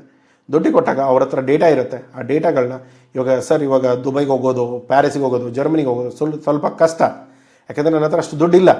ಸೊ ಹಾಗಿದ್ದಾಗ ಇವ್ರ ಹತ್ರ ಡೇಟಾಗಳನ್ನ ತೊಗೊಂಡು ನೀವು ಕೆಲಸ ಮಾಡ್ಬೋದು. ಯಾಕಂದರೆ ಇವ್ರಿಗೆ ನಾವು ದುಡ್ಡು ಕೊಟ್ಟಿರ್ತೀವಿ, ಇವರೇ ನಮಗೇನು ಫ್ರೀಯಾಗಿ ಕೊಡೋದೇನಿಲ್ಲ. ಬಟ್ ಆದರೆ ದುಡ್ಡು ಕೊಟ್ಟಿರೋದ್ರಿಂದ ತೊಗೊಳ್ಬೋದು. ಆಯಿತಾ? ಡೈರೆಕ್ಟ್ ಔಟ್ರೀಚ್, ಇಲ್ಲಿ ನೀವು ಡೈರೆಕ್ಟ್ಲಿ ಡೇಟಾಗಳನ್ನ ಪರ್ಚೇಸ್ ಮಾಡ್ಕೊಳ್ಳಿ. ಇಂಪೋರ್ಟೆಡ್ ಡೇಟಾ ಸಿಗುತ್ತೆ, ಡಿಸ್ಟ್ರಿಬ್ಯೂಟರ್ ಡೇಟಾಗಳು ಸಿಗುತ್ತೆ, ಮಿಡ್ಲ್ ಈಸ್ಟ್ ಇರ್ಬೋದು, ಯಾವ ಮಾರ್ಕೆಟಿಂದ ಬೇಕಾದರೂ ಡೇಟಾಗಳು ಇವತ್ತಿನ ಟೈಮಲ್ಲಿ ಅವೈಲೇಬಲ್ ಇದೆ. ಅವರಿಗೆ ಡೈರೆಕ್ಟ್ಲಿ ನೀವು ಲಿಂಕ್ಡಿನಲ್ಲಿ ಕನೆಕ್ಷನ್ ಆದರೂ ಕಳಿಸಿ, ಕಾಲ್ ಆದರೂ ಮಾಡಿ, ಇಮೇಲ್ ಆದರೂ ಮಾಡಿ. ಡೈರೆಕ್ಟ್ಲಿ ಅವ್ರಿಗೆ ಏನು ಬೇಕು, ಯಾವ ಥರದ ಕ್ವಾಲಿಟಿಗಳು ಬೇಕು ಅದನ್ನು ನೋಡ್ಕೊಳ್ಳಿ. ಆ ಕ್ವಾಲಿಟಿಗಳನ್ನ ರೆಡಿ ಮಾಡ್ಕೊಳ್ಳಿ, ತಿರ್ಗಾ ಮಾರ್ಕೆಟಿಗೆ ಇಂಟ್ರಡ್ಯೂಸ್ ಮಾಡಿ, ಅವರಿಗೆ ಅದನ್ನು ಸಪ್ಲೈ ಮಾಡೋಕ್ಕೆ ಸ್ಟಾರ್ಟ್ ಮಾಡಿ. ಓಕೆ, ಇಲ್ಲಿ ಕೊಲಾಬ್ರೇಷನ್ ಇರ್ಬೋದು, ಇಲ್ಲಿ ಎಕ್ಸ್ಪೋರ್ಟ್ ಹೌಸಸ್ ಇರುತ್ತೆ ನಮ್ಮ ಥರದವರು. ಸೊ ಆ ಥರದ ಕಂಪನಿಗಳ ಜೊತೆಗೆ ಟೈ ಅಪ್ ಮಾಡಿಕೊಂಡ್ರು ಕೂಡ ನಿಮಗೆ ಸಮಸ್ಯೆಗಳಿಲ್ಲ, ಒಳ್ಳೆ ಪ್ರಾಫಿಟಲ್ಲಿ ಕೆಲಸ ಮಾಡ್ತೀರಾ. ಸೊ ಇಲ್ಲಿ ಎಕ್ಸ್ಪೋರ್ಟಿಗೆ ಬೇಕಾಗುವಂಥ ಲೈಸೆನ್ಸ್ಗಳು ನಿಮ್ಮ ಓನ್ ಬ್ರ್ಯಾಂಡಲ್ಲಿ ಮಾಡ್ತಾ ಇದ್ದೀರೋ ಅಥವಾ ನಿಮ್ಮ ನೆಟ್ವರ್ಕಲ್ಲಿ ಸೇಲ್ ಮಾಡ್ಬೇಕು ಅಂದ್ಕೊಂಡಿದ್ದೀರೋ ಅದು ಕೂಡ ವರ್ಕೌಟ್ ಆಗುತ್ತೆ. ಅದನ್ನು ಕೂಡ ನೀವು ನೋಡ್ಕೋಬೋದು. ಈ ರೀತಿಗಳಲ್ಲಿ ನೀವು ಮಾಡಿದರೆ ನಿಮಗೆ ಆಲ್ಮೋಸ್ಟ್ ಬಿಸ್ನೆಸ್ಗಳು ಬರುತ್ತೆ. ಆದರೆ ಕೆಲವೊಂದು ಸರಿ ಜನ ಸ್ವಲ್ಪ ಕೆಲವೊಂದು ಜನಕ್ಕೆ ಯಾವ ಥರ ಅಂತಂದರೆ ಸುಮ್ಮನೆ ಅಳೋ ಒಂದು ರೂಢ ಇರುತ್ತೆ, ಅಭ್ಯಾಸ. ಓಕೆನಾ? ಸೊ ಅಲ್ಲಿ ಏನು ಸಮಸ್ಯೆ ಅಂತಂದರೆ ಅವರು ಇಲ್ಲ ಯಾವುದೂ ವರ್ಕ್ ಆಗಲ್ಲ ಸರ್ ಬಾಯರ್ ಇಲ್ಲಿಂದ ಬರಲ್ಲ, ಬಾಯರ್ ಅಲ್ಲಿಂದ ಬರಲ್ಲ, ಎಲ್ಲ ಕಡೆಯಿಂದನೂ ಬಾಯರ್ ಬರ್ತಾರೆ. ಜಸ್ಟ್ ಏನಂತಂದರೆ ನಿಮ್ಗೆ ಗೊತ್ತಿರಲ್ಲ, ನೀವು ಮಾಡಿರಲ್ಲ ಅಷ್ಟೇ. ಓಕೆ, ಸೊ ಇಲ್ಲಿ ಆರ್ಡರ್ ಎಕ್ಸಿಕ್ಯೂಷನ್ ಹೇಗಾಗುತ್ತೆ? ಫಸ್ಟ್ ಬಂದು ನಿಮ್ಮ HS ಕೋಡು ಅಗ್ರಿಮೆಂಟ್ ಎಲ್ಲ ಫೈನಲೈಸ್ ಮಾಡ್ಕೊಳ್ತೀರಾ, HS ಕೋಡ್ ಫೈನಲ್ ಮಾಡ್ಕೊಳ್ತೀರಾ, ಇನ್ಕೋಟೈಮ್ಗಳನ್ನ ಫೈನಲ್ ಮಾಡ್ಕೊಳ್ತೀರಾ. ಒಂದು ಅಗ್ರಿಮೆಂಟಿಗೆ ಈ ಕ್ವಾಲಿಟಿ, ಈ ಗ್ರೇಡು, ಇಷ್ಟು ಕ್ವಾಂಟಿಟಿ ಬೇಕು, ಇಲ್ಲಿಂದ ಶಿಪ್ ಆಗಬೇಕು, ಇಲ್ಲಿಗೆ ಬರಬೇಕು, ಇದನ್ನೆಲ್ಲ ಅಗ್ರಿಮೆಂಟಲ್ಲಿ ಬರೀತೀರಾ. ಸೊ ಅದಾದಮೇಲೆ ಅದಕ್ಕೆ ಬೇಕಾಗಿರೋ ಡಾಕ್ಯುಮೆಂಟೇಷನ್ಸ್ ಏನೇನಿದೆ, FSSAI ಇರ್ಬೋದು, ಪ್ಯಾಥೋಸ್ಯಾನಿಟರಿ ಇರ್ಬೋದು, ಸರ್ಟಿಫಿಕೇಟ್ಸ್ ಇರ್ಬೋದು, ಸ್ಪೈಸ್ ಬೋರ್ಡ್ ರಿಜಿಸ್ಟ್ರೇಷನ್ ಇರ್ಬೋದು, ಪ್ರತಿಯೊಂದನ್ನು ತೊಗೊಳ್ತೀರಾ. ಅಲ್ಲಿ ಪ್ಯಾಕೇಜಿಂಗ್ ಲೇಬಲಿಂಗ್ ಅವ್ರು ಏನು ಹೇಳಿದ್ದಾರೆ ಅದರ ಅನುಕೂಲವಾಗಿ ಆ ಪ್ಯಾಕೇಜಿಂಗ್ ಲೇಬಲಿಂಗ್ಗಳನ್ನ ನೀವು ಮಾಡ್ತೀರಾ. ಲಾಜಿಸ್ಟಿಕ್ಸಲ್ಲಿ 20 ಫೀಟ್ ಕಂಟೈನರ್ ಆದರೆ ನಿಮಗೆ ಆಲ್ಮೋಸ್ಟ್ 18 ಮೆಟ್ರಿಕ್ನಿಂದ 20 ಮೆಟ್ರಿಕ್ ಟನ್ವರೆಗೂ ನೀವು ಲೋಡ್ ಮಾಡ್ಬೋದು. So 24 metric tons normally depend ಆಗುತ್ತೆ, 24ಇಂದ 28ವರೆಗೂ ತೊಗೊಳುತ್ತೆ. ಆ ಕಂಟೈನರ್ಗಳ ಕ್ವಾಲಿಟಿ ಏನಿದೆ, ಯಾರ ಕಡೆಯಿಂದ ಬಂದಿದೆ ಅದರ ಮೇಲೆ ಡಿಪೆಂಡ್ ಆಗುತ್ತೆ. ಇಲ್ಲಿ ನೀವು ಬೈ ಸಿ ಕಳಿಸಿದ್ರೆ ಚೀಪ್ ಆಗುತ್ತೆ. ಕಡಿಮೆ ಅಂದರೆ LCL ಅಲ್ಲಾದರೂ ಮಾಡಿದರೆ ನಿಮಗೆ ರೇಟ್ಗಳು ಕಡಿಮೆ ಆಗುತ್ತೆ. ಬೈ ಏರಿಂದ ಕಳಿಸಿದ್ರೆ ಕಾಸ್ಟ್ಲಿ ಆಗುತ್ತೆ. But end of the day buyer ದುಡ್ಡು ಕೊಡ್ತಾ ಇದ್ದಾನೆ, ಅವ್ನು ದುಡ್ಡು ಕೊಡೋಕೆ ರೆಡಿ ಇದ್ದರೆ ನಮಗೇನು ಸಮಸ್ಯೆ ಇಲ್ಲ. ಏರಿಂದ ಯಾಕೆ ನಾವೇ ಹೋಗ್ಬಿಡ್ಬೇಕಂದ್ರೆ ಡೆಲಿವರ್ ಮಾಡಿ ಬರ್ಬೋದು. ಓಕೆ, ಡಾಕ್ಯುಮೆಂಟೇಷನ್ ಬಂದು commercial invoice, packaging list, bill of lading, certificate of origin, phytosanitary certificate. ಇದು ಇಂಡಿಯನ್ ಸರ್ಟಿಫಿಕೇಷನ್ಸ್. ಇದರ ಹೊರತಾಗಿ ನಿಮಗೆ ಬೇರೆ ಕಂಟ್ರಿಯಲ್ಲಿ ಬೇರೆ ಥರದ ಸರ್ಟಿಫಿಕೇಷನ್ಸ್ಗಳು ಬೇಕಾಗುತ್ತೆ. ಅದು ನಾರ್ಮಲಿ ನಿಮ್ಮ ಇಂಪೋರ್ಟರ್ ನೋಡ್ಕೊಳ್ತಾನೆ. ಒಂದು ವೇಳೆ ಅದನ್ನು ನೀವೇ ನೋಡ್ಕೊಳ್ತೀನಿ ಅಂತ ಏನಾದರೂ ಒಪ್ಕೊಂಡಿದ್ರೆ ಆ ಸರ್ಟಿಫಿಕೇಷನ್ಗಳು ಕೂಡ ನೀವೇ ನೋಡ್ಕೋಬೇಕಾಗತ್ತೆ. ಕಸ್ಟಮ್ ಕ್ಲಿಯರೆನ್ಸಸ್ ಇರ್ಬೋದು, ಫೈಲ್ ಶಿಪ್ಪಿಂಗ್ ಬಿಲ್ ಇರುತ್ತೆ ವಯಾ ಐಸ್ ಗೇಟಲ್ಲಿ ನೀವು ಶಿಪ್ಪಿಂಗ್ ಬಿಲ್ನ ರಿಜಿಸ್ಟರ್ ಮಾಡ್ತೀರಾ. ಅಲ್ಲಿ ಕ್ವಾಲಿಟಿ ಚೆಕ್ಕಿಗಿರ್ಬೋದು, ಇನ್ಸ್ಪೆಕ್ಷನ್ಗಿರ್ಬೋದು, ಅಥವಾ ನಿಮ್ಮ ಆಫೀಸರ್ ರಿಕ್ವೆಸ್ಟ್ ಇರ್ಬೋದು, ಪ್ರತಿಯೊಂದು ಐಸ್ ಗೇಟಿಂದನೇ ಆಗುತ್ತೆ. ಅವ್ರು ಬಂದು ಅದನ್ನು ಚೆಕ್ ಮಾಡ್ಕೊಳ್ತಾರೆ. ಅದು ಚೆಕ್ ಆದಮೇಲೆ ಲಿಯೋ ಕೊಡ್ತಾರೆ. ಲಿಯೋ ಅಂದರೆ ಲೆಟ್ ಎಕ್ಸ್ಪೋರ್ಟ್ ಆರ್ಡರ್. ಇದು ಬಂತು ಅಂದರೆ ನಿಮಗೇನು ಸಮಸ್ಯೆ ಇಲ್ಲ. ನಿಮ್ಮ ಮೆಟೀರಿಯಲ್ನ ಡೈರೆಕ್ಟ್ಲಿ ವೆಸಲಿಗೆ ಲೋಡ್ ಮಾಡ್ತಾರೆ. ಅಲ್ಲಿಗೆ ನಿಮ್ಮ GM ಸಿಗುತ್ತೆ. ನಿಮ್ಮ ಕೆಲಸ ಅಲ್ಲಿಗೆ ಮುಗೀತು. ಈ ನೆಕ್ಸ್ಟ್ ಮೆಟೀರಿಯಲ್ ಅಲ್ಲಿ ನಿಮ್ಮ ಬಾಯರಿಗೆ ಸಿಗುತ್ತೆ. ಇಲ್ಲಿ ಬ್ಯಾಂಕ್ಗಳ ಕೆಲಸ ಏನು? ಒಂದು ಏನು ಎಕ್ಸ್ಪೋರ್ಟ್ ಇಂಪೋರ್ಟ್ ಕೋಡ್ ಓಪನ್ ಮಾಡೋಕ್ಕೆ ಬ್ಯಾಂಕ್ ಅಕೌಂಟ್ ಬೇಕಾಗುತ್ತೆ. ಸೊ ಅಲ್ಲಿ ನೀವೇನು ಮಾಡಬೇಕು, IC ಅಂಡರಲ್ಲಿ ಒಂದು ಕರೆಂಟ್ ಅಕೌಂಟ್ನ ಓಪನ್ ಮಾಡ್ಕೋಬೇಕು. ಯಾವುದೇ ಥರದ ಸೇವಿಂಗ್ ಅಕೌಂಟಲ್ಲಿ ಎಕ್ಸ್ಪೋರ್ಟ್ ಇಂಪೋರ್ಟ್ ಬಿಸ್ನೆಸ್ ಆಗಲ್ಲ. ಸೊ ಅದಕ್ಕೆ ನೀವು ಎಕ್ಸ್ಪೋರ್ಟ್ ಇಂಪೋರ್ಟ್ ಮಾಡಬೇಕಂತಂದರೆ ಕರೆಂಟ್ ಅಕೌಂಟ್ ಬೇಕಾಗುತ್ತೆ. ಕರೆಂಟ್ ಅಕೌಂಟ್ನ ಓಪನ್ ಮಾಡ್ಕೊಳ್ಳಿ. ಈ ಸ್ವಲ್ಪ ಚಿಕ್ಕ ಊರುಗಳಲ್ಲಿ, ಟೈರ್ 2, ಟೈರ್ 3 ಸಿಟಿಗಳಲ್ಲಿ ಸ್ವಲ್ಪ ಬ್ಯಾಂಕ್ಗಳ ತಲೆಹರಟೆಗಳು ತುಂಬ ಇರುತ್ತೆ. ಸ್ವಲ್ಪ ನೋಡ್ಕೊಳ್ಳಿ. ಓಕೆ, ತುಂಬ ತಲೆ ಕೆಡಿಸ್ತಾ ಇದ್ದರೆ ಬೇರೆ ಬ್ಯಾಂಕ್ಗಳ ಜೊತೆ ಕೆಲಸ ಮಾಡೋಕ್ಕೇನೋ ಅಭ್ಯಂತರ ಇಲ್ಲ. ಬೇರೆ ಬ್ಯಾಂಕ್ನ ಹುಡ್ಕೊಳ್ಳಿ. ಕೆಲವೊಂದು ಬ್ಯಾಂಕ್ಗಳು ತುಂಬ ಹೊಟ್ಟೆ ತುಂಬಿಟ್ಟಿರುತ್ತೆ ಕಸ್ಟಮರ್ಸಿಂದ. ಸೊ ಅವ್ರನ್ನೆಲ್ಲ ನಾವು ಏನು ಮಾಡೋಕ್ಕಾಗಲ್ಲ. ಓಕೆ, ಅವ್ರನ್ನೆಲ್ಲ ಬಿಟ್ಟಾಕಿ ಬೇರೆ ಬ್ಯಾಂಕ್ಗಳು ಯಾವ ಚೆನ್ನಾಗಿ ಸರ್ವಿಸ್ ಕೊಡ್ತಾರೆ ನಿಮ್ಮೂರಲ್ಲಿ. ಯಾಕಂದರೆ ಏನಾಗುತ್ತೆ, ಪ್ರತಿ ಬ್ಯಾಂಕಲ್ಲಿ ಬ್ಯಾಂಕ್ ಒಳ್ಳೆಯದು ಕೆಟ್ಟದ್ದು ಅಂತ ಹೇಳೋಕ್ಕಾಗಲ್ಲ. ಬ್ರಾಂಚ್ ಒಳ್ಳೆಯದು ಕೆಟ್ಟದ್ದೇ ಹೇಳ್ಬೋದು. ಯಾಕೆ, ಅಲ್ಲಿ ಬ್ಯಾಂಕಲ್ಲಿ ಯಾರು, ಆ ಬ್ರಾಂಚಲ್ಲಿ ಯಾರು ಕೆಲಸ ಮಾಡ್ತಾ ಇದ್ದಾರೆ ಅವ್ರು ನಿಮಗೆ ಎಷ್ಟು ಸಪೋರ್ಟ್ ಮಾಡೋಕ್ಕೆ ರೆಡಿ ಇದ್ದಾರೆ, ಅದ್ರ ಮೇಲೆ ನಿಮ್ಮ ಬ್ರಾಂಚ್ ಚೆನ್ನಾಗಿದೆಯೋ ಕೆಟ್ಟದ್ದೋ ಹೇಳ್ಬೋದು. ಕೆಲವೊಂದು ಸರಿ ನಾವಂತವೇ ಈ ಬ್ಯಾಂಕ್ ಕೆಟ್ಟದ್ದು ಅಂತ ಹೇಳ್ತೇವೆ. ಆ ಬ್ರಾಂಚಲ್ಲಿ ನಮ್ಮ ಜೊತೆ ಏನೋ ಸಮಸ್ಯೆ ಆಗಿರುತ್ತೆ, ಅಥವಾ ಆ ಬ್ಯಾಂಕ್ ಅವ್ರು ಏನೋ ಸಪೋರ್ಟ್ ಮಾಡಿರಲ್ಲ. ಸೊ ಅವಾಗ ಮಾತ್ರ ಆ ಸಮಸ್ಯೆಗಳು ಬರುತ್ತೆ. ಆದರೆ ಎಲ್ಲರಿಗೂ ಅದೇ ಸಮಸ್ಯೆಗಳು ಬರುತ್ತೆ, ಈ ಬ್ಯಾಂಕ್ಗಳ ಸರಿ ಇಲ್ಲ ಅನ್ನೋದು ಏನೋ ಆಪ್ಷನ್ ಇಲ್ಲ. ಹಾಗಾಗಿ ನೀವು ನೋಡ್ಕೊಳ್ಬೋದು, ಅದರ ಅಕಾರ್ಡಿಂಗ್ಲಿ ಕೆಲಸ ಕೂಡ ಮಾಡ್ಬೋದು. ಇಲ್ಲಿ ಲೆಟರ್ ಆಫ್ ಕ್ರೆಡಿಟ್ ಇರ್ಬೋದು, ಬ್ಯಾಂಕ್ ಗ್ಯಾರಂಟಿ ಇರ್ಬೋದು, ಎಲ್ಲವೂ ಕೂಡ ಬ್ಯಾಂಕಿಂಗಿಂದ ಆಗುತ್ತೆ. ನೆಕ್ಸ್ಟ್ ಬರೋದು, ಯಾವಾಗ ನಿಮ್ಗೆ ಹೈ ರೆಮಿಟೆನ್ಸ್ ಬರುತ್ತೆ, USDL ಪೇಮೆಂಟ್ ಬರುತ್ತೆ, ಅದನ್ನು INR ಕನ್ವರ್ಟ್ ಮಾಡಬೇಕು, ಅಲ್ಲಿ ನಡುವೆ ದುಡ್ಡು ಹೊಡಿತಾರೆ. ದುಡ್ಡು ಹೊಡಿಯೋದಂದ್ರೆ ಏನು, ಅವ್ರ ಪ್ರಕಾರ ಲೀಗಲಲ್ಲೇ ಹೊಡಿತಾರೆ. ಬಟ್ ನಮಗೆ ಗೊತ್ತಿಲ್ಲದೆ ಹೊಡೆದಾಗ ಅದು ನಮ್ಗೆ ಇಲ್ಲೀಗಲ್ ಅಂತಲೇ ಅನಿಸುತ್ತೆ. ಯಾವಾಗ 15ರಿಂದ ಯಾವಾಗ ಒಂದು 1500, 1200 ಹೇಳ್ತಾರೆ, ಆದರೆ ದುಡ್ಡು ತೊಗೊಳ್ಳುವಾಗ 15,000, 20,000 ತೊಗೊಳ್ತಾರೆ. ಸೊ ಆ ಡಿಫ್ರೆನ್ಸ್ ಏನಿದೆಯಲ್ಲ ಅದು ಮೋಸ. ಸೊ ಅದಕ್ಕೆ ನೀವು ಬ್ಯಾಂಕ್ಗಳ ಜೊತೆಗೆ ರಿಟರ್ನಲ್ಲಿ ತೊಗೊಳ್ಳಿ. ಎಷ್ಟೆಷ್ಟು ಖರ್ಚು ಬರ್ತಾ ಇದೆ, ನಾನು ಇಷ್ಟು ಪೇಮೆಂಟ್ ಬಂದರೆ ನೀವು ಎಷ್ಟು ದುಡ್ಡು ತೊಗೊಳ್ತೀರಾ, ಅದು ಎಲ್ಲದನ್ನು ರಿಟರ್ನಲ್ಲಿ ತೊಗೊಂಡ್ರೆ ಮಾತ್ರ ನಿಮಗೆ ಸರಿಯಾಗಿ ಕೆಲಸ ಆಗುತ್ತೆ. ಇಲ್ಲದೆ ಹೋದರೆ ಸಮಸ್ಯೆ. ಓಕೆ, ಇಲ್ಲಿ ಪ್ಯಾಕೇಜಸ್ ಇರುತ್ತೆ. ಯಾವ ಥರದ ಮೇ ಬಿ ಪ್ಯಾಕ್ಟ್ ಇರ್ಬೋದು, ಲೋನ್ ಕ್ರೆಡಿಟ್ಸ್ ಇರ್ಬೋದು. ಬಿಫೋರ್ ಶಿಪ್ಮೆಂಟ್ ನಿಮ್ಮ ಆರ್ಡರ್ ಸಿಕ್ಕ ತಕ್ಷಣ ನಿಮಗೆ ಲೋನ್ ಸಿಗುತ್ತೆ, ಅದು ಕೂಡ ಬೆನಿಫಿಟ್ಸ್ಗಳಿರುತ್ತೆ. ನಾರ್ಮಲಿ ಕ್ರೆಡಿಬಿಲಿಟಿ ಡಿಪೆಂಡ್ ಆಗುತ್ತೆ, ಬಟ್ ಸ್ಟಿಲ್ ವರ್ಕ್ ಆಗುತ್ತೆ. ಓಕೆ, ಡಿಸ್ಕೌಂಟಿಂಗ್ ಇರ್ಬೋದು, ಎಕ್ಸ್ಪೋರ್ಟ್ಸ್ ಬಿಲ್ಗಳ ಮೇಲಿರ್ಬೋದು, ಅಡ್ವಾನ್ಸ್ ವರ್ಕಿಂಗ್ ಕ್ಯಾಪಿಟಲ್ ಬೇಕಂದ್ರೆ ಅದು ಕೂಡ ಸಿಗುತ್ತೆ. ಸೊ ಫಂಡಿಂಗ್ ಆಪ್ಷನ್ಸ್ ಇರುತ್ತೆ ಮೇನಾಗಿ ಬ್ಯಾಂಕ್ ಕಡೆಯಿಂದ. ಮೇನಾಗಿ ಬ್ಯಾಂಕ್ ಕಡೆಯಿಂದ ಬೇಕಾಗಿರೋದೇನೆಂದರೆ ದುಡ್ಡಿನ ರಿಲೇಟೆಡು. ಒಂದು ದುಡ್ಡು ಬರ್ತಾ ಇದ್ದರೆ ಅದನ್ನು ಬ್ಯಾಂಕ್ ಅಕೌಂಟಿಗೆ ತೊಗೋಬೇಕು. ಅದು ಕೂಡ ಕನ್ವರ್ಷನಲ್ಲಿ ಅವರು ದುಡ್ಡು ಹೊಡ್ಕೊಳ್ತಾರೆ. ಅದರಲ್ಲಿ ಒಂದು ಸ್ವಲ್ಪ ಗಮನ ಕೊಡಿ. ಅದಲ್ಲದೆ ನಾರ್ಮಲಿ ನಮಗೆ ಬೇಕಾಗಿರೋ ಲೋನ್ಗಳು, ಇವಾಗ ನಾವು ಆರ್ಡರ್ ಬಂದಿದೆ, ರಾ ಮೆಟೀರಿಯಲ್ ಇಲ್ಲ. ಸೊ ರಾ ಮೆಟೀರಿಯಲ್ಗೆ ಪ್ರೀ ಶಿಪ್ಮೆಂಟ್ ಫೈನಾನ್ಸ್ ಸಿಗುತ್ತೆ, ಪೋಸ್ಟ್ ಶಿಪ್ಮೆಂಟ್ ಫೈನಾನ್ಸ್ ಸಿಗುತ್ತೆ. ಯಾವಾಗ ನಾವು ಕ್ರೆಡಿಟಲ್ಲಿ ಕೊಡ್ತೇವೆ, ಸೊ ನಮ್ಮ ಪೇಮೆಂಟ್ಗಳು ಸ್ವಲ್ಪ ತಡವಾಗಿ ಬರ್ತಾ ಇದೆ, ಆದರೆ ಇನ್ನೊಂದು ಆರ್ಡರ್ ಬಂದಿದೆ, ಅದನ್ನು ಫುಲ್ಫಿಲ್ ಮಾಡೋಕ್ಕೆ ಮತ್ತೆ ದುಡ್ಡು ಬೇಕು. ಸೊ ಅದು ಕೂಡ ನಮಗೆ ಸಿಗುತ್ತೆ. ಒಂದು ವೇಳೆ ನಿಮ್ಮ ದುಡ್ಡು ಏನಾದರೂ ಕ್ರೆಡಿಟಲ್ಲಿ ಕೊಡ್ತಾ ಇದ್ದೀರಾ ಅಂದರೆ, ದುಬೈಯಲ್ಲಿ ನಾನು ಇವತ್ತು ಮೆಟೀರಿಯಲ್ ಕಳಿಸ್ತೇನೆ, 90 ಡೇಸ್ ಆದಮೇಲೆ ಪೇಮೆಂಟ್ ಬರುತ್ತೆ ಅನ್ನೋದಾದರೆ ದಯಮಾಡಿ ECGC ಗೌರ್ಮೆಂಟ್ ಎಂಟಿಟಿ ಇದೆ, ಅಲ್ಲೋಗಿ ಚೆಕ್ ಮಾಡ್ಕೊಳ್ಳಿ. ಟಾಟಾ ಇದ್ದಾರೆ, ಟಾಟಾದವ್ರ ಜೊತೆ ಚೆಕ್ ಮಾಡ್ಕೊಳ್ಳಿ. ಯಾರು ನಿಮಗೆ ಕ್ರೆಡಿಟ್ ಇನ್ಶೂರೆನ್ಸ್ ಕೊಡೋಕ್ಕೆ ರೆಡಿ ಇದ್ದಾರೆ ಅವ್ರ ಹತ್ರ ಹೋಗಿ ಚೆಕ್ ಮಾಡಿಸ್ಕೊಳ್ಳಿ. ಏನು ಕ್ರೆಡಿಬಿಲಿಟಿ ಚೆಕ್ ಮಾಡಿ ಅವ್ರು ಏನು ಕ್ರೆಡಿಟ್ ಲಿಮಿಟ್ ಕೊಡ್ತಾರೆ ಅದರ ಅಕಾರ್ಡಿಂಗ್ಲಿ ನಿಮ್ಮ ಕಂಟೈನರ್ನ ಪ್ಲ್ಯಾನ್ ಮಾಡ್ಕೊಳ್ಳಿ. ಇದೆಲ್ಲ ಮುಂಚೆನೇ ಆಗಬೇಕು, ಆಮೇಲಲ್ಲ. ಓಕೆ, ಪ್ರಾಡಕ್ಟ್ ಸೆಲೆಕ್ಷನ್ ಆಗೋ ಮುಂಚೆನೇ ಇವನ್ನೆಲ್ಲ ಎಕ್ಸಿಕ್ಯೂಷನ್ ಮಾಡಿ ಕೆಲಸ ಮಾಡ್ಕೊಂಡು ಕೂತ್ಕೊಂಡ ಮೇಲೆ ಮಾತ್ರ ನಿಮಗೆ ಸರಿಯಾಗಿ ಗೊತ್ತಾಗುತ್ತೆ. ಇಲ್ಲಿ ಯಾವಾಗ ನಿಮಗೆ LC ಕನ್ಫರ್ಮ್ಡ್ ಸಿಗುತ್ತೆ ಅದು ಕೂಡ ಬ್ಯಾಂಕಿಗೆ ಗೊತ್ತಾಗಬೇಕು. ಬ್ಯಾಂಕ್ ಅವರು ಅದನ್ನೆಲ್ಲ ಚೆಕ್ ಮಾಡಿಕೊಂಡು ಅದರ ಅಗೇನೆಸ್ಟ್ ಕೂಡ ನಿಮಗೆ ಲೋನ್ ಸಿಗುತ್ತೆ. ಯಾವಾಗ ಕನ್ಫರ್ಮ್ಡ್ LC ಸಿಗುತ್ತೋ, LC ಬಗ್ಗೆನೂ ಸಪ್ರೇಟ್ ವಿಡಿಯೋ ಇದೆ. LC ಬಗ್ಗೆ ಗೊತ್ತಿಲ್ಲ ಅಂದರೆ ಅದನ್ನು ಹೋಗಿ ಚೆಕ್ ಮಾಡ್ಕೊಳ್ಳಿ. ಒಂದು ವೇಳೆ LC ಸಿಗುತ್ತೆ ಅಂತಂದ ಮೇಲೆ ಆ LC ಅಗೇನೆಸ್ಟಲ್ಲೂ ನಿಮಗೆ ಲೋನ್ ಸಿಗುತ್ತೆ. ಅದನ್ನು ಕೂಡ ಚೆಕ್ ಮಾಡಿಕೊಂಡು ನೀವು ಕೆಲಸ ಮಾಡೋಕ್ಕೆ ಸ್ಟಾರ್ಟ್ ಮಾಡ್ಬೋದು. ಓಕೆ, ಸೊ ಬಾಯರ್ಗಳು ಕೆಲವೊಂದು ಸರಿ ಏನೋ ಅಡ್ವಾನ್ಸ್ ಪೇಮೆಂಟ್ ಕೊಡಲ್ಲ, ಬಟ್ LC ಕೊಡೋಕ್ಕೆ ರೆಡಿ ಇದ್ದಾರೆ. ಆ LCಗಳಲ್ಲಿ ನೋಡಿ ಯಾವ ಕಂಪ್ನಿಯಿಂದ ಬರ್ತಾ ಇದೆ, ಯಾವ ಕಂಟ್ರಿಯಿಂದ ಬರ್ತಾ ಇದೆ ಅದನ್ನು ನೋಡಿಕೊಂಡು ಅವ್ರು ವ್ಯಾಲ್ಯೂಯೇಟ್ ಮಾಡ್ತಾರೆ. ನನಗೆ ಈ LC ಅಗೇನೆಸ್ಟಲ್ಲಿ ನನಗೆ ಪೇಮೆಂಟ್ ಬೇಕು ಅಥವಾ ಕ್ರೆಡಿಟ್ ಲೋನ್ ಬೇಕು. ಸೊ ಅದನ್ನು ಕೊಡೋಕ್ಕೆ ಅವರು ರೆಡಿ ಇರ್ತಾರೆ. ಸೊ ಅದನ್ನು ಚೆಕ್ ಮಾಡ್ಕೊಳ್ಳಿ, ಯಾವ ಕ್ರೆಡಿಬಿಲಿಟಿ ಏನಿದೆ, ಹೇಗೆ ಎತ್ತ ಅನ್ನೋ ಅದಾದಮೇಲೆ ಪ್ಲ್ಯಾನ್ ಮಾಡ್ಕೋಬೋದು. LC ವ್ಯಾಲ್ಯೂ ಯಾವಾಗ ಅಂತಂದರೆ ಕಂಪ್ಲೀಟ್ ಕಂಪ್ಲಯನ್ಸಸ್ ಫುಲ್ಫಿಲ್ ಆದಾಗ. ಇಲ್ಲ ಅಂದರೆ ಅದು just a piece of paper ಅಷ್ಟೇ. ಓಕೆ, ಸೊ LC ಬಗ್ಗೆ ಅರ್ಥ ಮಾಡಿಕೊಂಡು ಕೆಲಸ ಮಾಡ್ಬೋದು. Letter of credit. ಓಕೆ, ಇಲ್ಲಿ ಎಂಡ್ ಟು ಎಂಡ್ ಫ್ಲೋ ಅಂದರೆ ಏನು? ಫಸ್ಟು ಟರ್ಮರಿಕ್ ತೊಗೊಳ್ತೀರಾ, ಮಿಲ್ ಮಾಡ್ತೀರಾ, ಪೌಡರ್ ಮಾಡ್ಕೊಳ್ತೀರಾ, ಲ್ಯಾಬ್ ಟೆಸ್ಟ್ ಮಾಡ್ಕೊಳ್ತೀರಾ, ಪ್ಯಾಕ್ ಮಾಡ್ತೀರಾ. ಪ್ಯಾಕ್ ಮಾಡಿದ್ಮೇಲೆ ಆರ್ಡರ್ ಸಿಗುತ್ತೆ, ಕನ್ಫರ್ಮ್ಡ್ LC ಆದರೂ ಸಿಗುತ್ತೆ, ಅಥವಾ ಪೇಮೆಂಟ್ ಟರ್ಮ್ಸ್ ಯಾವುದೋ ಒಂದು ಫೈನಲ್ ಮಾಡ್ಕೊಳ್ತೀರಾ, ಫ್ರೈಟ್ ಬುಕ್ ಮಾಡ್ತೀರಾ, ಕಂಟೈನರ್ ಬರುತ್ತೆ.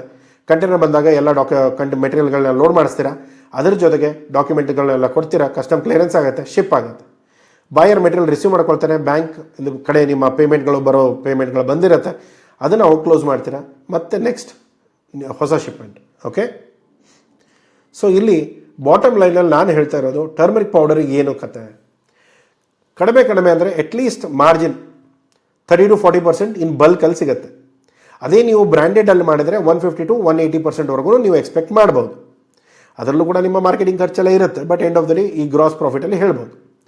ಇಲ್ಲಿ ದೊಡ್ಡ ಪ್ರಶ್ನೆ ಎಲ್ಲಿ ಬರುತ್ತೆ, ಸಮಸ್ಯೆ ಎಲ್ಲಿ ಬರುತ್ತೆ? ಕ್ವಾಲಿಟಿ ಕನ್ಸ್ಟ್ರೆಂಟ್ಸ್ ಇರ್ಬೋದು, ಸರ್ಟಿಫಿಕೇಷನ್ ಇರ್ಬೋದು, ಕಾಂಪಿಟೇಟಿವ್ ಪ್ರೈಸಸ್ ಇರ್ಬೋದು. ಒಳ್ಳೆ ಕ್ವಾಲಿಟಿ ಇದೆ, ಪ್ರೈಸಸ್ ಸರಿ ಇಲ್ಲ. ಒಳ್ಳೆ ಗ್ರೇಡ್ ಕೊಡ್ತಾ ಇದ್ದಾನೆ, ಪ್ರೈಸಸ್ ಸರಿ ಇಲ್ಲ. ಸೊ ಪ್ರೈಸಸ್ಸು ಚೆನ್ನಾಗಿರಬೇಕು. ಆ ಥರ ಸಪ್ಲೈಯರ್ಗಳನ್ನ ಹುಡುಕಬೇಕಾಗತ್ತೆ. ಅದಾದಮೇಲೆ ನಿಮ್ಮ ನೆಕ್ಸ್ಟ್ ಬರೋದು ಇಲ್ಲಿ ಫಂಡ್ಗಳನ್ನ ಹೇಗೆ ಅರೇಂಜ್ ಮಾಡ್ಕೊಳ್ತೀರಾ. ಈ ಪ್ರೈಸಸ್ಗಳಾಗಿರ್ಬೋದು, ಬೇರೆ ವಿಷಯಗಳನ್ನ ಇಲ್ಲಿ ಚೆಕ್ ಮಾಡ್ಕೋಬೇಕಾಗತ್ತೆ. ಓಕೆ, ಸೊ ಪ್ಯಾಕಿಂಗ್ ಫಂಡಿಂಗ್ ತೊಗೊಳ್ತಿರೋ, ಅಥವಾ ಮಾರ್ಗೇಜ್ ಫಂಡಿಂಗ್ ತೊಗೊಳ್ತಿರೋ, ಅಥವಾ ಕೊಲೆಟ್ರಲ್ ಫಂಡಿಂಗ್ ತೊಗೊಳ್ತಿರೋ, ಅದು ಯಾವ ಥರದ್ದು ಇರುತ್ತೆ, ಅಥವಾ LC ಡಿಸ್ಕೌಂಟಿಂಗ್ ಮಾಡಿಸ್ತಿರೋ ಅದನ್ನು ನೀವು ನೋಡ್ಕೋಬೇಕು. ಸ್ಟ್ರಾಟಜಿ ಬಂದು